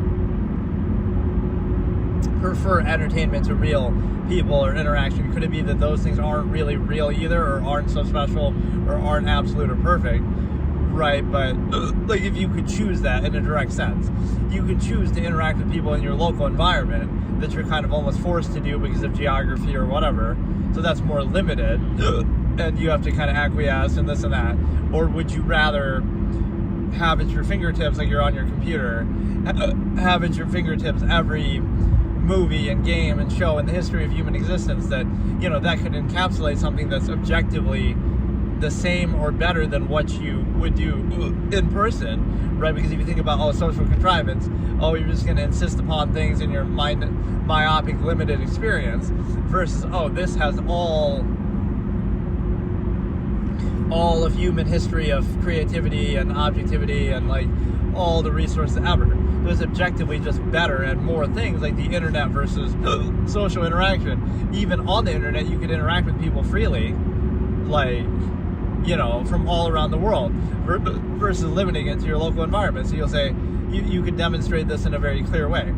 You'll say, these kids these days always on the computer, right, instead of going out and having friends. Meanwhile, they could be making friends from all around the world on the internet, right, and socializing all the more in a higher form because it's more free, you get to choose it more, it's all around the world, right, more open, versus, we have to limit ourselves to our local environment, right, and act like, we desire something that we really don't, or we have less choice, we have to settle for it. It's the same sort of fallacy that happens with relationships, like, you know, back in my day, we used to go out with a local girl from school and take her to the diner and this kind of thing, right? This antiquated logic. So what older generations will do is they'll condemn new technology that gives you a freedom that they didn't have. And then they'll act like it's a negative or their way was somehow superior just because they had to settle for it because they didn't have that option. So, like, you have the internet and, you know, dating sites and all these things from all around the world, as like you can interact with anybody, you could potentially meet or date anybody on the planet Earth out of 8 billion people. Now that'll somehow be framed as a negative thing because, right, like, well, you have more options that they didn't have before. So that's a net positive. Even within that framework, you can still end up with somebody in your local environment the same way that they would have. But so how is it a negative? But it might desensitize you, as you would say, to that, because, high standards will desensitize you to mediocrity or not having a choice. So it seems negative, but it's actually positive because you have more options now, and you can still settle for the same option if you wanted, right? But why is that negative to have more choices? So, right, the same thing happens, for example, with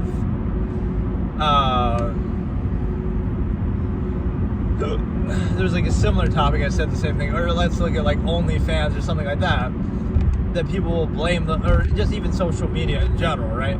So if social media is going to be condemned, it's like, you know, that somehow makes, you know, in-person interaction worse or less common. But it's like, you're providing someone with some better, more convenient or more robust or more broad option. Like, you can talk to anybody anytime around the world, and now that diminishes what you were forced to settle with before, right? So now you're saying it's the fault of this technology that gives us more options that invalidates the limited options we had before, or it kind of makes them obsolete.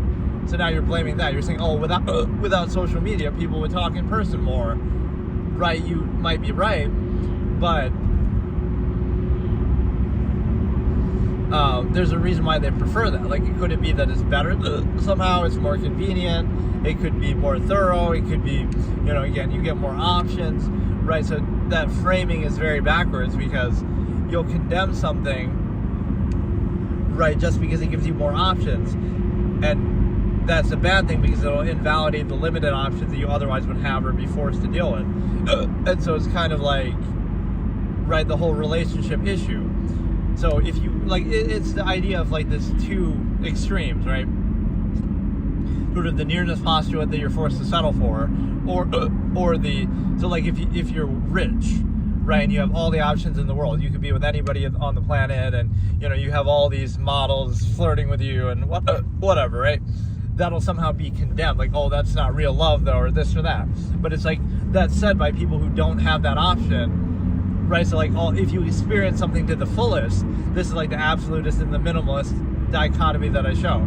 Is like, okay, you have orgies all the time and you have anybody you want. Now, why would you take a single partner relationship seriously? So in other words, it's just a way for the collective mass of ordinary people who don't have those kind of options or will to seek it out or whatever, self-control. They glorify it. Like, oh no, it makes me a good person that I'm only with one person, not that I just settle for it because it's easier to control for society or because I don't have the option to do other things, right? Even though deep down you might want those things, right? Your inherent nature, or it might be more natural. So, right, so it's hard to argue that, but you pretend like it's something to be gratified about. Or even on the flip side, you have, like with any example, right? So you'll say quality and options and standards will desensitize you to mediocrity and nearness and kind of the limited scope of something. So you'll say, oh, adult film stuff or OnlyFans will desensitize you to your girlfriend or partner or relationship. It'll ruin your marriage. Well, I would say to that, though, well, if that's all it takes to ruin that, then, maybe that's a flaw. Maybe that shows you, yes, you have all these options of all these people from all around the world in different times in history and, all this imagination and creativity. So you shouldn't have to censor reality itself and say, oh, no, we can't think about that, we can't consider that, in order to value that. This is a perfect example of contrivance, right? You can value your marriage, but all you have to do is not be friends with other people, other women, whatever, right? So you have to not be friends with 4 billion plus people potentially. You have to not consume any, adult film stuff. You can't have any imagination. You can't have any fantasies. You can't have this. You can't have that. Like, you only have to do all those things, and then it's absolute, or then you'll settle for it. So what you're basically saying is, yes, you have to censor everything out of reality that would contradict it, or that would give you other options that might invalidate it. So it's like, right, this is a key point, is that if you experience something fully to the max, right, in the full form of it, whatever it is that you value or whatever the inherent process is, experience it fully, and then, oh no, that'll desensitize you to the half-mast state that you're reduced to or forced or pressured to be in, right? So if you have orgies every day for a year and then try to take a single partner relationship seriously, and then you might blame the orgies and say, oh, that's the fault. But it just reveals the nature of that. Like, oh, you have something better, you have something that you enjoy more, you have other options, or you have, so it would be a net positive. You could still settle for that if you wanted to, right? But that'll invalidate it, or that'll,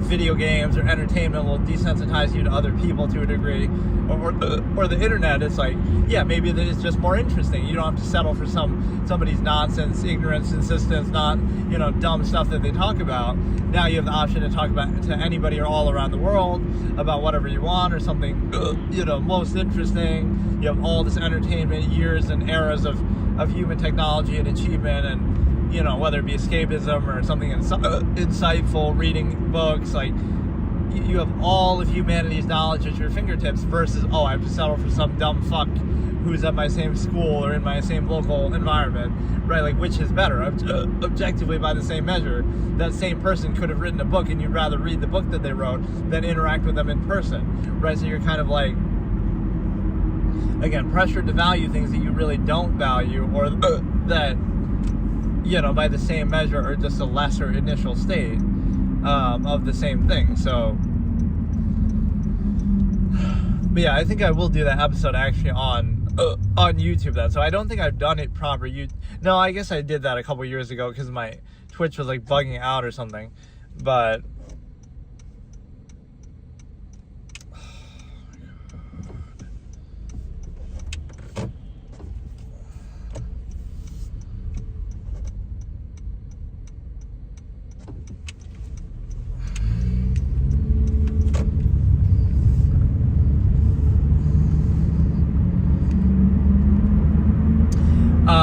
like I did my Red Dead Bounty Hunter series on there for like an episode or some whatever Wednesday where I'm solving a Rubik's Cube or something. And so that's because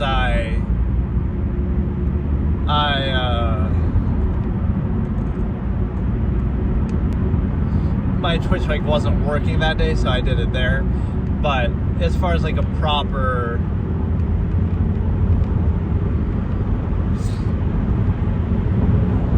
like one that isn't on mobile, I haven't really done that on YouTube very much. I can't tell what it is exactly with the algorithm. Is it because not too many people stream on YouTube, so there's like a more limited number of people that you're going to constantly see over and over? Because I tend to see that happen a lot myself. Like, let's say I'm scrolling through YouTube and it might show me a live stream. I've seen some of the same people multiple times, and a lot of them aren't even big creators. Like, they're not huge channels. So, like, I don't know how exactly it's doing that, but yeah, that whole thing with folly, favoritism, escapism, is it really going to change anything? And it's also a situation where you could understand the big picture of, like,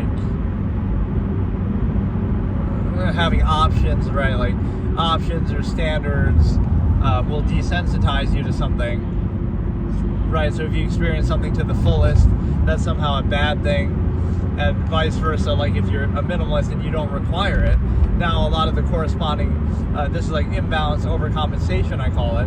A lot of the corresponding overcompensation you wouldn't need or require.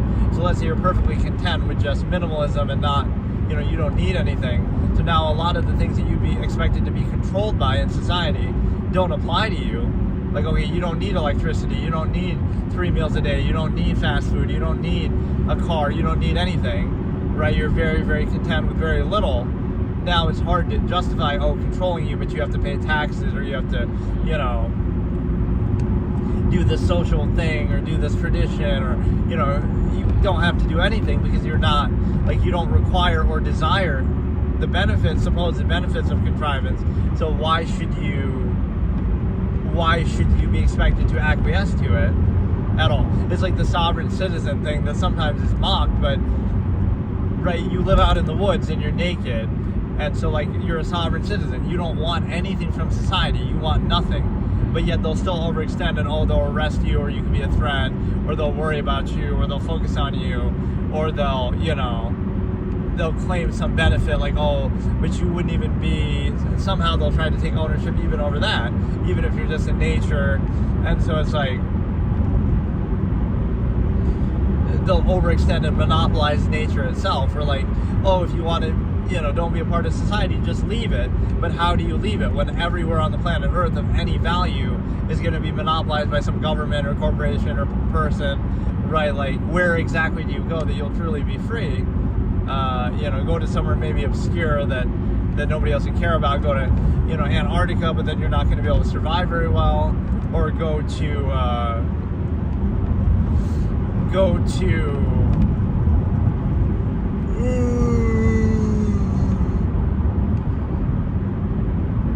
but no, yeah, that's a very messed up perspective, because, bro, okay, you're a sovereign citizen, you're out in the woods, and you're just trying to live off, nature, but even that you don't have the permission to do, because somehow, right, that would still be prevented. That's how far overextended something would be, and how much, contrivance state needs to outwardly insist. So if it tries to monopolize everything, the air itself, water itself, the most basic thing, right, that you somehow have to pay, like, a corporate tax, basically, to have these inherent things. So, or, like, everything has to be done through contrivance, in the sense that,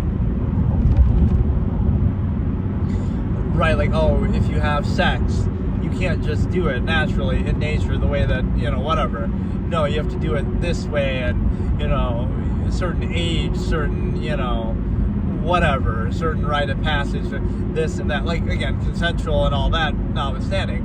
But there's, like, all these rituals, all these traditions. You gotta have a ring, you gotta get married, you gotta, do this and that. It's like, it just shows you that everything has to be done a certain way. But it would trivialize it to show you, like, if you're just by yourself in nature, right, like, none of this would apply to you, right? You're in Castaway and you're just on an island by yourself. Right now you might say, that makes a person crazy, or something like that, right? But that would just be a definition of, like, okay, you're more like your inherent, natural, free self, that you would just do what you have to do to survive, and that's it, right? But so you have no need of the social contrivance or all that, like, we would call it, like, it's humanity and it's morality and this and that, but none of that matters when there are no other people around. So, or there's a certain irony in that too, the overextension of technology and all this, like, you give that island to one individual and like, oh, they're crazy and they're living off the land and they're perfectly content and they're more free in their natural selves, versus, oh, you give it to a mass of people and now they'll suck it dry and destroy it and use it for convenience and luxury and all this kind of thing. So that's kind of an analogy for society. If you give a mass of people something, they'll destroy it and overextend it. But if you give an individual that, they might just cherish it or be at peace with it. So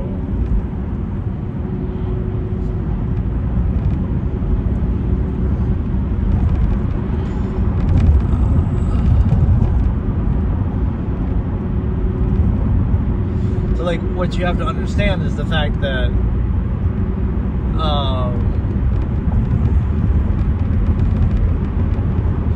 the only way to I don't know, I kind of forgot exactly the phrasing I used for that.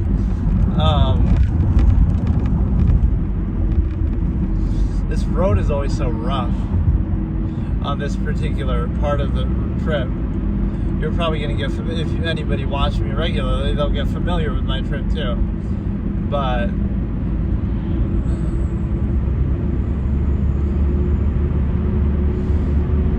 yeah, I'm kind of fixated on a couple logical razors here, but there's so many I could go through. Oh, here's a good one. Artifice doesn't last. So I always say this, where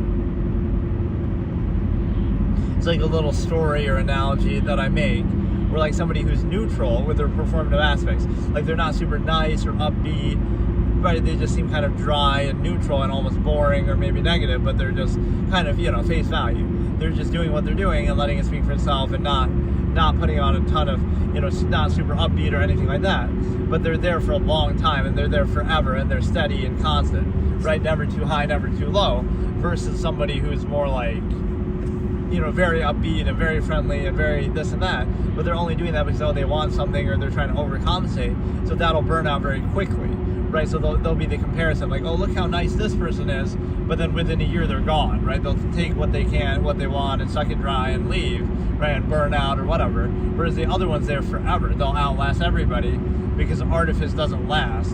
And so it's kind of like the honeymoon effect too, right? Oh, you have to impress this girl and you have to rizz her up and do pickup lines and do, suck up and buy dinner and give her nice gifts and, do all this like overcompensative thing to be with them, right? To impress them at the beginning. But then that relationship probably isn't going to last, because if you have to do all that to win them over, right, that's not sustainable. And you might think, oh, it's not necessary to be sustainable, but right, that's kind of the conflict.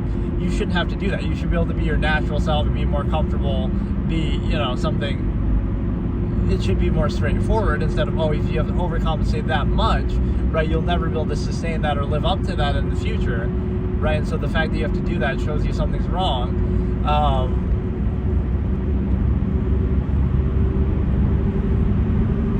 Artifice doesn't last. It's the fact that, again, this sort of imbalance, or it's kind of the projection of incentive too. If somebody's neutral, right, something might be projected as an incentive, like, oh, this person must want this, right, even if they don't want anything. Like, they're unconditional, they're neutral, that'll be projected as like the inability to achieve some supposed incentive. Whereas on the flip side, somebody, oh, they're super nice and friendly, but oh, they're only being that way because they want something or they have some incentive. It was kind of the opposite interpretation concept that I talk about. The person who seems friendliest is actually the most cynically motivated because, oh, they're only doing it because they want something. And the person who, such that they'll base their whole personality and life around, overextending, achieving it. And they'll kind of tie the two together instead of separating them and saying, okay, social contrivance is one thing, zero-sum means is another, instead of using it as a currency or a form to get it. And then the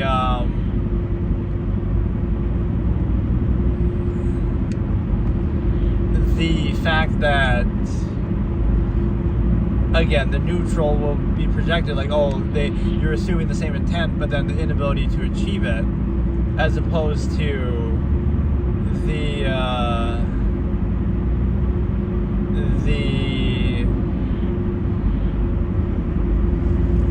the fact that maybe the reason why they don't have those performative aspects, or they're not super upbeat, or undue emphasis being placed, maybe they don't have the same incentive, so they don't feel the need to do that, right? It's sort of like another projection works that way too. It's like a negative intent, right? Somebody who's quiet or neutral and doesn't say anything, right? It'll be somehow negative, right? People will project something like, oh, they have some negative intent, or that's weird, or that's creepy, just because you can't interpret, right? They could be thinking anything. They could be more free. They could do whatever, right? But the problem with that is the fact that maybe somebody is like that because they don't have any incentive or anything negative, so they don't feel the need to, like, oh, we don't have to justify it or do anything. We'll just let it speak for itself. Like, you know, if you don't have any negative intent, you might be very neutral and quiet, or like you don't have to prove anything because you have nothing to hide. You're perfectly content, but then it'll seem negative that you're not putting up performative aspects. Whereas on the flip side, oh, you're putting up all these performative aspects and you're trying to be all charismatic and stuff almost to cover up or overcompensate. So the person who has something to hide might seem friendliest because they're doing that as a front, whereas the person who has nothing to hide might be quiet and at peace because they don't feel the need to do that, right? They don't have to keep up appearances because there's nothing to hide, or they have no incentive. So they're just kind of neutral because they're at peace and content, and you know, so it's like, oh, you have to somehow justify. It's the fallacy of permission, as I call it. Like, oh, you have to somehow get society's permission just to exist or to be what you are or to do what you're doing. It's like, no, unless you do something bad, right, you shouldn't have to address it, right? So there's like this assumption, right, if you're neutral, low performative aspects, that's negative. Not that you, or like any projection is true, then it's like being neutral somehow validates anything that's said. Right, because you don't counter it, like, oh, they make a false accusation or projection, but you don't feel the need to address it because it's just nonsense and it doesn't apply, but then, oh, that somehow validates it, right? Okay, so today I'll continue to doing the longest episode in Absolutist Philosophy history, and it's ironic that it wouldn't be the long-form postulate itself, right, but I guess it evokes that anyway, is the fact that I had done episodes 9, 9.1, 9.2, 9.3, so this is 9.4, all on the same core concept of the stigma effect. And you might think, like, what does that refer to? The stigma effect is kind of like the stigma of being a human being at all, or in being aware of human nature and being aware of history. It was like history versus human credibility. How can you take people seriously, or power structures or governments or anything, when you look at, oh, history has been nothing but dictatorships and kings and abuse of power and people believing lies on a mass level. So it's the stigma of either being a human being or at least being aware of all the things that people have done throughout history. Not that you're to blame for them, but that your credibility should be questioned similarly. How can you ever be too at peace or too sure of yourself? Oh yeah, this era got it right. The 2000s of human history got it right, right? And we look at things in this narrow way. Oh, it's the way that it's always been for you, so of course it's right, and you accept it. But you realize that same logic can be applied to any era, and that's how so many things were able to happen throughout history that we would look back and question. Right, so the premise is 500 years from now, people will be looking at people from right now and saying, how could they be so stupid as to fall for this lie or this, you know, whatever it might be. I call it the machination process, whether it be the use of technology used to fool people or whatever it is that people are believing in. Hey, Michaela, how's it going? So, like, people 500 years from now will look at us as being as stupid as we look at people 500 years ago, either stupid or immoral or whatever. Like, how could they possibly have done that horrible thing they were doing, but they treated it as normal? Or how could they be so blind and stupid to accept some unqualified empirical power structure? So we accept it as absolute in our own time, but we don't question. But like, we could easily look back in history and criticize things and say, well, people were wrong. A large number of people were being fooled by something, the church, you know, some other, again, unqualified empirical authority. We're very quick to ridicule that, but we don't have the self-awareness to see it happening in our own time. They're like, oh, it could never happen to us, or things are the way they are because they're meant to be. That's the way they're meant to be. So again, that you know that in the future people are going to look back and say that, but you don't have the self-awareness to see it now. So shouldn't you always be questioning that then if you're aware of history? Like, every era has been somehow believe things that weren't true, or believe some lie, or a mass of people were fooled into supporting some leader that ended up being a dictator or a king or whatever, without even going into specifics, right? You get the meaning of it. Like, how can you take it too seriously yourself, whether it be power structure, authority? how can you take government seriously? How can you take anything seriously that people do? Because we're all subjective, flawed, imperfect, people with ulterior motives, incentives, right? So you should really, this is what the stigma effect really represents, is you're doing it like you have a constant awareness of all of that at all times. So you're aware of the nature of the process. Like, oh, this is only being done to appeal to this, right? Like, oh, they're only, a politician or whatever, they're only presenting themselves this way because they want to be perceived that way, because that might benefit them gaining power. Or like, you might think it's hard to look at the world that cynically, but that's just the reality. Like, either everything is a process, or either you're aware of the process and you can account for it or counteract it or remove the need and then focus on something actually substantial, or you could not be aware of the process or pretend it's just them being nice, or you want to have a beer with them, that's a cool guy kind of thing, but then you're controlled by that very same process, right? Because here's the key concept here, is the dependent overextended pretense. You might say, oh, look what a nice guy, but that nice guy is using the fact that he's a nice guy to try to gain political power in a specific era, in a specific time period, in a specific country, in a specific party, right? They're not just being a nice guy. So separate the two. Say like, okay, that could be a nice trait that you like to see, but the two have nothing to do with each other. It's like, oh, this guy's being so nice to me. Oh, it's just because he wants to have sex with you, right? Like, so those two things can be separate. You can be a nice guy all you want. Okay, we can be friends. But no, they're applying it specifically to the dependent overextended pretense. Like, if you take that away, that prospect away, now they wouldn't be so nice, right? So you might think, oh, we're going to praise or let some quality like that be defining, but this would be more the absolutist objective way of doing it. You would separate the two. You would say, social interaction is one thing, and we value that in and of itself, right, as a self-defined measure. We don't use it or exploit it to try to sell something or try to get sex or to try to get power. We separate the two and we say, okay, power would be like, hey, how's it going, Echo? Or Econ, sorry. Like, we wouldn't use it to try to get power, or more to the point, if people are self-aware, they wouldn't be taken in by that. We don't care what kind of person you are, right? You're a useful idiot. It's a means to an end, right? Ideally, we wouldn't have any authority, structure, power, anybody. We wouldn't need it in a perfect world. So it's unfortunate but necessary, so we'll tolerate it. So we care about the functional basis. We don't get taken in. You're aware of the nature of the process, so you don't get taken in by it. Like, oh, it's a nice guy, but okay, fine, go have a beer with him. But what does that have to do with political power? What does that have to do with, social contrivance to try to get money or try to get sex or whatever? Right? So you would separate those two processes. Hey, Michael, how's it going? Right, so you would try to say, the process is the process. Like, okay, if political power is necessary to achieve a certain goal, it means to an end, we'll hold that accountable and look at it strictly functionally. If somebody, so it would be sort of this neutral state of being. You'd be very direct. Like, okay, if you want to have a relationship and you want to have sex, you'd be direct. You're clear with your intent, that's it. That's what you want, that's it. The second part would be, oh, the social contrivance, or, oh, he has a good personality, he has a good job, or this or that. Those things would be totally separate in this hypothetical example. And I've talked about that with open relationships, or like so the two are not tied together. So this is the disingenuous nature of the half-mass contrivance state, half-mass hedonism, and the way that society contrives a kind of manufactured view. It might seem to be like, oh, look, it's love and it's, romance, and it might seem to be positive on the surface, but it's actually worse than this neutral perspective from this point of view, is that you would separate the two. So like, there wouldn't be any expectation like, oh, you should pay for a woman's dinner on a date, right? Oh, but that's de facto prostitution. That's, all relationships by extension are prostitution by logical razor, because the fallacy is you're not using that as a reason, right? You would say, no, we're just having, see, this would be the absolute subjective minimalist perspective. We're just having sex because we're having sex, because we enjoy it, period. There wouldn't be any, oh, we pay for dinner. Why?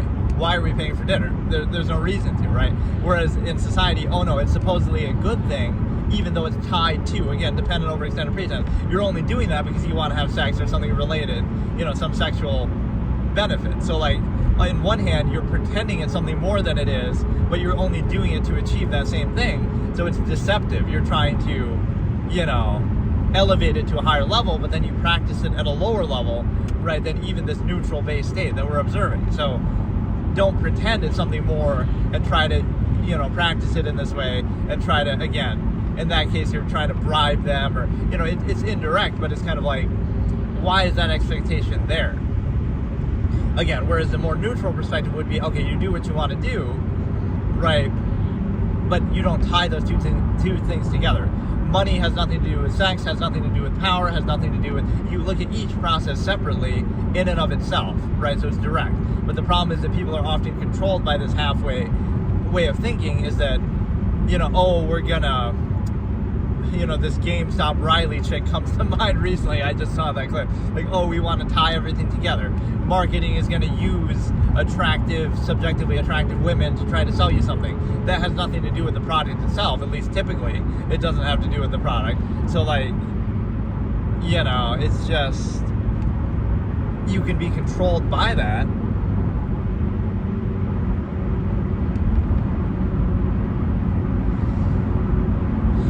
You can be controlled by that from the perspective that,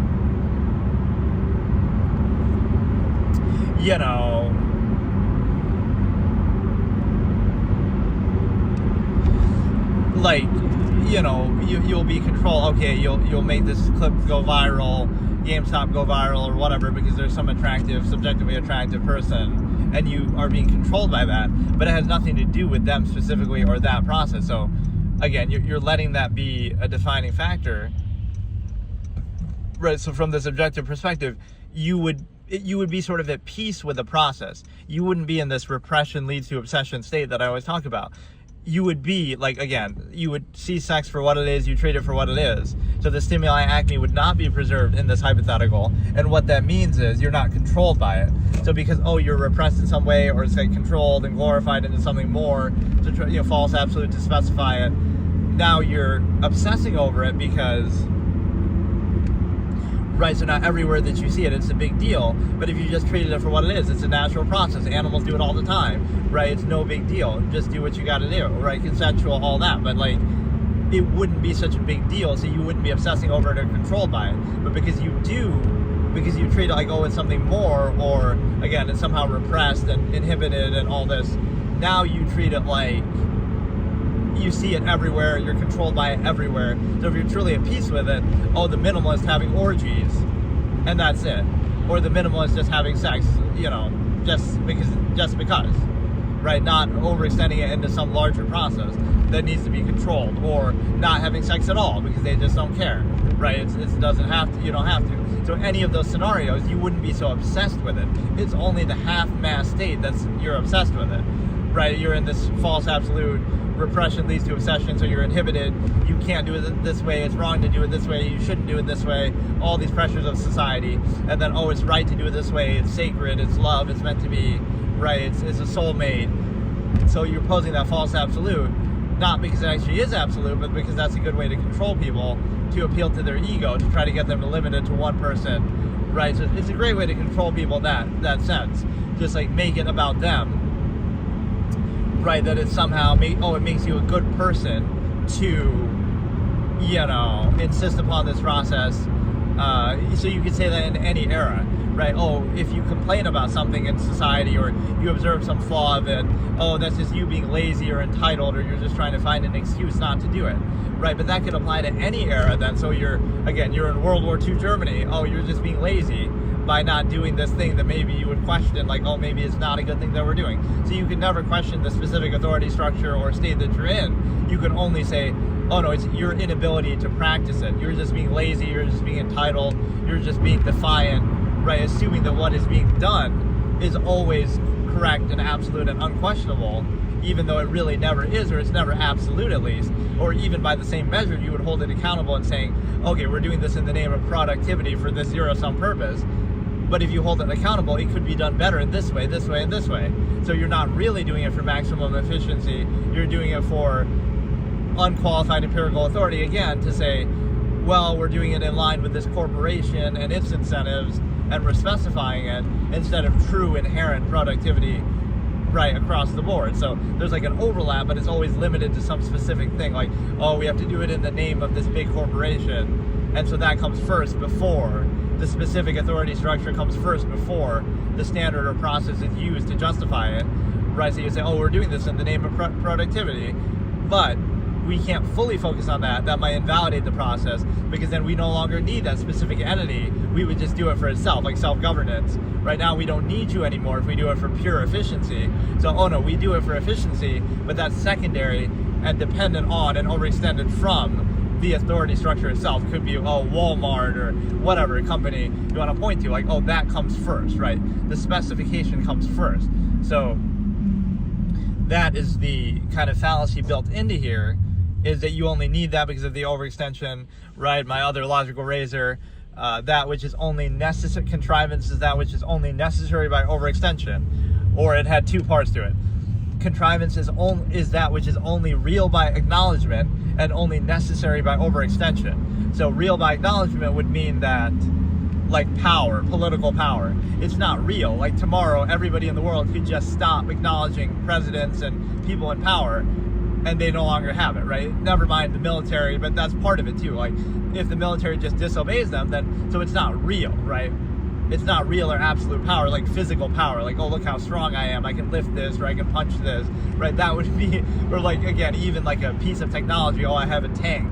So that tank has a certain amount of physical power, right? Political power is imaginary, so you can acknowledge it or disacknowledge it as how you want, but that's all it takes. So tomorrow, everybody could just not acknowledge their president or leader or anybody, right? And that power ceases to exist, right? That's all it would take. So it's only real by acknowledgement, right? And then contrivance also that which is only necessary by overextension, which typically I refer to just the sheer number of people. Like, you might say, oh, whatever would you do without the conveniences of technology, like, oh, running water and electricity? Well, people were just fine throughout human history without that, and even some parts of the world still. So, like, why are those things necessary? Oh, everybody would go crazy and kill each other if those things cease to exist, right? But the problem with that is they're only necessary because of the sheer number of people that there are, right? If the world was a village of 100, now you don't need that anymore.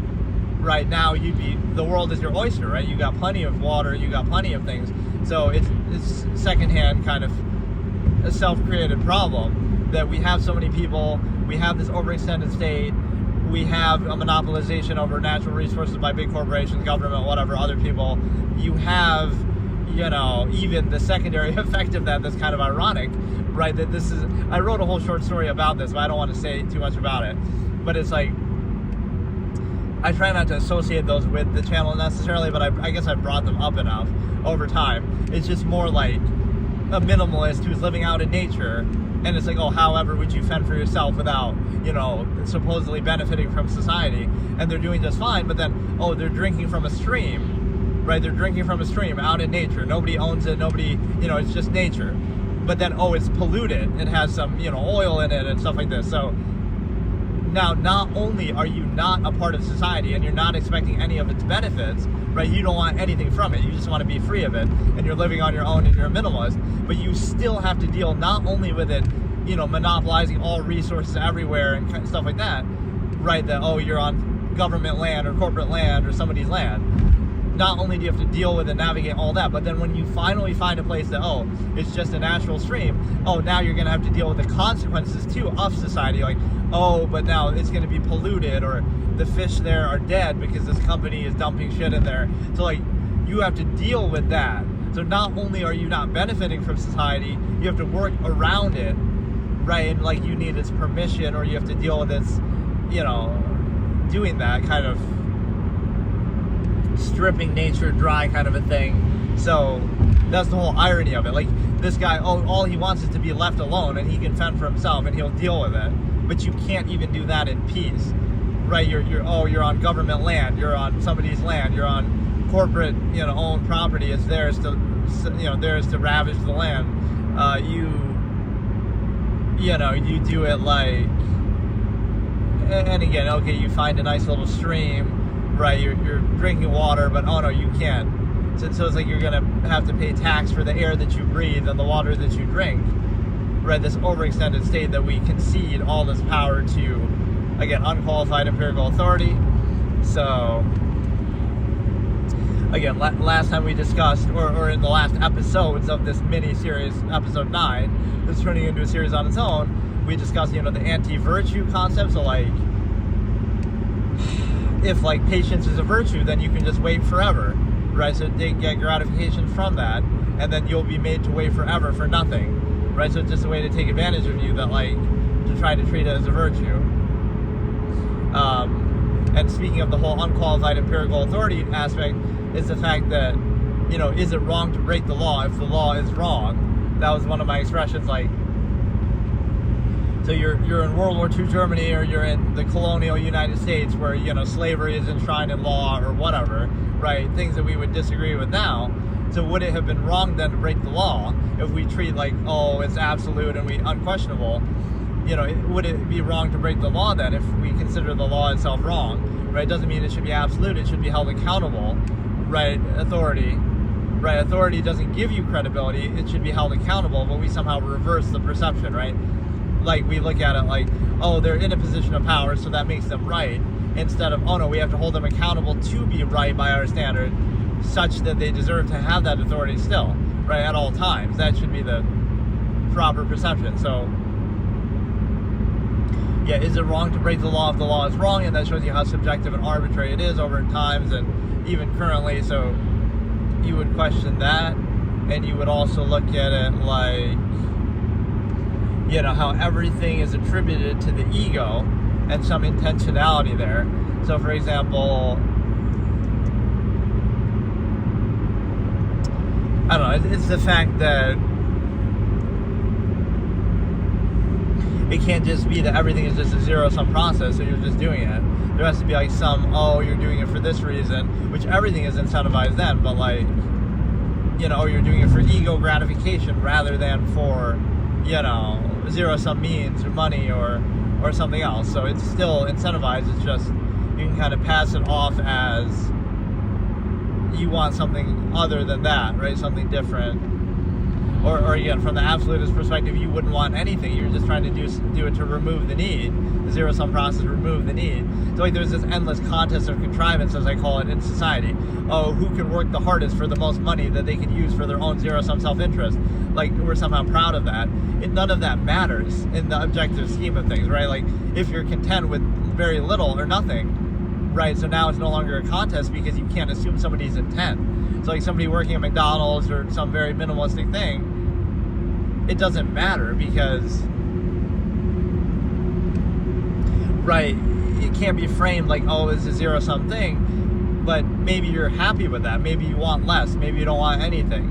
Versus, oh, you're making more money, so that somehow gratifies or validates you, but it's for your own self-interest. So it's like, oh, you could do that if you really wanted it. Like, oh, you could make six figures too if you really, really, truly wanted it. But couldn't it be that you don't really want it and that you just think you do? Right? Maybe you're content with what you have, because if you wanted it that badly, then you'd be willing to do what it takes to get there. So, right, that's what society often does, is it pressures people to think they want things that they don't, or that they need things that they don't, right? You could live on very little, right? People don't need much. You don't need technology and this and that and luxuries. Everything is a luxury in society, right? A lot of things are overextended to a great degree that, like, you take for granted, right, that you don't need any of this. In a weird, twisted way, it's kind of like you only need these things to overcompensate for the subversive state you're in society in the first place. All that, because all it does is it tries to overcompensate this unqualified state that you're in. So don't take the overcompensation so that you're not subject to the contrivance state, and be free of it and be neutral and be inherent. So it's a way to kind of bribe you or pressure you. That was kind of like, if you're objective, then it would be a threat to contrivance. You would, you know, so it's kind of reverse. Like, oh, what would you do without those overcompensations? Well, you wouldn't be a part of contrivance then, right? You would possibly do something negative by its perception, but you wouldn't be a part of it. So, like, you know, it needs you. Contrivance society needs you. You don't need it, because we've seen throughout history, you might think you do, or you might think, oh, it's a worthy kind of concession to make, but there's kind of a disingenuous aspect to the non-consensual social contract.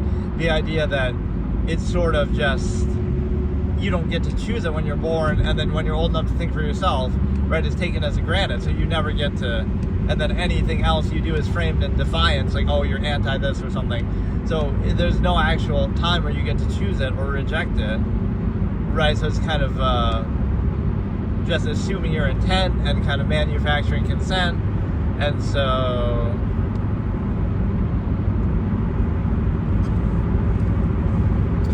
I look in this concept at the fallacy of credibility. The idea that thinking and being objective and the truth and inherent reality, right, are not really useful to any particular purpose. So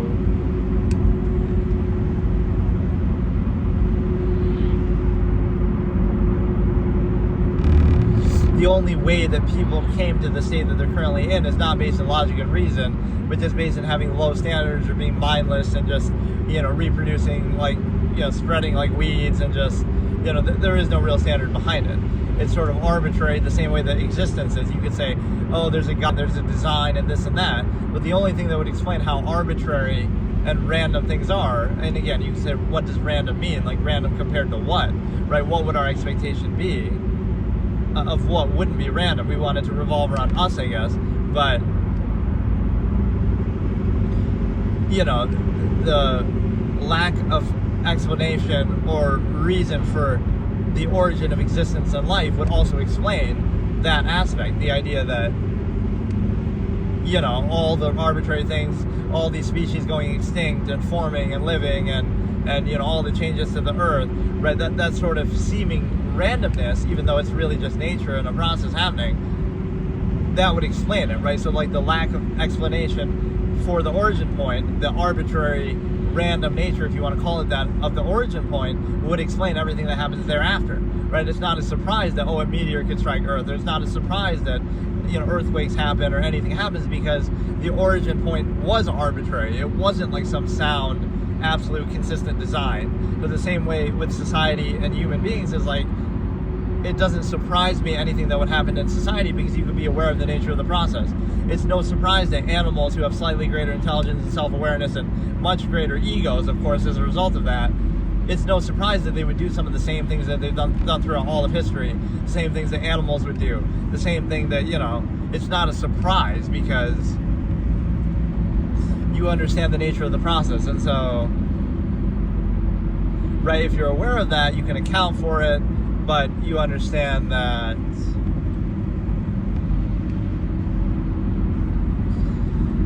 right, like the arbitrary origin point would explain everything that could possibly happen as a result.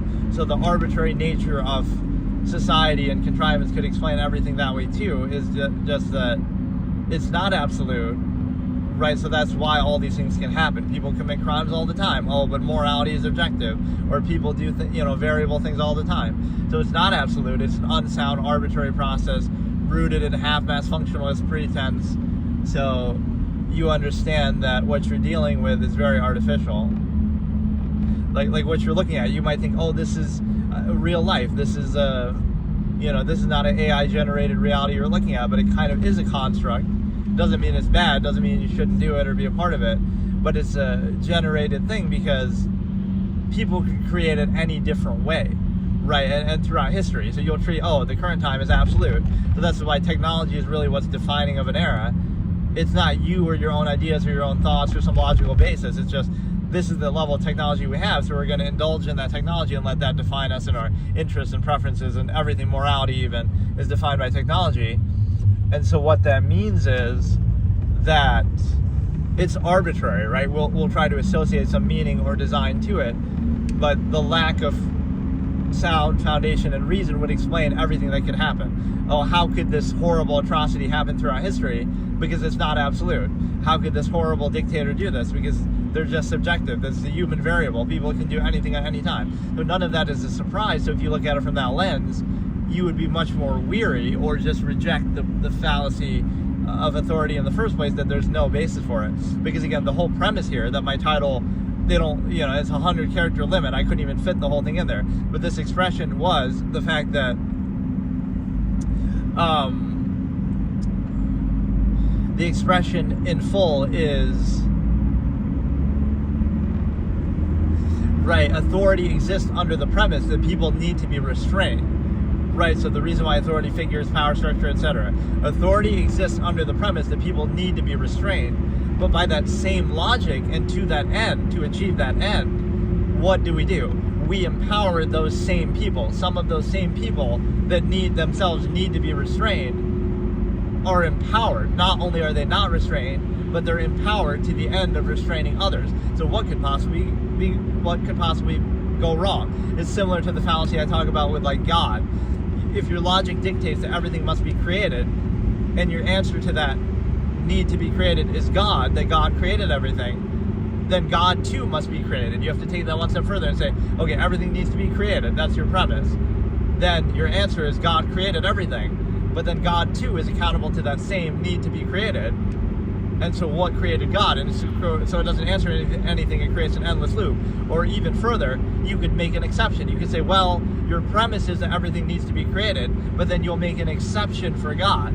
You'll make an exception. So if you're willing to make an exception to this supposed absolute premise, which is the whole basis for why he needs to exist in the first place, it needs to exist in the first place, your premise goes out the window, because you're saying your basis for, oh, God must exist because everything needed to be created, and therefore God created it. But then in that same exact statement that you're empirically stating that, saying that's why God must exist because everything needs to be created, you're immediately building an exception into it, right? You're baking an exception into that same premise. So the very basis you're saying God needs to exist, you're saying because everything needs to be created, then God too must need to be created. And if you could make an exception for God, that, oh, but he can be exempt from the need to be created, then by that same logic, okay, let's make a different exemption, that, oh, well, everything didn't need to be created, the universe didn't need to be created, right? If you can make an exception to that rule, right? So you're not really answering it. So it's the same premise here, kind of a similar flow at least, is the fact that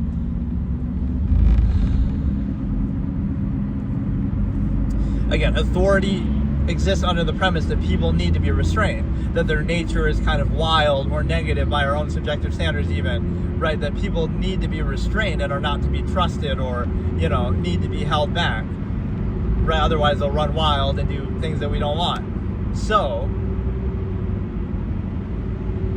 because of that,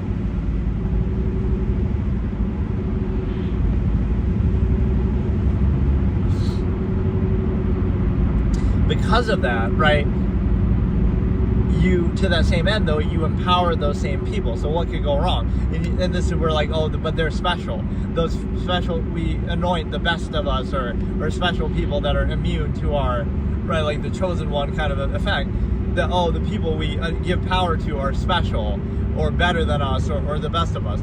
But they're still people. They're still part of that process that needs to be restrained. So we should hold authority especially accountable that way, right? Instead of just, oh, we give them the benefit of the doubt. Like, so that's why it becomes a kind of a contest. Like, oh, we're better than the average person or everybody else, but you're still a person and you're still part of that group that would need to be restrained. So no matter how much you try to show off or overcompensate from that point, you are still a flawed, imperfect, subjective, incentivized human being the way that everybody else is, and the premise that you need to be restrained is based on that. So you are not immune to that need to be restrained. But again, not only are you not necessarily restrained in the same way, but you're even empowered to restrain others in the name of that concept. So it's a self-contradiction that, again, I'll say it once more. Authority exists under the premise that people need to be restrained, but to that same end, those very same people are empowered. So not only are they not restrained, they're actually empowered, those same people that need to be restrained, right? So you're creating that problem inherently, and so it's not a surprise anything that would happen from there. And so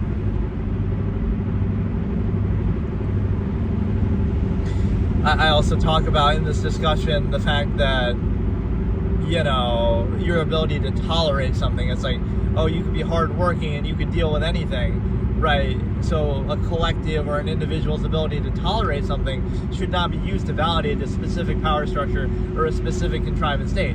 Yes, human beings can tolerate living out in the woods and in nature and eating very little, or, you know, whatever.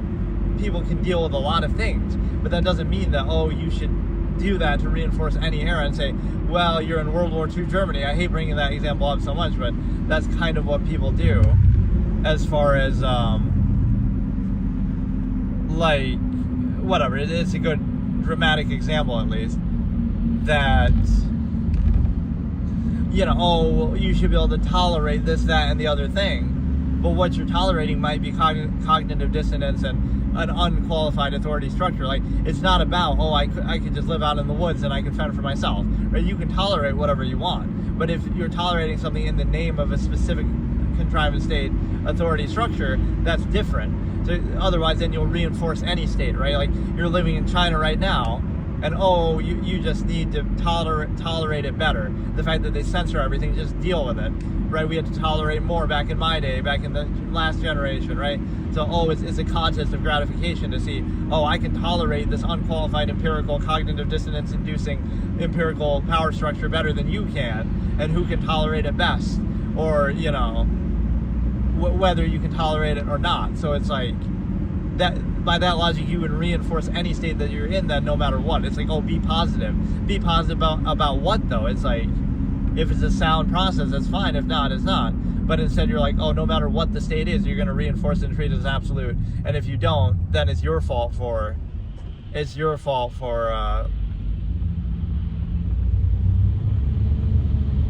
right, for not being able to tolerate the state. Not that any state could ever be a flawed process. And again, not even for your benefit, but like some overextended way that it, again, the authority is doing something questionable.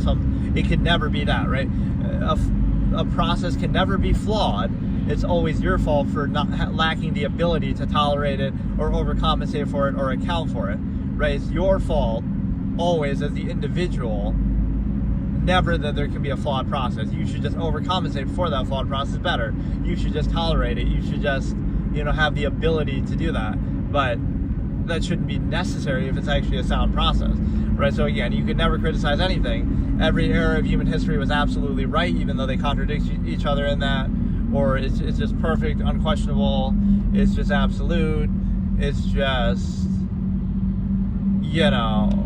will reinforce it. And so it kind of passes on that problem of an unqualified empirical state that's already preconceived and established, that you're exposed to and kind of created by, that like, you owe it something back, even though you didn't choose it or create it, but it'll pass it down to you, right? So I'll just use it in a direct sense, that the government or society can never be wrong. And if you question it or have some problem with it, it's your fault for doing that, right? It's your fault for questioning it. It's your fault for not adequately overcompensating for its flaws, right? Or accounting for them, right? It's your fault. It can never be at fault. Otherwise, it's passed down to you. That's just your problem, right? That you're not adequately accounting for it, overcompensating for it, right? So a flawed process or question can never exist. Right, so this episode is going to go on for a ridiculous, I don't know what I'll do. I'll get to 9.9 and then I'll do 1.1 or something. I'll do episode 9.11. Or wait, would I start with 1 or 0 there? Like episode 9.11, 9.12, 9.13, up to 9. No, I guess you would start with 9.10 because it's like episode 9, 10, and then 9, 11. Right, that's crazy. But we might have to do it for this topic. Not that I have to do it all the time every day, but yeah, I think what I'll do, obviously I'll do another one of these sessions tomorrow, but then on Christmas I'll do my Skyrim Christmas special, but instead of doing it on Twitch like I normally do, I'll actually try it on here, I guess. So that won't be like the same vertical landscape kind of thing, or portrait. I don't know how. No, landscape would be like horizontal, but that'll be on PC, so it'll be like in full screen, like a normal thing. So I don't know if I don't know how different that would be really. Like I just don't want it to mess up the quality of it because I'm so used to Twitch settings and everything. But like for these, I don't care as much because the visual quality doesn't matter. Right, you're just driving and you're just kind of whatever, right? You're just looking out the window. But for something that's like gameplay, it's a little more technical. So yeah, we'll do that on Thursday. Yeah, what I was trying to say is the fact that you have that unqualified authority. You could tolerate anything. So nothing can be an unsound or flawed process. You overcompensate. You could always use technology or relative comforts, bread and circuses to reinforce any state, so it doesn't validate the specific state.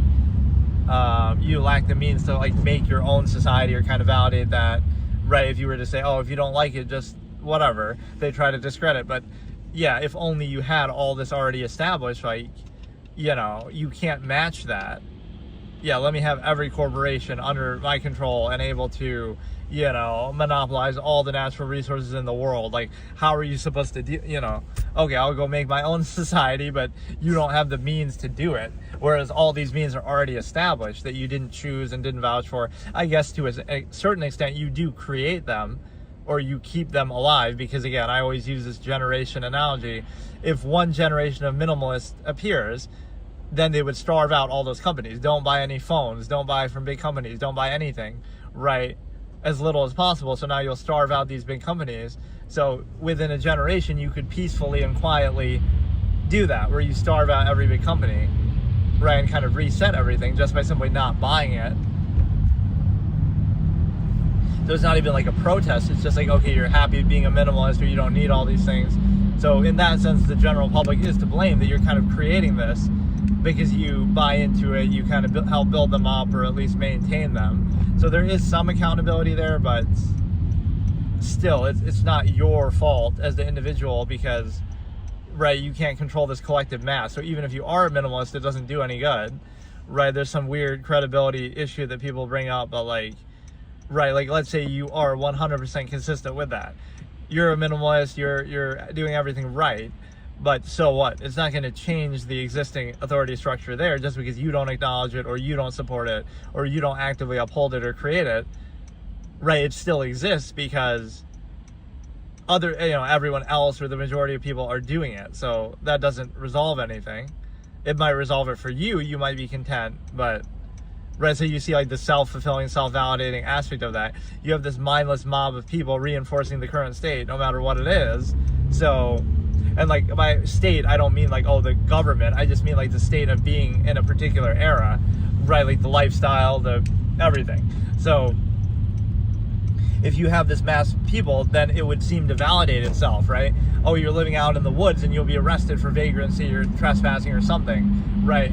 And it'll seem to validate that oh, you're doing something wrong. But, right, that's only because this mindless mass of people is treating their way of life as absolute. So that's the difference. You're not telling them go live out in the woods and be a minimalist, right? You're not telling them anything. You're minding your own business. But oh, because there's more of them who are buying into relative comforts, bread and circuses, overextended technological era, they're forcing that on you in a way, right, from on high, from empirical authority, because you're minding your own business, but oh no, they want to overextend and outward insist into everything, right? So think about the credibility of that.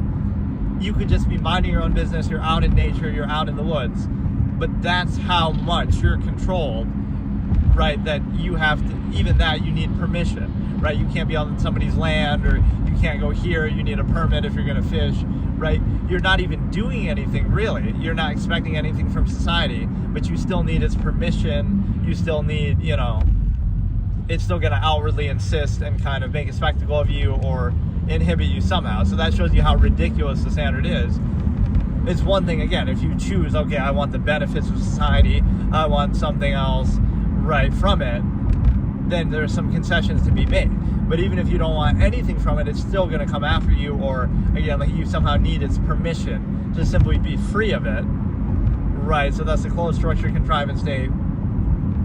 But no, the core idea of this whole concept and discussion is the constant awareness and doubt at all times of kind of human nature and their history and all the things we've done and have shown that, you should be a little weary and skeptical of it instead of being too sure of yourself or others or society or government or anything. A little healthy skepticism there, or a lot, and that constant awareness is good because you can be aware of, well, if people can be fooled into doing this thing or that thing throughout history or by this leader, you can definitely question it. And so that is the core point here. And because this topic is so wide-ranging, that shows you how not credible people are, I guess, is that since I have to discuss this so many times over, I have so many different ways that I did discuss it in the past. So that's the core point. So everything people have done, is kind of arbitrary, and it'd be like this endless repetition that we treat our era as absolute, and then people look back in history and say, oh, it was so terrible, we did this wrong, or how could we fall for this, and then they'll be committing their own flaws at the same time. And so we're never self-aware in the active present to try to stop it from happening, right? We just treat our own state as absolute and question everything else, ridicule everybody else. And so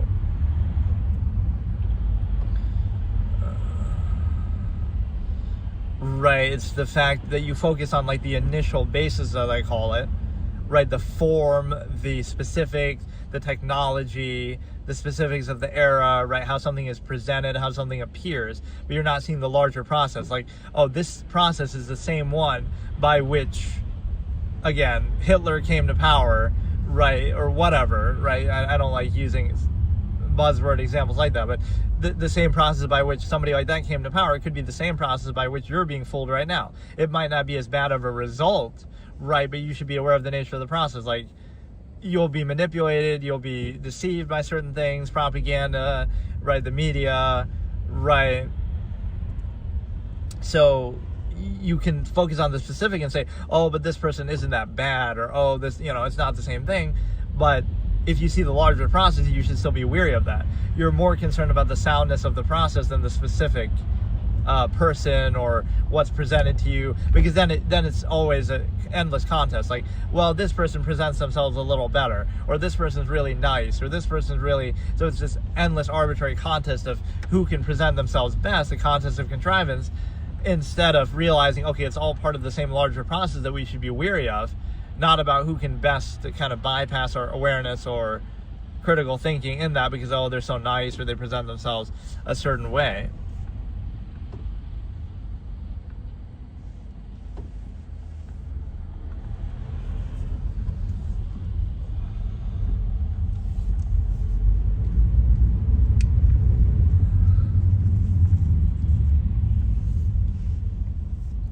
Right, it shouldn't come down to that, like superficial aspects or performative aspects, like, oh, they're really nice, so if somebody was nicer, then they would be favored over them, or if they weren't nice, but even if they had a good sound position, policy, whatever, right, we'll reject them. So should it really come down to that sort of popularity contest basis? Could you be, like, even one example, this is why people try to use labels like, oh, this person's a sociopath, or they're evil or something. So even if that's true of someone who's done something bad in the past, that's all it would take. So all it would take for some tragedy to happen again is some silver-tongued sociopath comes along and they're really convincing and charismatic, and they lie to you or whatever. So that's all it takes then. You'll fall for it again if they're just convincing enough. Right, so instead of saying, oh, well, that one person or those people in history were just bad, it was just on them, right? Let's specify to that person.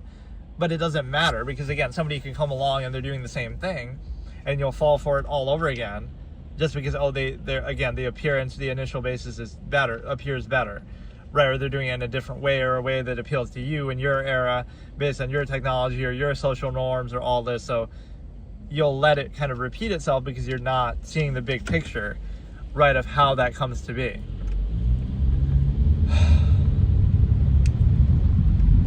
Right, so do you see, like, oh, you see this person and their identity, or, oh, look, it's your own preconceived notions, it's a man, it's a woman, it's this race, it's this gender, it's this whatever, right? All these superficial things that don't really have that total significance.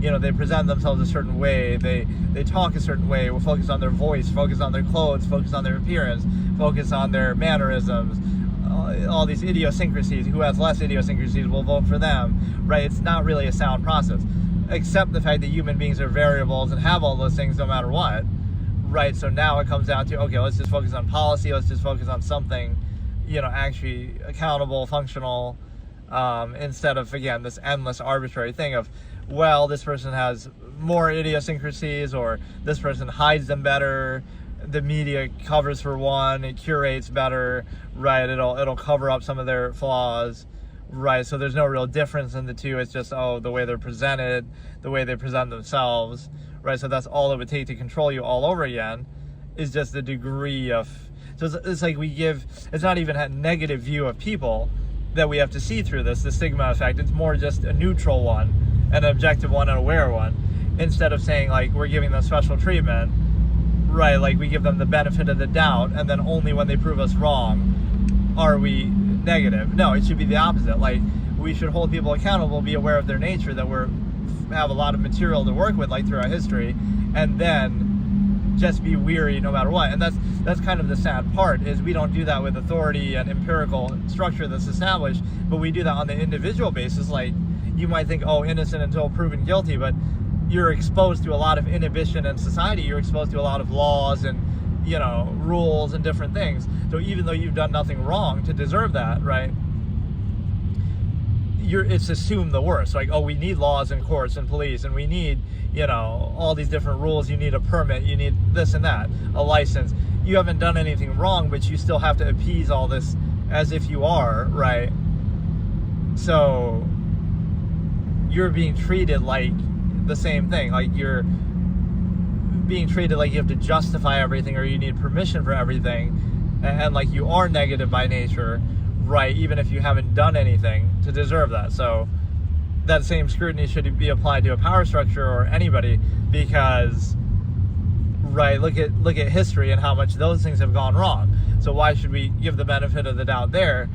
So if you give a benefit of the doubt to the average person, you would say, okay, we don't need laws, we don't need inhibition, we don't need anything, and only once you do something bad, then we'll deal with it afterwards. Instead of like, okay, we need all this restriction and social contrivance and inhibition and everything like that. So yeah, that was episode 9.4. We're going to do more of these eventually, but I won't do them like back to back like that. I just, you know, we'll kind of space them out. And in fact, I even did episode 10 in the middle here too, right, in a couple days ago, just because it doesn't mean I have to hold up other things that I want to do just because this one's going to go on so long. Okay, so today I'm going to do a little lighter episode of my Absolutist Philosophy series that isn't like an official episode. Sometimes I'll do these little mini topics that are related to it, but not quite as organized, like the recreation ones, or the, you know, like this is going to be, I'm going to discuss and analyze some characters from fiction, right, different stories and movies and anime or whatever, that I would consider absolutist characters. And of course, absolutist philosophy is something that, even as I was younger and I'm seeing some of these characters, right, it would strike a nerve as something that, you know, I came up with this absolutist philosophy. This is my, you know, creation and ideation. So there would be certain things like, wow, that maybe that even influenced a little bit how I explain something.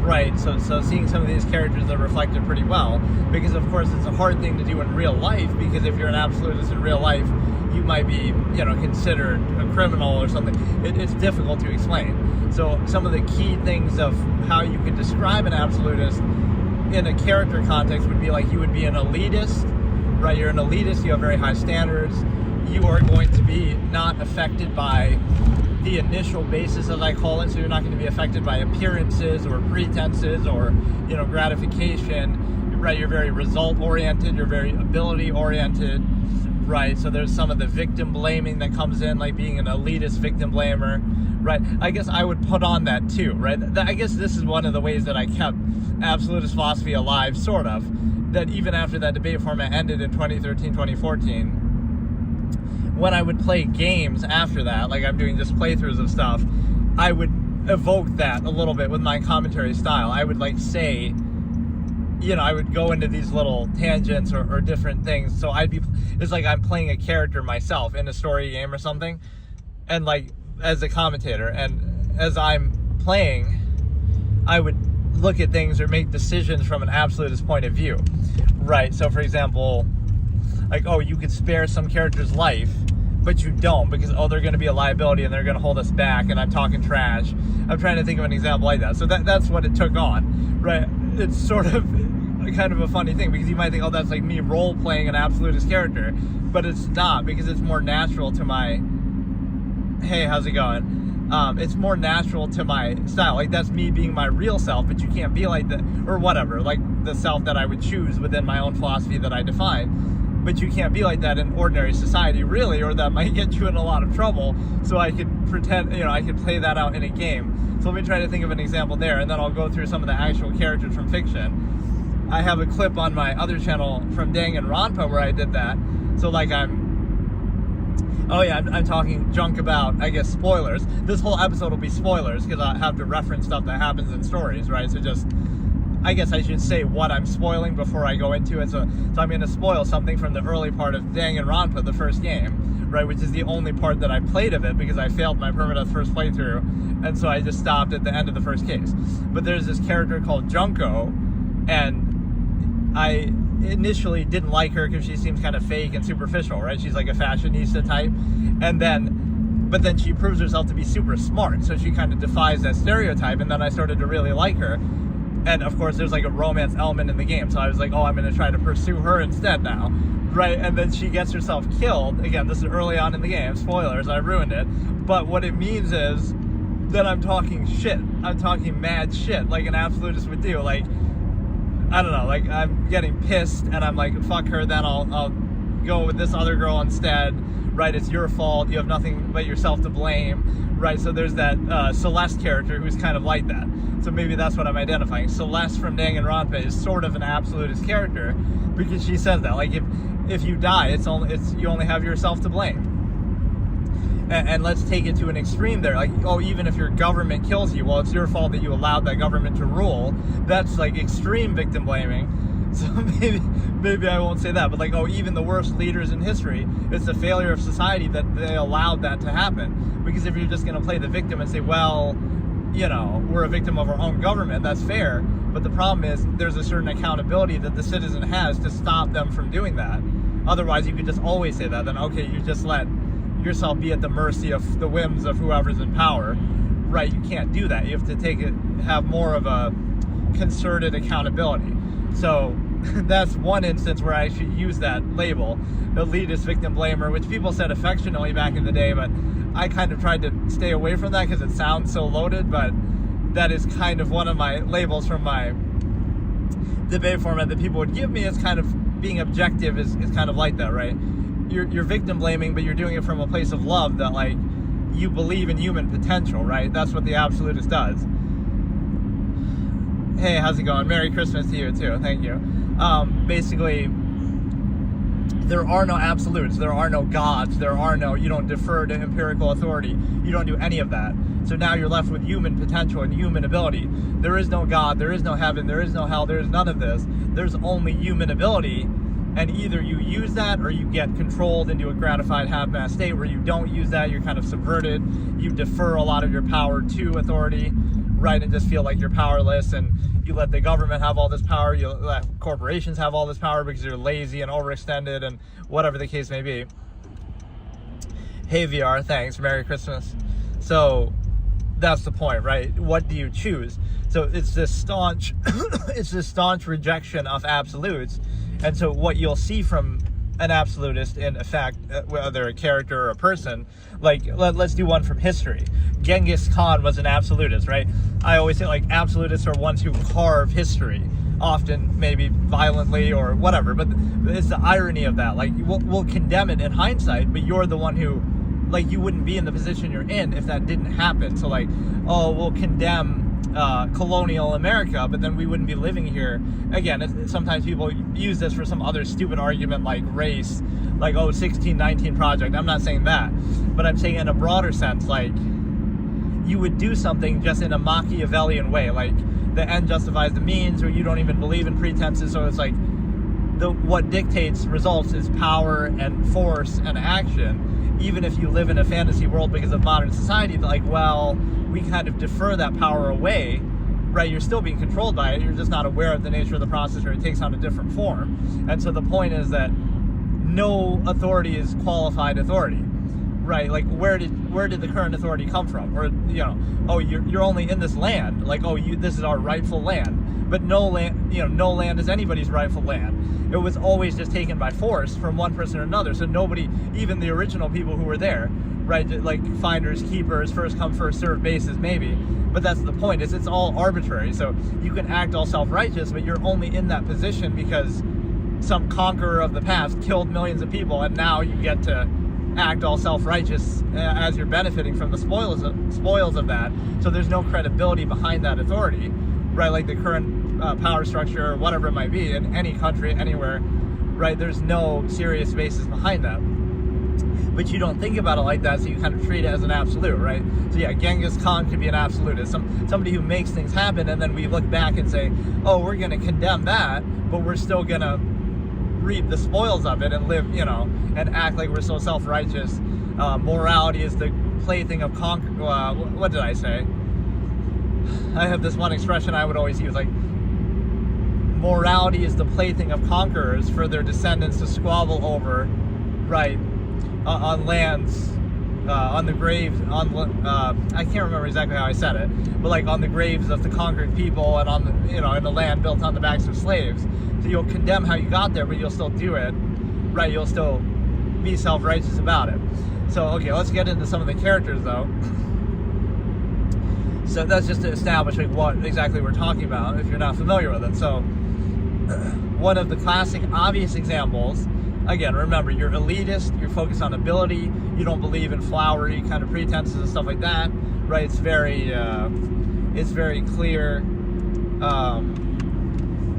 sort of victim blaming, but that comes from a place of believing in human potential, right? And sort of Darwinism and stuff like this, right? That is kind of how reality works. It only doesn't work that way when you have a mindless mass of people who are reduced to a lesser state, right? If everybody was an absolutist, then that's the way the world really works, right? In like your more inherent natural state. But you get somehow tricked into taking gratification from being reduced to something less than your full potential, which is why the stimuli acme preservation is so important, because that's what the absolutist would do. You might look like, oh, in this era, how can you be an absolutist? You can't be like Genghis Khan. You can't do that. Or whatever, right? But you can do one thing. You don't have to maintain the state if you don't vouch for it. So if somebody's an absolutist, what will they do? They won't have kids.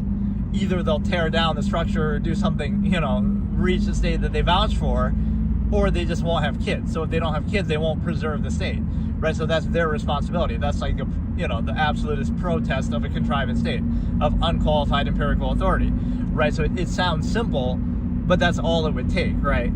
You have that power. So you don't preserve or overextend the state, especially when one of the core principles here too is the village of 100 concept, the idea that, if the world was a village of 100, then now we can all be absolutists in our own right, and the world is our oyster. So, you'd have there'd be plenty of resources for everybody. But we dilute the value of life by having too much of it in a weird way.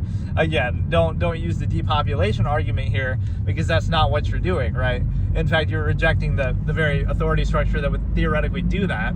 You're just saying that you could do it yourself. You could choose don't have kids or vouch for the state if you do have kids, right? Which with the high elitist standard, you might very well not. So you have to make that decision for yourself. So that's why it's kind of ironic that you find yourself in that position, because it's very nuanced, because it seems like, oh, how can you do that? But, right, you can't really do it today, but you can still account for the fact that you can't do it by choosing something else. Like, you won't preserve the state, right? You are a part of it. You didn't really choose to be a part of it. You can take certain actions, but everything is so empirically controlled because you have this this generation of traitors. Some people call it like, oh, the past generations deferred all this power over nature, over natural resources, over land, over everything to corporations and to government, and just they've already done that, so it's very hard to recover from that. Right, so it's not an opinion basis like, oh, I want that for myself. No, it's about, should that be the basis at all? And so it's like a self-serving fallacy, right? It doesn't actually go anywhere. You're saying like, oh, we believe in, like, we have to sacrifice and subvert ourselves for other people. But then you keep having kids. So you have so many people now, you have to subvert more and more and more. You just, no matter what the state is, you'll just keep reacting to it. At what point will you do what I call self-actualize from an inherent base state, where you choose for yourself, okay, we're going to choose exactly how many people there are, and how many, whether we have kids, and we're going to choose everything. We're going to decide it for ourselves instead of just mindlessly doing it as if we're animals. So,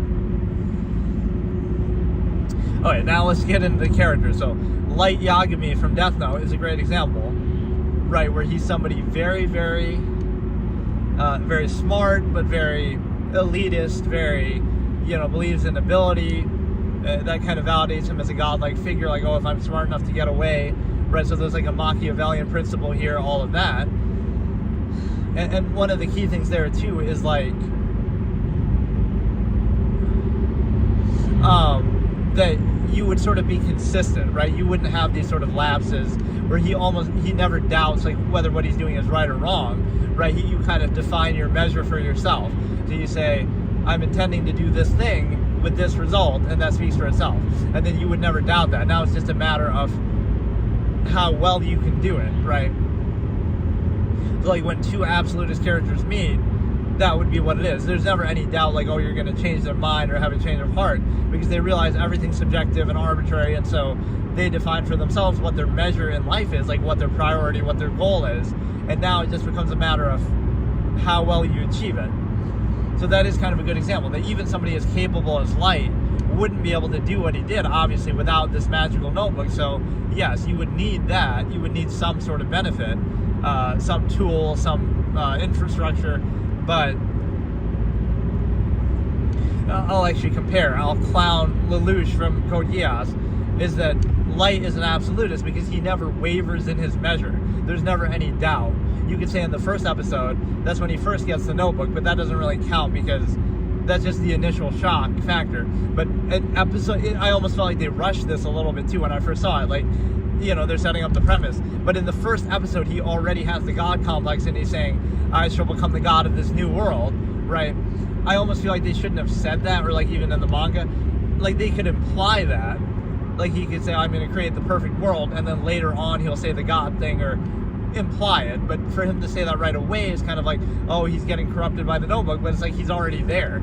He's already saying that right in episode 1. But the point is, he's very consistent with his measure, right? So he doesn't, the only moment I can think of where he somewhat doubts what he's doing is like, oh, am I doing something wrong? He knows exactly what he's doing. He says it himself, like, if Kira is caught, then he's evil. If he wins and rules the world, then I guess he's justice. Like, that's how the world actually works, right? So even in defeat, he would be thinking to himself, which they kind of didn't write the ending exactly right, but it's my fault that I didn't plan this more carefully. You wouldn't be thinking, oh, maybe what I did was wrong and I'm a bad guy. That's not it, right? It's just that, oh, they were more capable than me, or they had more resources, or I should have just done my plan better, right? That's how you think, because that's how reality works. So you're not getting distracted by pretenses and stuff like that, even though that's a good tool to control the masses. So you might be aware of that and exploit other people with it, but even then you would say it's your fault for being exploited by it, not my fault for using it, right? I'd rather not use it. I'd rather be a Darwinistic, I'd rather fall to Darwinism and meritocracy, but you can't have it because you're a bunch of morons who fall for appearances and performative aspects and superficial things, right? So yeah, Light Yagami is definitely a good example, and again, he's very consistent with what he's trying to do, right? The only moment in the whole show that I can think of where he doubts that even a little bit is when he has to kill his sister, when he's thinking about killing his sister, and he's kind of looking in the mirror and kind of a little stressed out, and Misa's being a clown in the background. And I don't know if he's even doubting it for that reason. I guess he is, right, a little bit. So, and then he doesn't end up doing it, but he kind of maybe tricks himself in a way, like, oh, I can't do it because only the police know about this case, so it revealed me as a whatever, as an insider. But I feel like he almost does that just to try to persuade himself not to do it because he doesn't want to do it. He's sort of hesitating. So that's the only moment where there's any like wavering. The rest of it is just, am I good enough to get away with it or not, right? There's no hesitation. He would have killed his dad. He would have killed his family. He would have killed anybody, right? That he's risking his own life, right? So let's look at this sort of messianic quality that he creates, even though you're rejecting gods and there's no such thing as a god, in a weird way, right? He kind of validates that, like, oh, with his own ability, that you could say, this is an individual who resists temptation. He doesn't care about women. He has Takeda, he has Misa, but he doesn't care, right? He rejects money. He could make money. He could be one of the world's best detectives like L with his intelligence, right? He'd have a life of luxury. He'd have all these kind of comforts, but he rejects all of that and puts his life on the line to try to change the world and improve it and help people and reduce worldwide crime by 70%, right? So he becomes like this godlike figure in a way because all those things that would tempt and distract and consume other people, he doesn't care. Misa is the supermodel who everybody's thirsting over, right? And he just smacks her aside in a manner of speaking, like he could give less of a shit about her. He's just using her as a tool to try to, achieve his overall goal. So you might think, oh, he's being mean to her, and that's negative, but it's actually, again, he's so committed that he doesn't care about anything else, right? This is his goal, this is his life, he's going to risk his life to do it. And honestly, when he dies, he would feel kind of validated because, well, I reduced worldwide crime by 70%. So he even says that at the end too. Who else could have done it and come this far, right? Like nobody could have done it. That's the thing. That's the validating element. Could L have even done it? L didn't have like the willpower that Light had, or the charisma that Light had.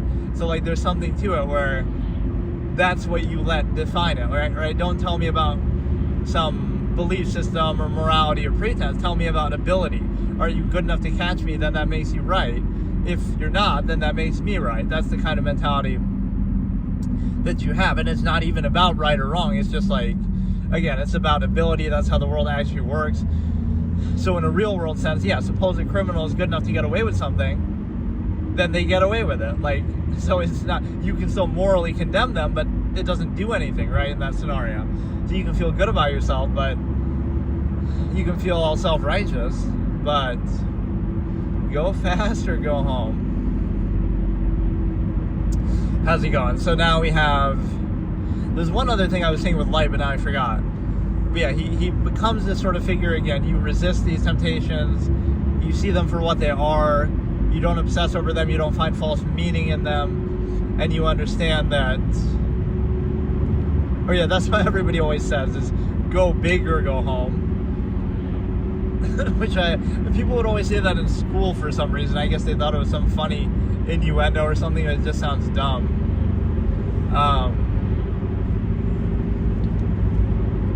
But no, Light is definitely one character. Again, his measure doesn't waver. He's always consistent. It's gonna seem like, oh, it's a lot of villains that we're talking about, but in his case, it's hard to even portray him. Yeah, that's a good catch. Yeah, it is New York. It's like central New York. Or, I mean, I guess you could have seen a sign too, but some people recognize it instinctively, which is pretty good. Where somebody said Sweden the other day, like, I'm going to go see Anna Kremling and play a chess game against her, like, I don't know, she doesn't even live in Sweden now, I don't think. She's just from Sweden, but... But no, what I was saying is, again, Light is one of those, so he's... The only moment, like I said, was with potholes given away. Yeah, probably. Or if it was the city, you'd see homeless people stacked up. Yeah, some of these roads on this side are pretty shitty, actually. But no, okay. There was one other point with him that I was trying to say, but I forgot what it was. But you would blame yourself. Like, it's my fault that I got caught. I should have planned it better. Right? So you're thinking only in terms of ability and stuff like that. And so let's do another one. King Bradley from Full Metal Alchemist, right? Especially Brotherhood, where he's like he's a human, but he's a human homunculus hybrid. Route 31 must be. So like he has this willpower that he just kind of works his ass off. He trains. He's so capable. He's so strong. He's so, just willpower. Right? That's what defines these kind of characters, that they have tremendous willpower and they believe in that. So he rejects gods. Like he's an atheist, right? He says there's no such thing as God, and kind of I forget. He has a few lines of dialogue that relate to that, and so he believes in his own ability, right, above everything else, and it kind of validates it a bit. So you can say, oh, it's just because he's a homunculus, but there's plenty of other homunculi that aren't as capable as he is, right? So he works harder than them, even though they can regenerate and he can't, but he works harder than them. So, right, there's that element, and then there's also the fact that he has certain lines of dialogue. Like, this is a perfect one. He's doing the massacre in Ishval, and somebody walks up and says, "You will suffer the hammer of God," and then he says, "God," you say. Now this is intriguing. How much longer do you think your God plans to wait before unleashing his fury? How many thousands of lives must I take before he decides to strike me down? And then he says, you know, if you wish to see me struck down, use your own hands to do so, not God's. Though that might seem like an evil, bad thing to say, but it's actually positive. Like, that's what you would actually have to do, right? Don't rely on God. Don't wait on God. Don't let that belief tie your hands behind your back and just sit there. No, you have to actually do it yourself, otherwise nothing's going to happen, right? So you believe in human ability. So he's even saying that to himself. Like, if you want to kill me, then kill me. Go ahead, do it, right? But you have to do it yourself. So that line perfectly sums up, right, what we're talking about here. Whether you're going to win or lose that conflict is going to be up to you or up to him. Who's more capable, who has more willpower, who has better strategy, ability. It's not going to come down to, oh, God, or some stupid, you know, belief system. It's just you I passed your house. Wow. What are the chances?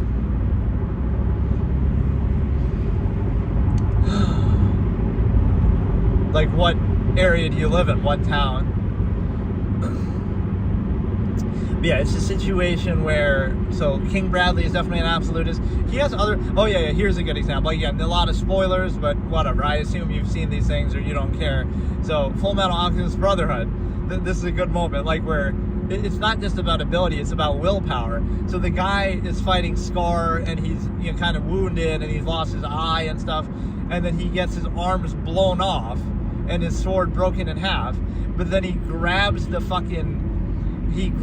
broken sword with his teeth and then stabs Scar with it. And I feel like Scar should have died there, but he actually doesn't. That would have made it more impactful. Like, he does his final sacrifice and does the transmutation circle, but then he dies. So the point is that level of willpower is like, it doesn't matter in that situation. Oh, he's homunculus or this or that. That's his willpower. Like, you're going to do it all the way. So like an absolutist villain, headed to the very end with what they're trying to do. There's no doubt. There's no, like, oh, maybe what I was doing is wrong, kind of stupid shit like that. No, there's no change of heart. There's nothing, because you were always aware of the nature of the process. So you wouldn't have done it in the first place if you were somehow flaky or unsure, right?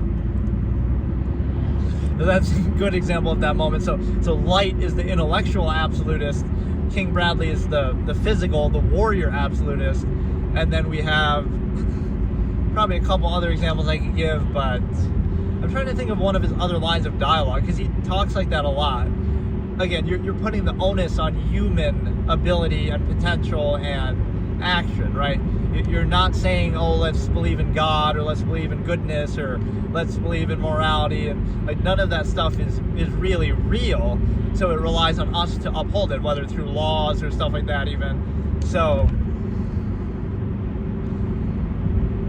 yeah, like that, when he's talking to the Ishvalans and saying, you know, if you wish to see me struck down, then use your own hands. And then even against Scar in the end, he's like, he's talking shit about that the same way. When you're surrounded by nothing but despair and Ishval and the massacre that I created, you must have believed that there was no God in this world at all. Right, because how much suffering you went through, how can you still believe after that? Right, it's like the non-accountable false absolute. Something good happens and, oh, you'll thank God for it, but something bad happens and you won't blame God for it. So how does that make any sense? So we can never be wrong, right?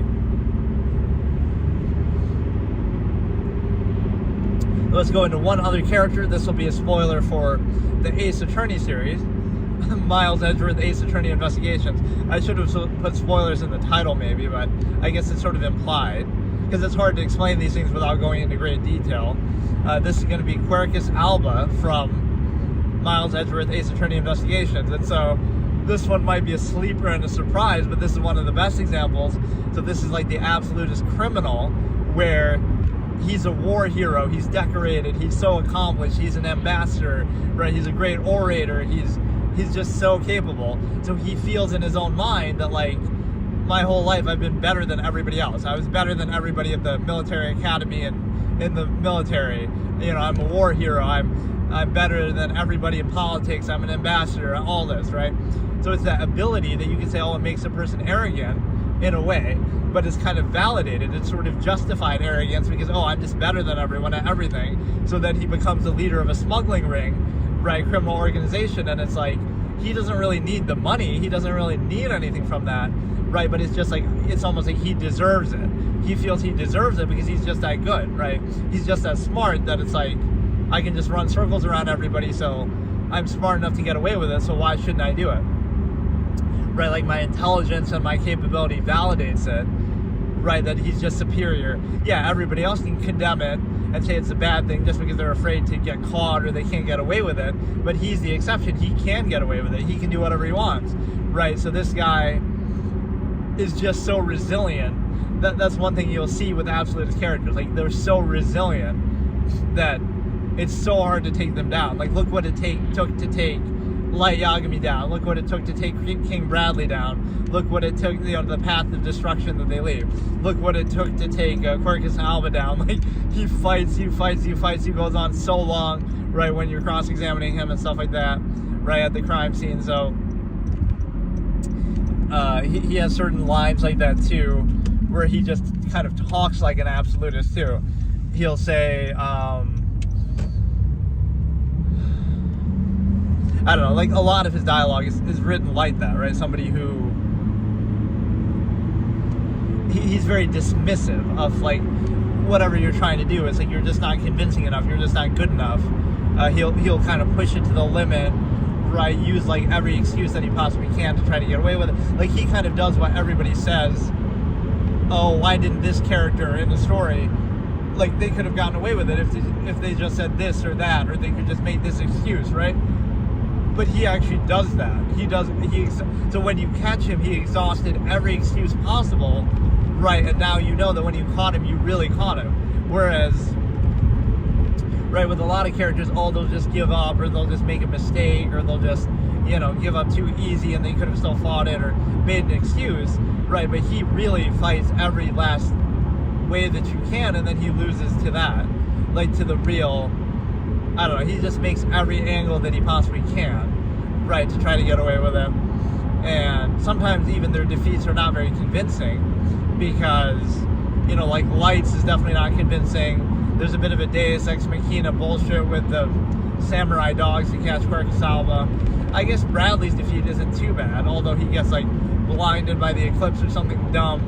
But whatever, it was like such a team effort to try to take this guy down.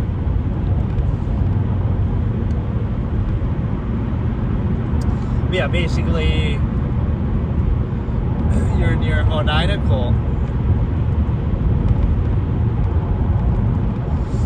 But yeah, it's a situation where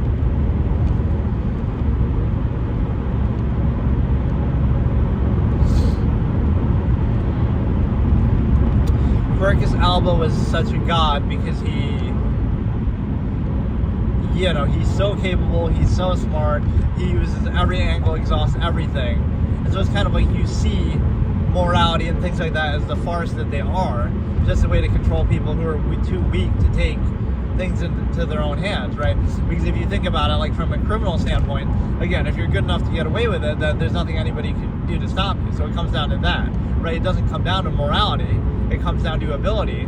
Maybe everybody would want to do the same thing, but they're just not confident or good enough, right? So you have to appeal to their own self-interest to say, well, you don't want to go to jail, that's why you're not doing it, not because you're a good person or something like that, right? So it's just like, oh, you're more capable, so you have the will to do it, right? So that's what you realize is criminals often don't do it for the money, right? They do it either for the thrill or a certain power, certain freedom, maybe just to prove that they can, right? Just as a challenge. They could be bored, they could be, whatever it might be. So there's more nuance to it. It's not just simply like, oh, look, you're a bad person, or oh, look, you're doing it for money. Yeah, he was very impressive, and I'm trying to think of some of his lines of dialogue, but just they could be like innocuous. They don't seem that memorable, but it's kind of like, he's just so dismissive, right? It's nothing but the befuddled musings of an accusatory man, and he just puts his hand up and kind of dismisses you. Like, this dude, he just feels so, like, it's not even worth his time talking to you, even though he's kind of being forced to, and he has to do that. So there's something special about it, like, I don't know, it's like, the sense of willpower is so great that it almost makes you doubt yourself in the opposition of them, right? That's why it would make you question yourself to face an absolutist in some combat or rivalry. Like, their will is so strong that you question, like, maybe they're right, or maybe what I'm doing is wrong, because you're not an absolutist yourself. So then you'd be thinking, like, not so much that you would convert to their side, but you almost might give up, or you might, you'll have doubts. That's how strong the will of an absolutist can be, is that it's not about that anymore. Like, right, your will and your resolve will be shaken by theirs. So, right, like you almost can't. There's a moment like that where Edgeworth is like that too. He's just he's stunned how hard Alba is fighting. Like, no matter what you do, he never is going to believe what he's doing is wrong, because he knows there is no right or wrong, and he's just, letting actions speak for themselves. So, right, and he's going to max out his ability, max out every option, right, do it the best he can to try to get away. So it's kind of like the same way you would look at performative aspects, right? It doesn't help you to, like, show your fear or show your... So, like, a person would be, like, very neutral and unemotional, because regardless of what your goal is, as I always say, emotion is nothing more than irrational insistence upon the self. Being emotional isn't useful for anything ever, right? So an absolutist wouldn't be emotional, because even to achieve, let's say you're trying to achieve a certain goal, so then you should be rational and try to achieve it the best you can. And if not, right, like... So all it does is give others something to use against you, or it kind of distracts you, or it kind of, clouds your judgment. It's not useful, right? Even to best achieve your self-interest, it's better not to insist upon it and to think rationally and stuff like that. So it's necessary only for a subversive state. And so, but yeah, that is definitely... Let me try to think of a couple more characters, maybe from like a movie. I don't know if like Michael Corleone or somebody like that could be considered one. That'd be kind of iffy a little bit. Or, oh no, here's a good one from a movie is spoilers for Batman Begins, right? Ra's al Ghul is definitely an absolutist, right? One of the best in a movie that I could think of is that he, again, like you're doing it by any means necessary, the end justifies the means kind of a thing, right? You're not going to do it halfway. He's like, okay, I'm going to take care of Gotham and do what I have to do, right? And just that's what the League of Shadows does, right? Rome, they're the ones who sacked Rome, he says, and we loaded trade ships with plague rats and stuff like this. We kind of reset everything, and we do right, we're going to do it by any means necessary. So that's his measure, that's his resolve. So, Batman in that sense is not an absolutist, because he's just settling for sort of self-gratification. He's not really going to solve the problem. He's going to just endlessly beat his head against the wall and feel all gratified. But, Ra's would have solved the problem. Everybody dies, the city's done. It might seem extreme, but at least, in his measure, what he's trying to do is consistent. Like, if you're going to do it, do it. If not, then don't. There's no halfway, like, oh, well, let's sort of try to do it, but as we're doing it, we're going to reinforce the problem and kind of, a black top salesman would do well in New York or New Jersey, because the roads are so shitty. Yeah, I guess I take them for granted, but you do notice it definitely. Or like even my car is so loud, which maybe isn't the fault of the road entirely, but just because it has so many miles on it, it's getting a little noisier. But yeah, it's a situation where, yeah, you're looking at things through the lens of ability, consistent measure, and so even if you fall before it, right? So I wrote a character like this, where I call him I won't even say that, but like, basically it's an elitist character who might not even be that capable themselves, but it's kind of the same principle that, like, even if I fall before that, like, even if, okay, you want the world to be Darwinistic, and then, even if you get killed on day one by somebody else, that's fine. But you'd rather be in that free state of Darwinism than, let's pretend like everything is, in this subversive state that we all are reduced to less than our potential, and then we all get along and pretend like that's valuable. You'd rather be in your free, inherent, natural state, even if you suffer for it, at least let you have the chance to be free and to self-actualize, right? Rather than, I'm going to be reduced to a human function kind of lesser state, and then I'm going to be reduced to a lesser state, and then we can somehow pretend like we're all, happy together or something like that, right? So you'd rather fall before Darwinism or meritocracy than live amongst some half-mass functionalist basis, some pretenses and stuff like that. Do a burnout and clean out the pipes.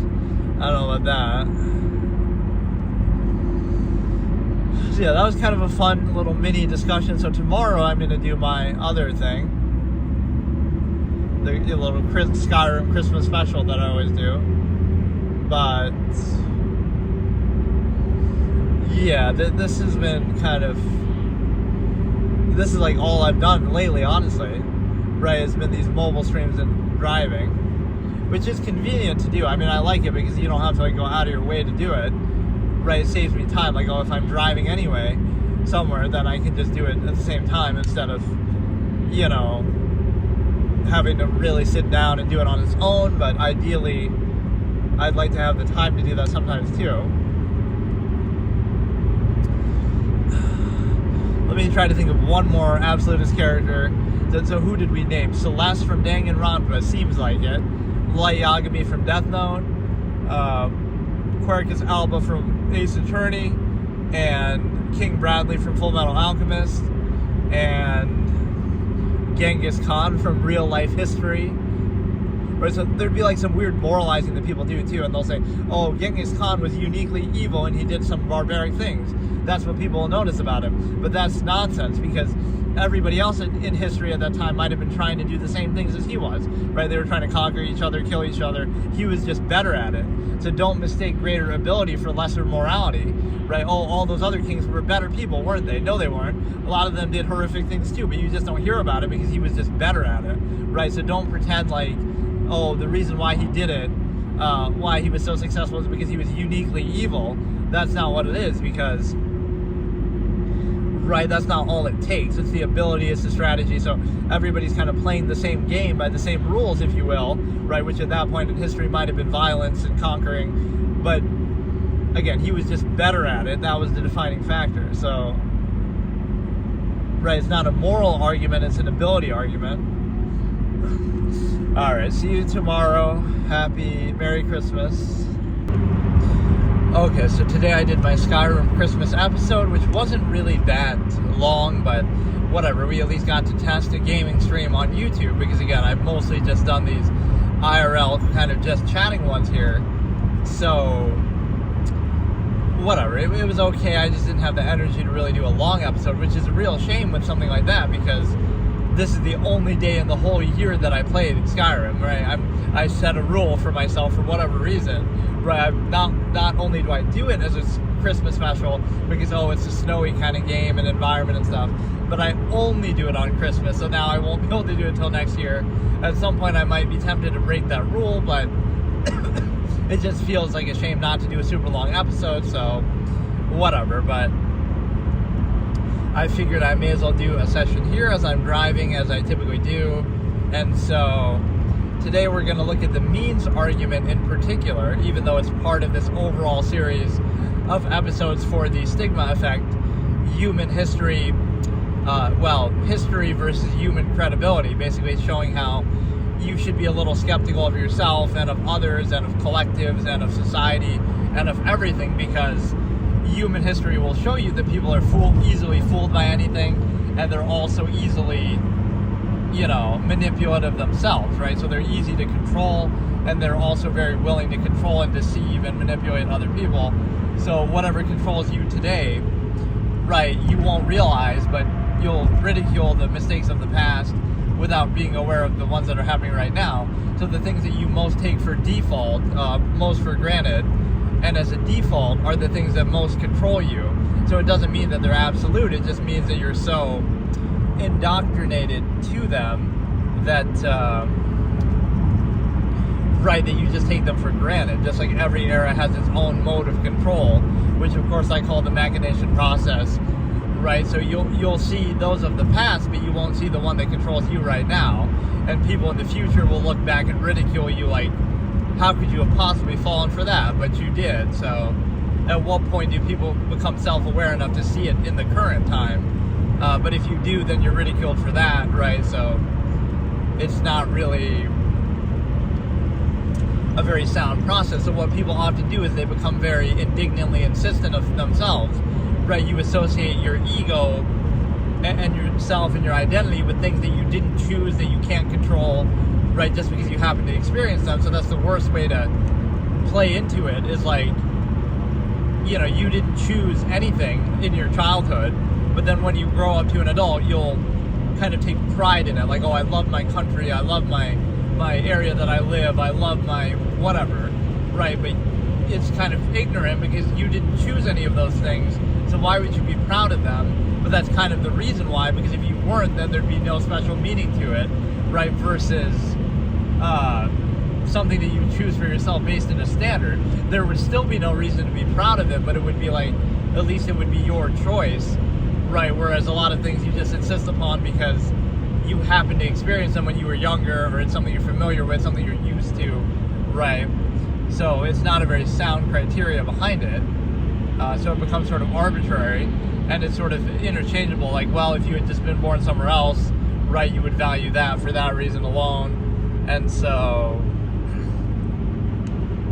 I guess it's not really much of a Christmas themed episode. This is just what I normally do anyway, but I did do that Skyrim Christmas special earlier, so okay, let me think. So the means argument in particular is one that I've explained a lot in the past. So it's basically that people are defined by the resources that they have and kind of the technology available in an era, right? Like technology defines morality and stuff like that. Hey Bree, how's it going? So basically, you know, the means argument, the means available, so like, is something more or less impressive? So like, oh, an army with, you know, if you just look at the results, an army with 300, right, that story, I forget exactly, but Sparta and all this, like, oh, an army of 300 people beats 6-7, yeah, an army of 67 people beats an army or loses to an army of 1,000 people, but their performance could still be better, right? It's like the underdog effect. So you had less resources, but you did more with them. So even though you lost, it's still more impressive, instead of just looking at the raw result. So like, you look at history that way, right? Like, oh, well, the Native Americans lost to the Europeans or something like this, right? But a lot of it just had to do, okay, they had greater technology, which in a way they deserve credit for, sure. But again, the means argument would show you, like, it sometimes just comes down to that. Like, whoever has greater resources, it doesn't mean that, you know, you're actually more impressive strategically or any other way. It's just kind of like, okay, you have better. I had like a better example. I can't remember. What am I talking about? A lot of different concepts I've discussed from my old debate format. So this is a concept that I call the means argument. So basically, again, you look at the resources that you have available more so than you have the result. So again, if I'm playing, I'm trying to think of an example. Just, you have more resources than somebody else. So if you beat them at something, a game or a war or whatever, it's not impressive, or it doesn't validate you because you only won because you had more resources, not because you're actually better or you do something more impressive. So that's an important concept to sometimes consider, because we sometimes only look at the result, right, but not so much the process of how you get there. And so, how many kindergartners can you beat? I say third. Like, beat in a fight?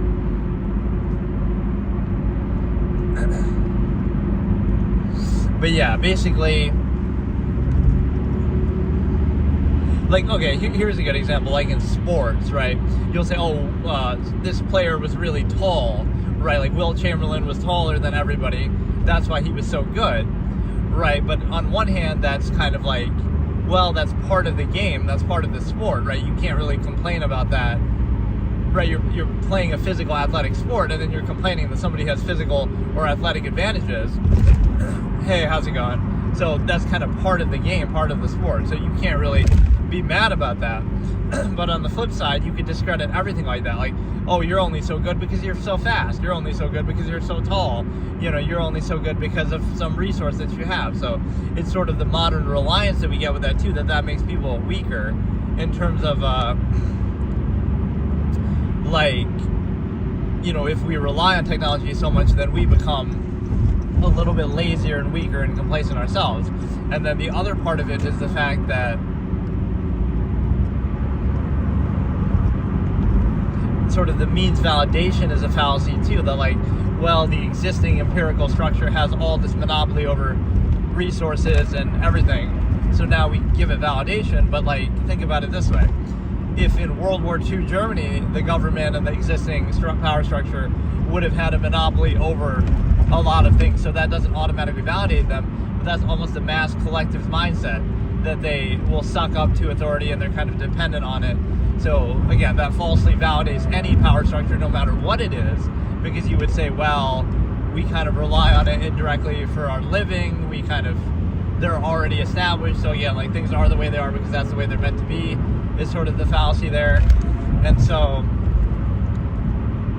I also did this analysis of the means argument to do with, for some reason, Shaquille O'Neal, or a lot of emojis, Shaquille O'Neal and XQC for some reason, to say there's no shame in doing that. XQC would play as Winston in Overwatch. There's a character you don't have to aim very much and it kind of auto aims for you. And so people would kind of clown him and say, oh, that's Winston aim or something. But, anybody else could play as Winston too. So there's no shame in doing that, right? Everybody could use that. So there's a reason why he's so good at it, or something usually what dictates something is something overpowered. You have a deck in a card game and everybody's using it because it's overpowered. So you can't complain that it's overpowered because you could just use it too. Or, so it's always some element of, the broken, imbalanced thing always wins. And so everybody ends up using it.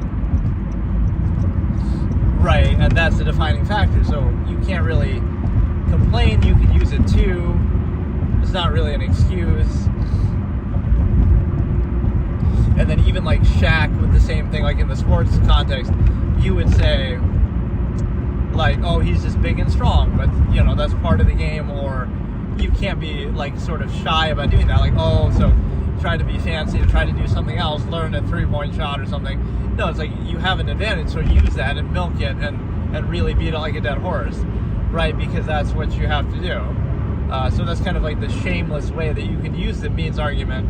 But getting back to the original point, again, it's the number of resources that you have available dictate everything. So in that sense, nothing is ever impressive that anybody does because it's just defined by their resources. But then again, you could sort of interpret it differently and say, well, you kind of did more with less than other people. So even if you lost, or even if you, the outcome could be bad, but you still do well. Or the outcome could be good, but you still did bad, in the sense that you had excess resources and you barely won over somebody who barely had any, and vice versa. You put up a good fight despite having far less technology or resources. So, right, there's sort of an opposite interpretation concept with that, where you can't just look strictly at the outcome with no nuance. And then I feel I had a great example for that, but I completely can't remember it right now. This is a specific example of the means argument, but again, the resources are the dictating factor, not you or the person who is using them, right? That always different. So what would you rather have, right? Would you rather have the most skilled people or the best technology? You would much rather have the best technology because you have a nuclear bomb and they have the most skilled riflemen or something, right? It doesn't matter, right? The technology wins, the resources win, right? It doesn't matter what you have. Relying on human variable or human ability or something like that, right, becomes irrelevant because... So that's one aspect, and then the other thing, again, is just the means validation fallacy, right? For example, look at the minimalist in society this way. The minimalist is, living in the woods and kind of at peace and in nature and stuff like this. And then you would, people might discredit them if there was some discussion, like, well, look at them, they're kind of poor or whatever, but they're doing that by their own volition and will. So it's like it'll be framed in like Bolshevik rhetoric, false duality, to say like, oh, they lack the ability to be successful in society. That's why they're doing it. You're only living out in the woods because you're not good enough to succeed in society in this way or that way. So it assumes the value of zero-sum means, like money, as an absolute, but you're missing the point.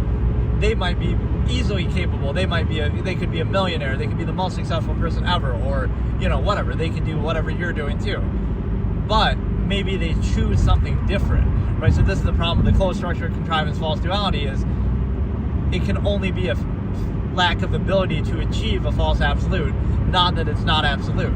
So for example, they couldn't just simply be at peace with that or prefer that or not desire some of the things that you're suggesting, right? Like certain relative comforts and physical, conveniences and means and stuff like that, possessions. So it can't be, no other perspective can exist, and it's only a failure to achieve the correct or the absolute perspective, right? That's sort of the false framing of it. So that's the problem with like this self-fulfilling credibility, is like, oh, you can only earn credibility through contrivance, and zero-sum means through contrivance, so that validates itself, instead of looking objectively and saying, well, you could choose something different. What if you're happy being a minimalist? What if you don't want anything, right? Then you all of a sudden can't be discredited by that, because it could be a choice, right? Otherwise, it's always an inability to achieve some zero-sum end, but there's no free will or like self-actualization that, somebody chose to reject that. You can always show a dramatic example, like, somebody who's highly capable and they're a millionaire, they're a billionaire, and they give it all up to be a minimalist. Like, now you can't even use that argument because they did have means validation, but now they reject it. They reject the very basis of that. So, and the problem is this is a zero-sum game, so you'll never have total credibility, because you could be the world's first trillionaire, but you could still always have more, right? Or whatever mediocre amount that you have as an average person, right, doesn't really validate you at all, because it's a relatively small amount. Hey, how's it going? And then the other point of that argument is the fact that basically you understand that you have a different measure or a different priority, right? So again, it'll always be framed as like somebody who's homeless, or like, let's say, oh, you're happy living in your car and you enjoy it and you're at peace, right? It'll be framed as one of two things, like, oh, you must be doing it to prove a point or something, which, again, that's sort of the outward need of society to reinforce itself. Like, oh, that's somehow not the correct way according to society, so it has to insist. Like, oh, you're doing it to prove something, even if you could just be doing it. And also, again, it must be because you lack the ability to do the correct thing that society wants you to do, not that you just don't require it. So if you go back to old school humanity, older points in history and stuff like that, what you might realize is people need very little. You don't need much resource or food or anything. People can live on very little, right? So if you're a minimalist, now you invalidate a lot of those expectations, because how can you be controlled by something when you don't even require, right, what's tied to it? Like, oh, you have to do all of these things and acquiesce to this contrivance state. For what? For zero-sum means, for excess, relative comforts, for possessions, for all these things that you don't need, that you either think you do or you think you want, right? So it's kind of a imbalance overcompensation. Like, oh, you have to subvert yourself in these ways, and then in return you get these relative comforts and technology and certain things, right? So it kind of uses that as a bartering tool in a way that isn't validating to the specific contrivance state. So for example, you'll look at that in the modern day. In any country that you live in, right, the current technology will be used to reinforce that specific society. So in China right now, whatever technology, oh, look, you have all these relative comforts. You have, video games or whatever technology, and you have cars, and you have all this, like, oh, you owe that all to the government, or you owe that all to society. So how can you question anything about authority, right? Parents kind of use the same logic on their children, right? You owe everything to us, so therefore it validates us. But that's not actually how it works, right? They didn't single-handedly invent those things. They don't have a monopoly over those things, and that those things aren't even arguably necessary in the raw sense that I was just explaining. And even beyond that, you also understand that it's not specific to that. So that would apply to any state, and any parents then would be validated by that. Any social structure, any government, any society would be validated by that. So again, China right now is validated by that. World War II Germany was validated by that, right? So you're just using that as an endless loop. No matter what it is, you'll say, well, we have better technology than the previous generation, so stop being so entitled and complaining about the specific state that you're in, or you should be grateful for it, or you owe it to that, right? That's always the wrong way to look at it, because you're not accounting for the specific, well, what if some horrible atrocity is going on, or what if some, so you could never complain about anything because, you have this, it's like a bread and circuses argument, right? You have all this nice overcompensation, but that doesn't validate the specific contrivance state, power structure, right? It doesn't validate the specifics because it applies across the board no matter what, right? So there is an internal fallacy with that, but again, there's sort of like a preconceived established authority argument. It's already, you're born into the world, right? And you didn't choose to be what country you're in or what state you're in or whatever, right? So it already exists. It's already established. You never created it. You didn't choose it. You didn't, vouch for it. But yet you're expected to kind of reinforce it and accept it. So isn't the natural response to think, well, you do have, objective capability to observe its flaws. So now you would say, what I call self-actualized from an inherent base state, it'll be framed as you're a rebellion or this or that, right? You're rebellious, or you're anti-government or something like that. But it would just be your natural objective observation versus some preconceived specific contrivance state. So that's the trap that people fall into, is they just kind of accept whatever is established is just right, which by that logic could be anything in human history, could be any society right now, even ones that have contradictions between each other, right? So it's this mindless reactionary basis that you never chose, you never vouched for, you didn't create it, right? So you don't owe anything to it, right? Especially not in the specific form that it takes. Even by the same pretenses and measures, you could hold it accountable and say it's not, it's not living up to that fully, or it could be done better. So if it uses a pretense, then you could pose something better by the same measure and then invalidate it or replace it. So, but no, if you're going to use a means basis of, and again, means as in zero-sum means, like money or possessions or material resources, that's basically what we're talking about. So people always would think of it as money though, but so you would look at it like true value, not half mass. So it's a means to an end, right? Zero-sum means, but you would say, okay, so it's a zero-sum race to try to get as much of that as possible just for the sake of having it, right? Or another perspective could be you're trying to use it all, only get as much as you need, which could be very little, so require as little as possible and remove the need for overextension or functionalism or whatever, right? So in that case, you say you're trying to get as much means as possible, or you're trying to require as little means as possible,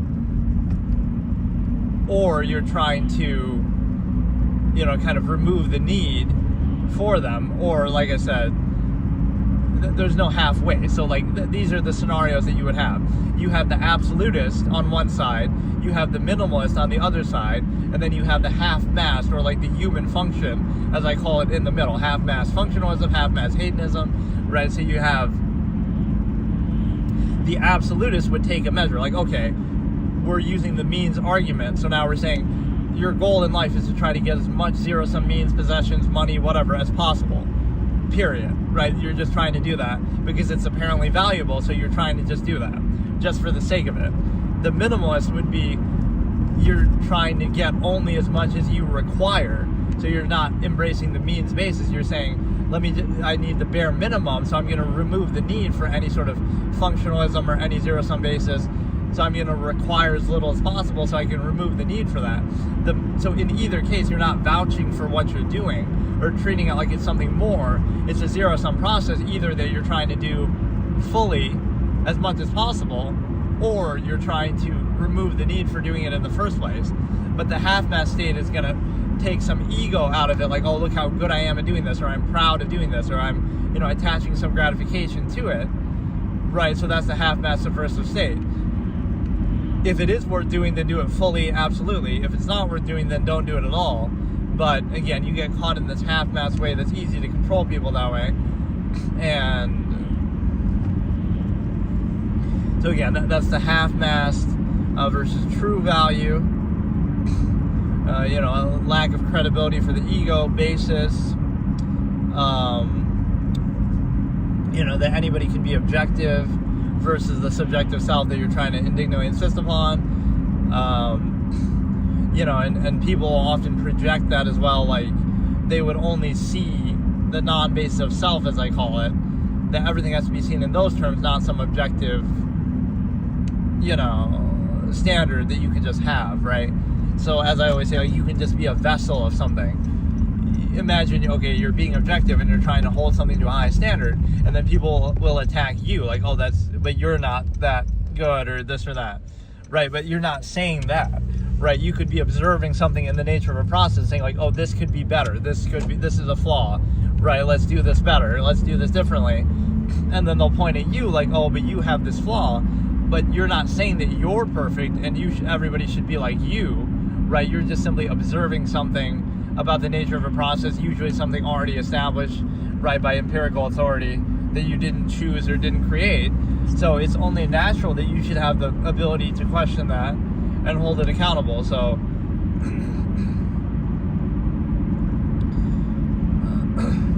you would hold accountable the soundness of a process, which means like you don't care about the outcome or the results, like, oh, we have bread and circuses in this era, we have, better overcompensation, better technology.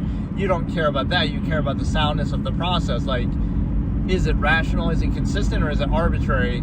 Just like you could be in China right now, you could just be in any country. It's not really even so much about government, but it's just like you care about the process behind it more so than just some overcompensation that would make you not question it.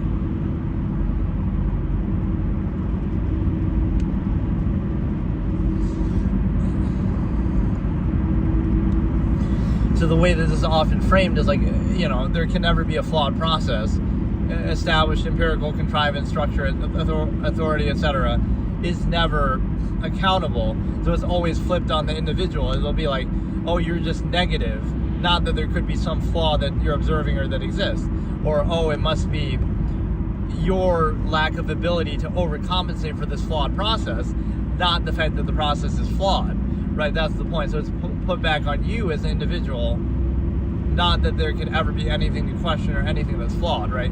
So again, whether it be, government or structure or society or corporation, whatever it is, right, the burden is passed on to the individual member or the kind of the person at the bottom. Oh, it's your fault that you can't cope with this flawed process. It's your fault that you can't tolerate it. Your fault that you can't overcompensate for it. For its flaws, your fault that you lack the ability to do this process, assuming that the process is absolute, not, that could be the issue, right? So, like, what would it take to give you credibility there? You could be the best person ever at it, or the worst person ever, or not do it in the first place, but you could observe there is a flaw of the process, regardless of yourself, right? Because then it's framed, again, like, oh, that's just an excuse because you're not good enough at it. But then you can say that about anything. You could have a flawed process and just like, well, now it becomes a contest of who can overcompensate for it best.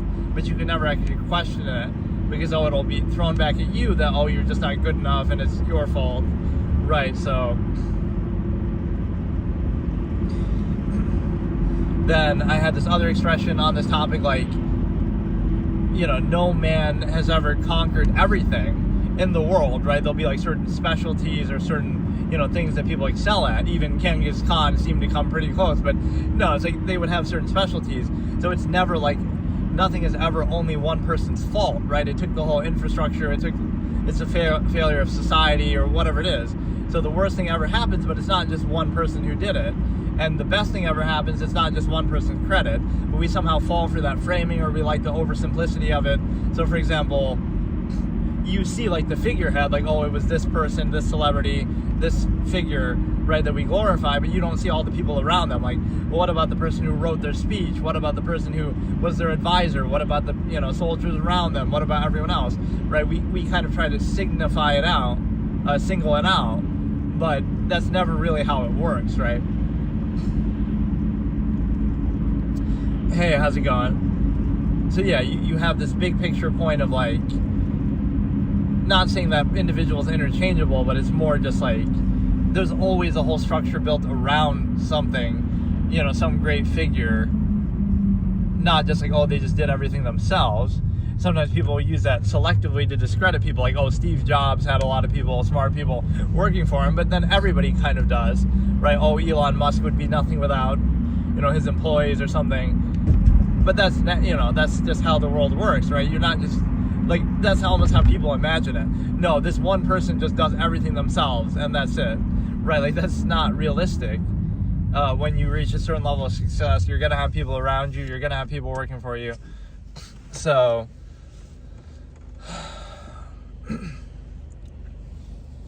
yeah, there's sort of the self-fulfilling fallacy to the means validation, which means that, you know, like, the way that people react to you will be sort of self-fulfilling, right? Like, oh, they perceive you to have money or success or whatever already, so now they'll be all nice to you, and then it makes you seem like, oh, look, you're so, like a good thing is like a social example, right? I have this king analogy, the king and the prince, like where the king is kind of dumb and senile and just stupid, right? But everybody sucks up to him and likes him, and he seems like all friendly and socially positive because everybody treats him positively because he's already in a position of power and authority and money and everything. So there's like this incentive to suck up, and so now he reacts to that sucking up in a positive way because he has positive preconceived notions on his side because he has the means validation established.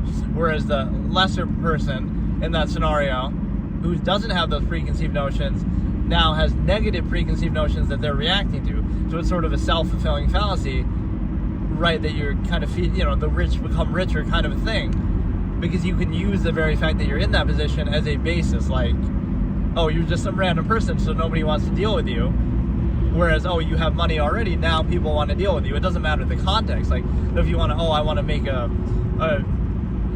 movie, or I want to do some project or something, right, you'll be much more like, even if your idea is just as good or better, right, it'd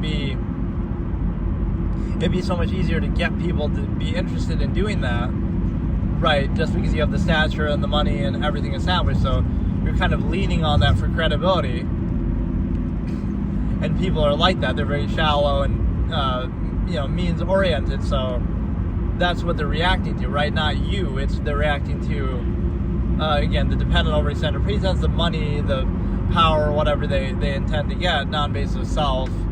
So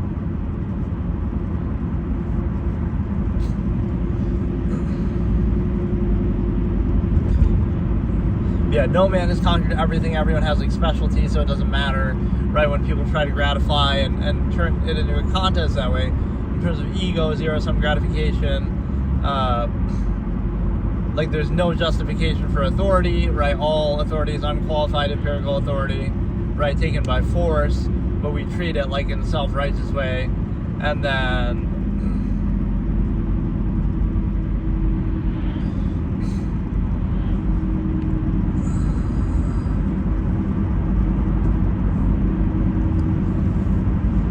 that's kind of why appearances are so important to people at a certain level, is because, again, you have this false, absolute, unquestionable basis of society, contrivance, power structure, right? Just the current state of being is perfect and absolute and unquestionable as long as you keep up appearances. If you keep up appearances, then everything seems fine on the surface and you don't question it and you don't think about it.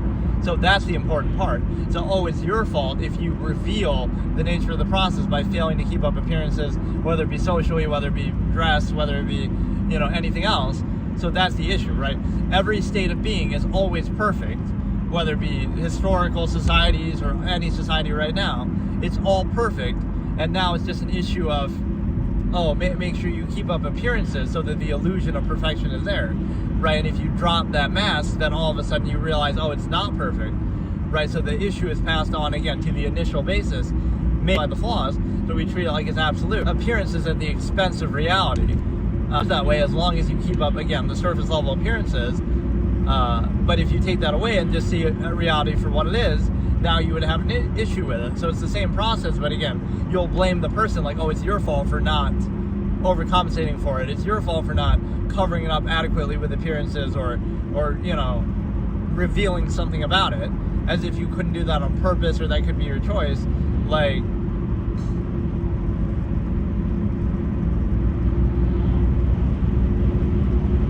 right, that's the problem, is that, so you can never question the contrivance state.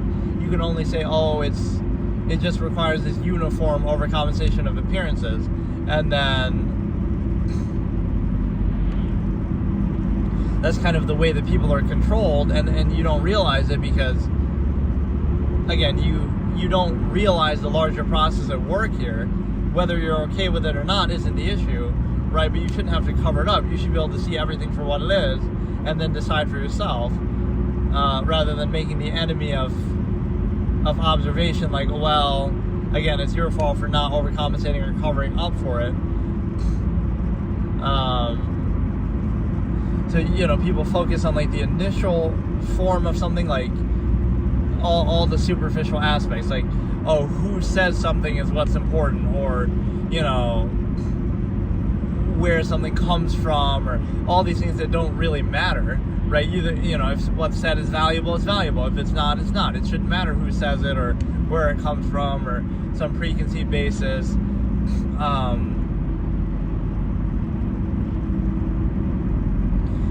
Right, so you have the ego basis, sort of non-value. The sort of outward insistence goes along with this too. They're like, oh, the fact that people want to know kind of everything about someone, right, is sort of outward insist, that it kind of tells you, you know, the fact that they want to know shows you why you shouldn't tell them, because, oh, they want something, or they want to use it against you, or they have some incentive, right? It leads to a very arbitrary, socially contrived, flawed process that, again, uses appearances and overcompensations to kind of hide the fact. And then this was a very long-winded discussion originally, so it's hard for me to, I mean, this whole topic is very long-winded, which is why I have to separate it into parts, right? So we're at episode 9.5, and I'll have to go all the way to 9.9 with this topic, and then I'll even have to probably do 9.11, 9.12. Like, that's really how much material we went through in this debate, right? It just encompasses so many things. But the core idea, again, is history versus human credibility, and the flaws of how people are controlled and what they fall for and stuff like that. So,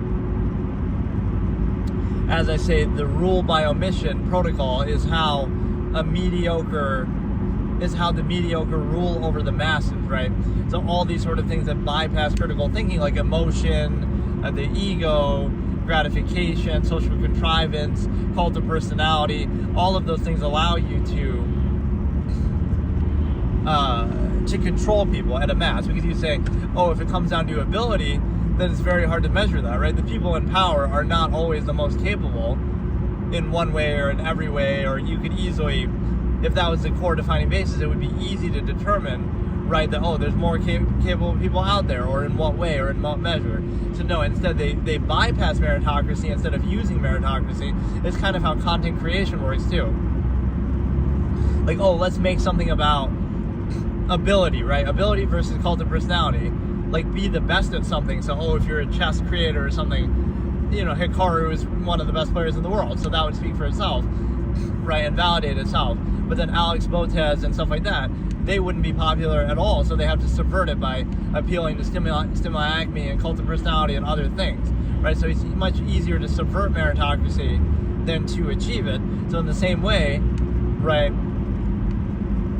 the way that the mediocre rule over masses is not by having greater ability than them, which, again, ability could be equal or subjectively, individually, you know, constantly accountable, right? So you wouldn't consistently have that as a definition, because that's not really how the people in power are always defined, right? That, oh, they're just the most capable. So, again, you bypass critical thinking and ability and meritocracy by using, again, cult of personality, social contrivance, using egotism, using emotion, right? All of these things, right? Especially in order to specify something that otherwise could be universal or inherent process and could apply to anybody. So you try to subvert it in such a way that, right, you let that be the defining factor instead of just pure ability and merit that speaks for itself, right? Because then it'd be much harder to control people, because that's constant battle of, you're never going to be like, oh, you're just the best at something and that speaks for itself, and that's why you're in a position of power, right? Whereas that does sometimes happen in certain areas, like, okay, maybe in sports, maybe in competitions, right, games or something, right? You could be the best and that would speak for itself, but that's not how the world actually works, like politics or even to some extent corporate life. There's so many other elements, like, oh, this guy's a nice guy. Like, that has nothing to do with ability, whether what they're going to do in office or whether what they've done to deserve consideration, right? But, oh, they're a nice guy. So that's where you're bypassing and subverting meritocracy. Like, who cares about that, or how do we even define that? It's sort of arbitrary, but again, people fall for the popularity contest, cult of personality basis, sometimes even stimuli acme. So, you would also see this basis where people reinforce and regurgitate anything that's sort of in front of them because they've already been exposed to it, so they associate it with their identity, and it's kind of like, you didn't choose it, but because you were exposed to it, now you reinforce it as though it's something you desire or you chose or you defend. And what's important with that is, again, it's sort of the ego bases the way that you're controlled by cognitive dissonance, because you can't be wrong, and what you're doing can't be wrong. You don't want to question yourself or say, there's some flaw, right? So anything you do must be right because you're doing it, but then you don't think enough of the larger process that, well, you're only doing it because you were forced into doing it, and you were too young to think for yourself, and you're kind of just reacting to an established structure. Because the best way to control somebody is to force them into a position, put them into a position that they didn't choose, and then by the time they're old enough to think for themselves or realize it, now they'll defend it as if it's their own identity and their own choice, even though it wasn't. Just because, again, the cognitive dissonance of, like, well, they were doing it, so it must be right, and now they'll associate it with their identity and so forth, instead of realizing, wait a second, you didn't choose it, so now you maybe should have issue with it, and then choose for yourself what you actually value. So, again, that's a very powerful means of control, which is why, in youth, people are often indoctrinated so heavily. It's just like,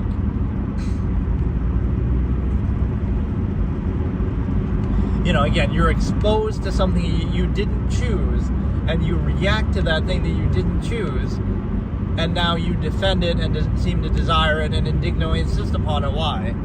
Because, well, you're already doing it, so it must be right. So since you're already doing it, it must be right and validated, but you didn't choose to do it in the first place, right? So anytime you force a mass of people to do something, and then the majority of them will identify their personality and gratification with it, and like, oh, we desire it, or we're defined by it, or we indignantly insist upon it, right? Even though you didn't choose it, it could just be a means to an end.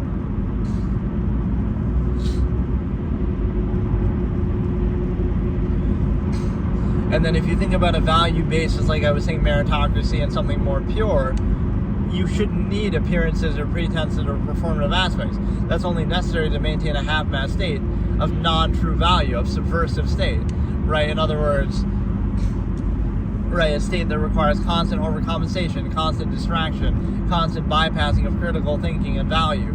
So we appeal to this human ego overcompensation of like, oh, well, we gratify ourselves through the ego to overcompensate as a placeholder for true value, to reduce to a half-mass state where we have constant contrivance, constant need to distract and reinforce and overcompensate, and we use the ego as a placeholder, right? That we appeal to the ego rather than simply having true inherent full value, right? So we a contrivance state will create this extreme imbalance. So you're inhibited here, you're contrived there, you have to be reduced to a lesser state in some structure reduction like school or work or something, and then you want to act out and overcompensate and party, which even that you need permission of the contrivance state to do, right? Like fallacy of tradition, kind of like Christmas even, like, even to be free of contrivance or do something else, it's a mindless hive mind that one size fits all, everyone does it mindlessly, uniformly, and you need society's permission to do it, right? So even not doing things by, even not being a part of contrivance, you have to do with the permission of contrivance, right? Even temporary freedom from it, you need its permission to have. And then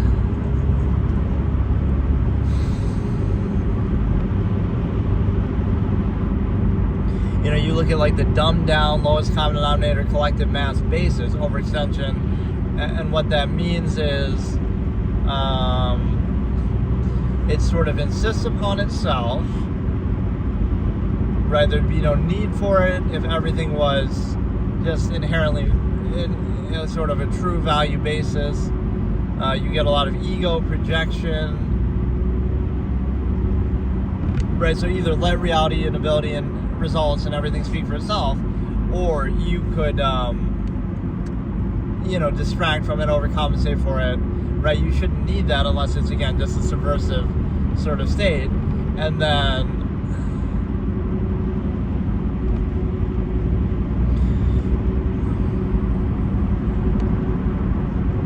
right, like a measure that somebody defines for themselves. Could be amalgam theory, for example, is one that I use. So you would pursue it fully with no inhibition instead of, again, like a half mass state needing constant gratification. Everything is half mass, non-true value for no true or full value for anything, even yourself, right? So how can you be credible? So there's no basis for empirical authority structure, right? There's no basis for outward insistence, sort of telling other people what to do. It's just arbitrary, reactionary, defined by bypassing critical thinking, not by answering it, or being really a sound process. You just achieve this state by again, indoctrination in youth before people can critically think, sort of a predatory basis. Again, passing on the burden to the individual.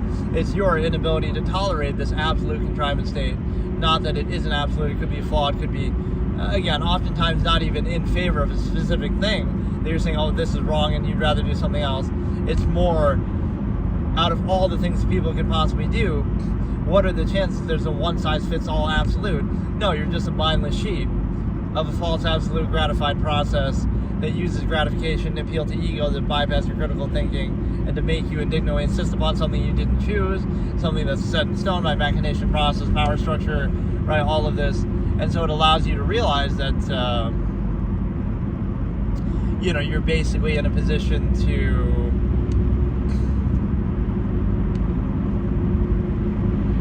I don't know, it's just not a merited basis that's accountable. And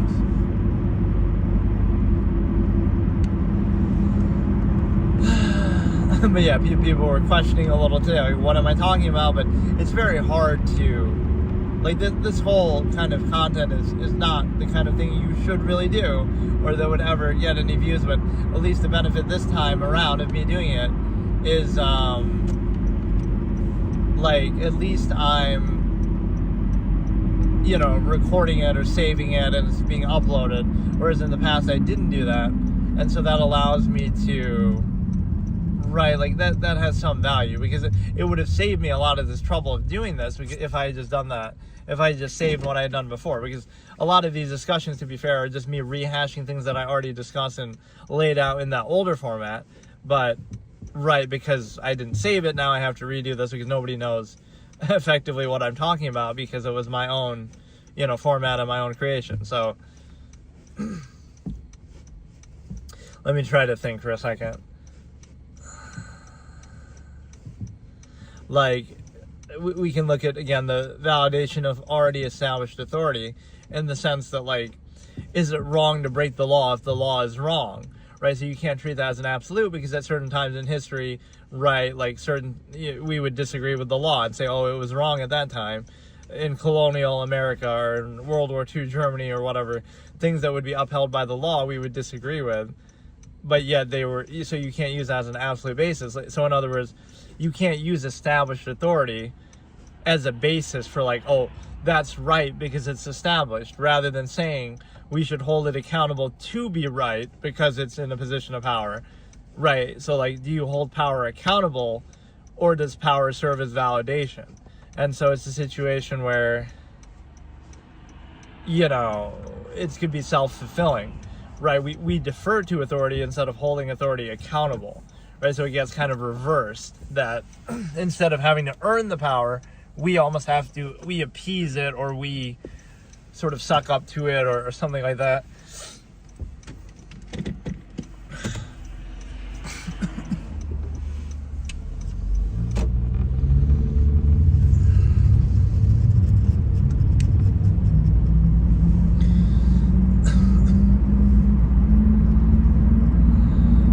Yeah, everything is attributed often to ego intention, which I call, you know, the idea that, like, you're trying to prove something, or, oh, look, you're so, like, you could just be at peace in a neutral state and you don't extract any value from zero-sum means or anything, because, oh, it's just non-basis self anyway, it's a zero-sum process. But everything is framed from a lens of the ego, like, oh, look, you must be, so you're arrogant, or you're not, like, it's the way that some of these terms are used, right? If you're simply at peace and you're, like, living in nature and you're, you know, minimalist, living in the woods or whatever, the way that you would, like, socially react might seem negative, like, oh, you're narcissistic because you only care about yourself. Meanwhile, you're eating one meal in 3 days and you're living off the land and, you know, picking berries and being very minimalistic, but, like, oh, somehow that's selfish, right, or that's narcissistic, or, you know, it's sort of backwards way of thinking, right? So you're requiring and doing very little, right, arguably sacrificing or being a minimalist and all of this, but it would be somehow framed negatively, because, again, contrivance always wants and needs something from you. You don't need anything from it, but again, you're in this overextended collective state that's sort of self-fulfilling. And the biggest lack of credibility that it has is, you can choose that if you want, right? The specific contrivance state that you happen to be in, that you didn't choose, that you didn't create, that you don't have to vouch for. But what are the chances that you would actually desire that? Like, right, if you thought about everything objectively and chose it for yourself, it's very unlikely that you would choose the exact state that you're in and the contrivance around it. So, right, it's more that you're just mindlessly reacting to it. And it's a situation where, you know, it wouldn't be like a one-size-fits-all that everybody would just mindlessly do that. But there is an empirical element of force in that, right? That no matter what the standard is, it can't assume your intention of, like, what you would want or how you would do it. So it requires a mindless, massive deferring authority to, again, unqualified empirical authority just because it already exists. This is a self-fulfilling fallacy. Right, so again, it goes back to the fallacy that I always talk about, that, oh, things are the way they are because that's the way they should be. So because it's established, that must mean it's right, which again could apply to anything arbitrarily. So the real lesson is, this is how authority and power works throughout history. Just do something by force, take something by force, and then once it's established, people will mindlessly go along with it no matter what it is. And you can see that throughout all of history. So if you just do it by force, now all of a sudden you're right. You know, like, might is right. You can say, oh, history is written by the victors and this and that. But it shows you people aren't actually critical or self-aware. They just kind of go along with what's there. Right, there is no actual standard or anything like that. Yeah, everything is seen as like some egotistical thing. Like, oh, you're trying to prove something, or it's gratified, or you lack the ability to do this thing that society wants you to do. Not that you could just be at peace, it's just a zero-sum process, you don't require it, you don't desire it, it's not an absolute process, you can choose something different, you can't assume your intent, you have a different measure, right? Again, it's just zero-sum process, you could be a minimalist, you could be an absolutist, There's so many different things, but that social contrivance ego basis is only necessary to reinforce and regurgitate a false absolute half-mass state, right? That like everything is absolute, so it's just a matter of reinforcing it, not that you could have any standard or measure. This is why I always say the absolutist comes with finality, that like it wouldn't be about just reinforcing some false absolute state. It would be about either putting an end to it or your own measure, or removing the need. It wouldn't just be reinforcement, mindlessly of a false absolute. So, right, everything is seen through that ego sort of framing and lens. And so, yeah, this was just like a little bonus session that I felt like doing, but whatever, the main, because I always try to do at least like one stream every day. But just because it's Christmas, I thought, okay, we could do it. But, yeah, I did the Christmas special. Right, the Skyrim Christmas special. Let me maybe recap that, not to give it away. If you haven't seen it, you can check it out. It technically would be uploaded already on this channel. But, right, just the auto live thing. But, yeah, we tried to do a permadeath run, and it didn't go so well. Right, where I only got one life. I lasted a while. Right, I went on for a couple hours, but basically I fucked up. And then, after failing that, I did my normal character, right, my main character, and I just kind of went and tried to get a book for the guy at the college, Uro Grow Shrub guy, and that's kind of our Christmas tradition. I went back actually and looked at my old episodes of that from 2021, 2, and 3, and 4, and it looks like I got him a book in 22, 23, and 24. I don't think I got him one in 21 because I hadn't quite decided on what exactly I was doing in those sessions at that point. Right, but the 22 was, like, I called it, these are all on my YouTube, on, like, my main channel. Like, Argonian Archmage learns the way of water. We kind of hugged the coast as we're trying to do that and bring the book back to him. And so it's like, it's a situation where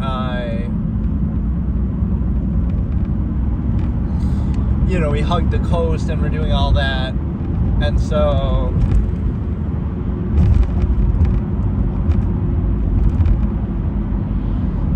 that was 22, then 23. I don't remember exactly what it was, but that was the one I called All Uro Grow Shrub Wants for Christmas is Books. And then 24 was like, 2024 was, where I, again, did the permadeath run attempt, but in this case, it was, I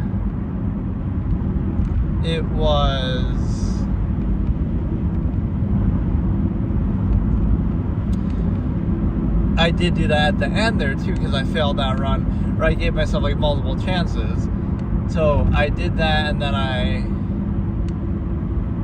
I still got him a book, and then this one I did the same thing, right, where I tried the permadeath run on Legendary, and then I still got the book at the end here. So we did do that every single year since coming back, except for 2021, or maybe I still did it somewhere earlier in the episode, but at least as far as the ending, all these episodes end with me being disappointed that, like, oh, I would have liked to have done more, but I kind of died so many times trying to do this that, okay, I'll just settle for doing one book. Right, so again, 22, 23, 24, 25, we all did the book shit. And so,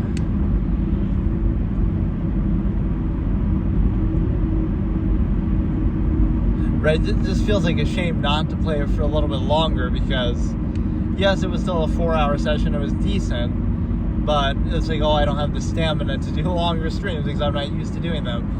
But whatever it is, it's like, it's the only day that we're gonna get to be able to do it. So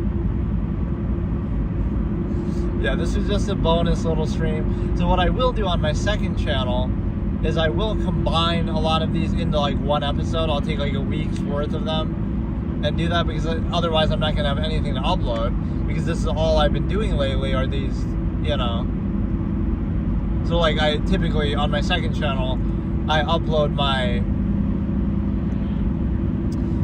whatever I do in the course of a week, which is normally playing a game or doing some other series, but I didn't do that, so this is all I've done, so I'll come by to make a video.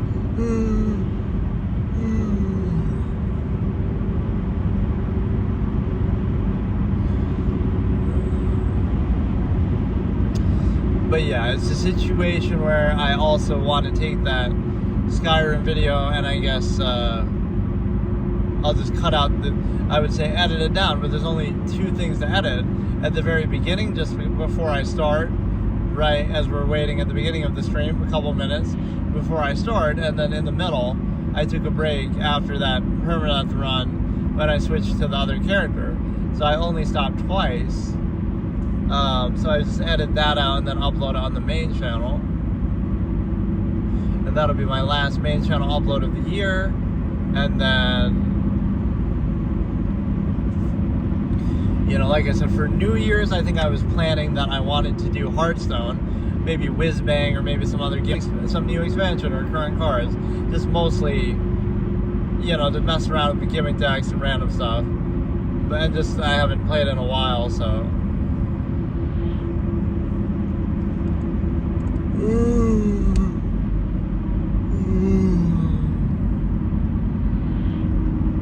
Yeah, as much as the YouTube algorithm does try to help with these streams, that occasionally I do see like, oh, you get 5 people in here, 10 people in here. It's hard to maintain that because, again, the subjects that I'm talking about are so nuanced or so not really the mainstream dumb thing that you want. You have random people coming in here saying 6, 7, right? That this is kind of the level that we're operating at. So I still prefer 69 myself.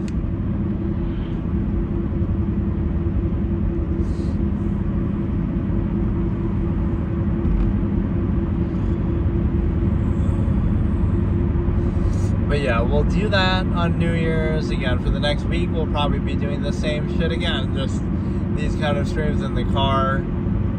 I guess my title should kind of explain what I'm talking about a little bit, but it's sometimes a bit too much. Yeah, the main point of this, again, means validation. The means argument that if something being established validates it, then, something being taken by force historically validates everything. Again, all authority is unqualified. You just kind of, the mass of people are very lazy and stupid, though, where they'll just kind of reinforce whatever's in front of them. It's kind of a bread and circuses argument. It's kind of like take authority by force, and then people will just go along with it, especially if you just keep them happy enough to tolerate it.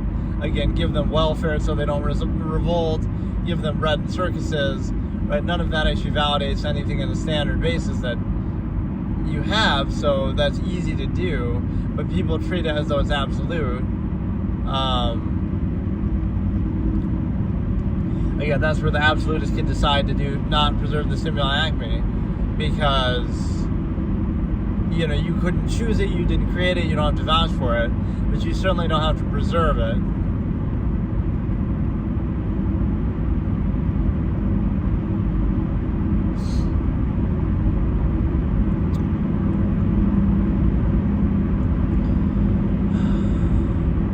Yeah, that was a good couple of Christmas episodes.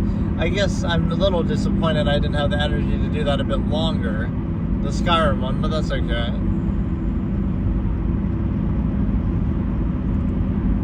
Again, we won't be able to do it again for another year. It really is just waste, Anything else I could do any other time, but I just don't. That rule is very punishing, but it's kind of fitting, because you might think, oh, don't I have the urge to play that then any other time for the rest of the year? But I haven't had that issue these last couple of years because, there's so many other things that I end up doing that it just doesn't become an issue, right? It's like, I'd rather do something else, something different, right? That's something that I could do forever if I wanted to, but...